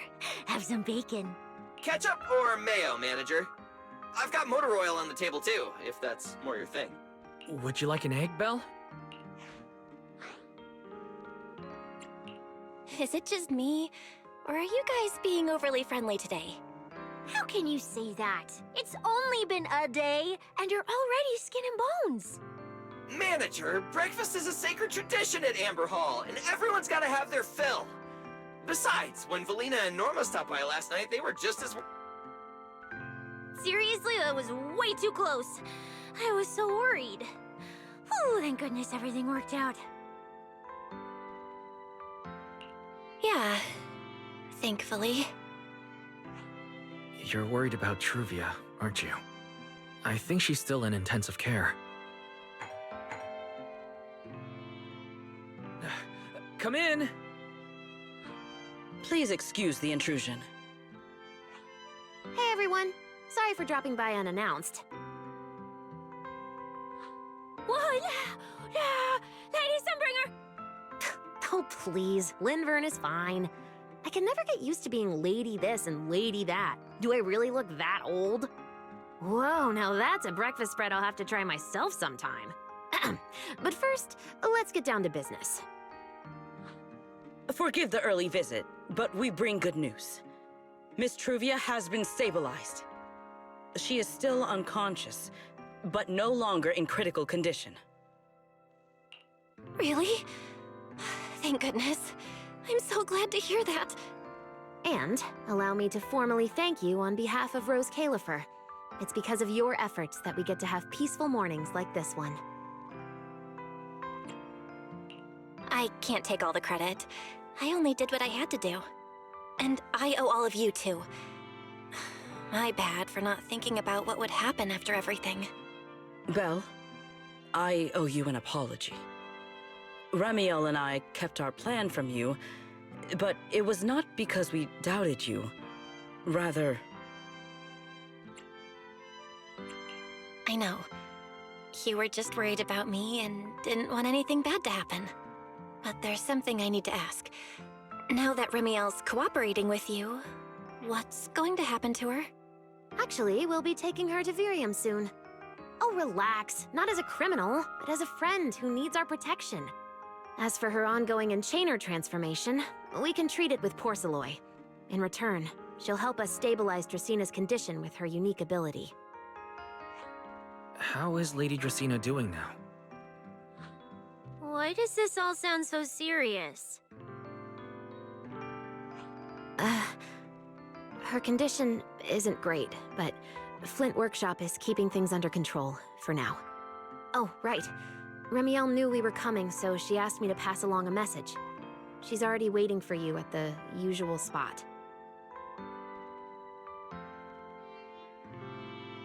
Really? Then I'll go see her right now. Hey Belle? Aren't you going to see Remiel? Why are you going upstairs? Cecilia, curiosity isn't always a virtue, you know.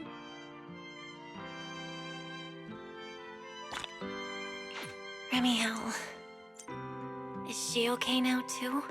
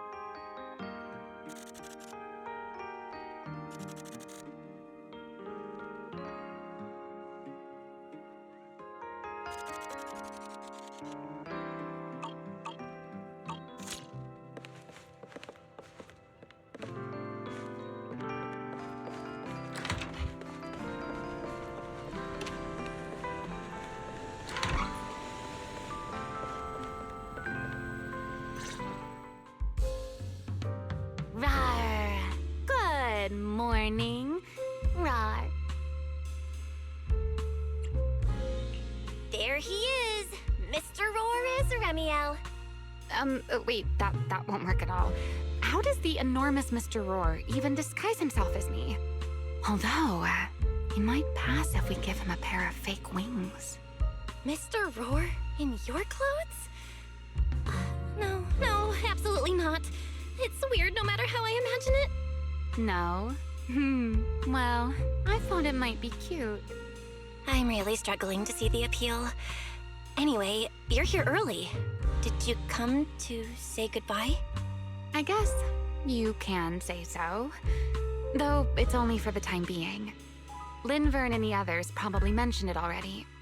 I'll be recovering in Virium, and while I'm there, I'll help stabilize Dracina's condition. Lady Dracina, what exactly is happening to her? She will likely remain unconscious for a long while. After all, having a karma core taken from you is no trivial matter. I misjudged the situation. At the time, I thought the karma core was still inside her. So when Bashmu suddenly appeared, I paid it little mind. But the truth was, while we managed to rescue Dracina, the karma core remained inside Gertablulu and was devoured by Bashmu. That's terrible. Does that mean Bashmu becomes the Enchainer instead of Gertablulu? Yes, it seems far more intelligent than Gertablulu. But of course, the culprit behind all this may have planned it that way from the beginning. Clearly, Gertablulu couldn't have done it. So, who lured it to Buastrum with the singularity leakage? The real culprit is still hiding somewhere in Rose Califer. Correct. Though, I don't think we need to worry too much at the moment. Dracina likely only possessed 1/3 of the karma core, which means the other 2 parts are still inside Eldrada and Linvern. Right. I wanted to ask. You said karma cores are sealed in Void Hunter weapons. But why is Lady Sunbringer's split into 3 and stored in 3 different bodies? What's really going on with her? Yes, Void Hunter weapons. Perhaps that's what the Sunbringers truly are. Huh?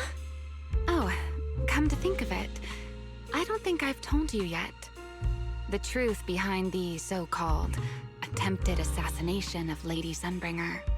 The truth is, I really did come to Rose Califer in search of Sunbringer. Not the three who stand here today, but the one I once knew. And then I saw Eldrada. Do you know that strange feeling? How someone can look so much like her yet not be her. Somehow, after reclaiming Thaumiel, the remnant inside it resonated with the Karma Core fragment in me, and suddenly I was able to sense the Karma Cores within the Sunbringers, which is very strange. Sunbringer didn't fuse with the Karma Core and become an enchainer. Rather, the Karma Core was divided into 3 parts and stored within the 3 Sunbringers, which is just like Void Hunter weapons. You mean the 3 Lady Sunbringers we've met are actually living Void Hunter weapons? No. There's no way that's true. Well, it's only a working theory. There are still plenty of gaps in it, but it does already answer a lot of questions. The most important question I have is, where is the Sunbringer I knew? I don't believe she would die so easily. Yet somehow, she just vanished from everyone's memories one day, and then she became the 3 Sunbringers we know. So until I find my answer, I suspect I'll be staying in Rose Califer for quite some time. Still, some proper rest is greatly appreciated, at least for the next few days.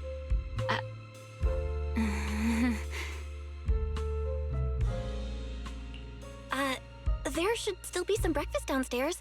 Wait here, I'll go bring some up for you.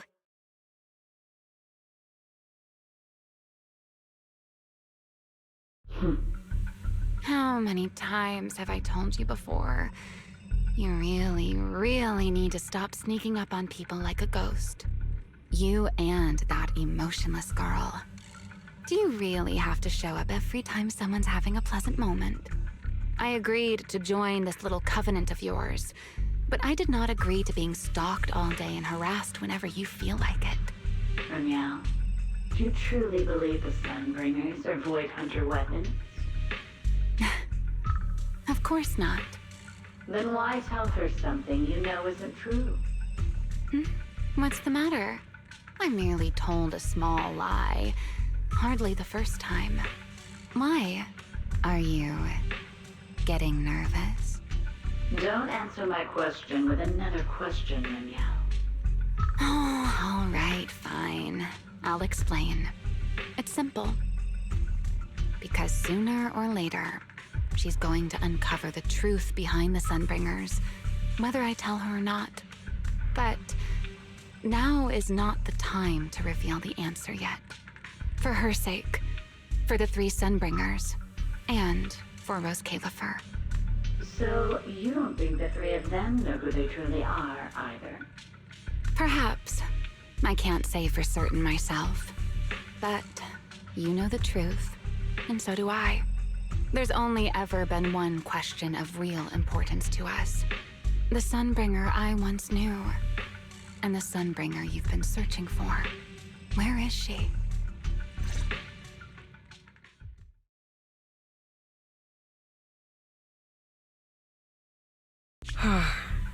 How pitiful. What did they call that monster again? Right, Gertablulu. To think it wounded you this badly. Its will to survive is truly frightening. It also got a lot smarter ever since it made contact with the Karma Core. Came embarrassingly close to actually pulling it off. How impressive. But do not worry. Our old classmate still handled everything. Come to think of it, I always did enjoy doing the unexpected. But you are terrible at adapting on the fly. That is why you keep losing to them. Again and again and again. Why not? Simply admit that you are worthless.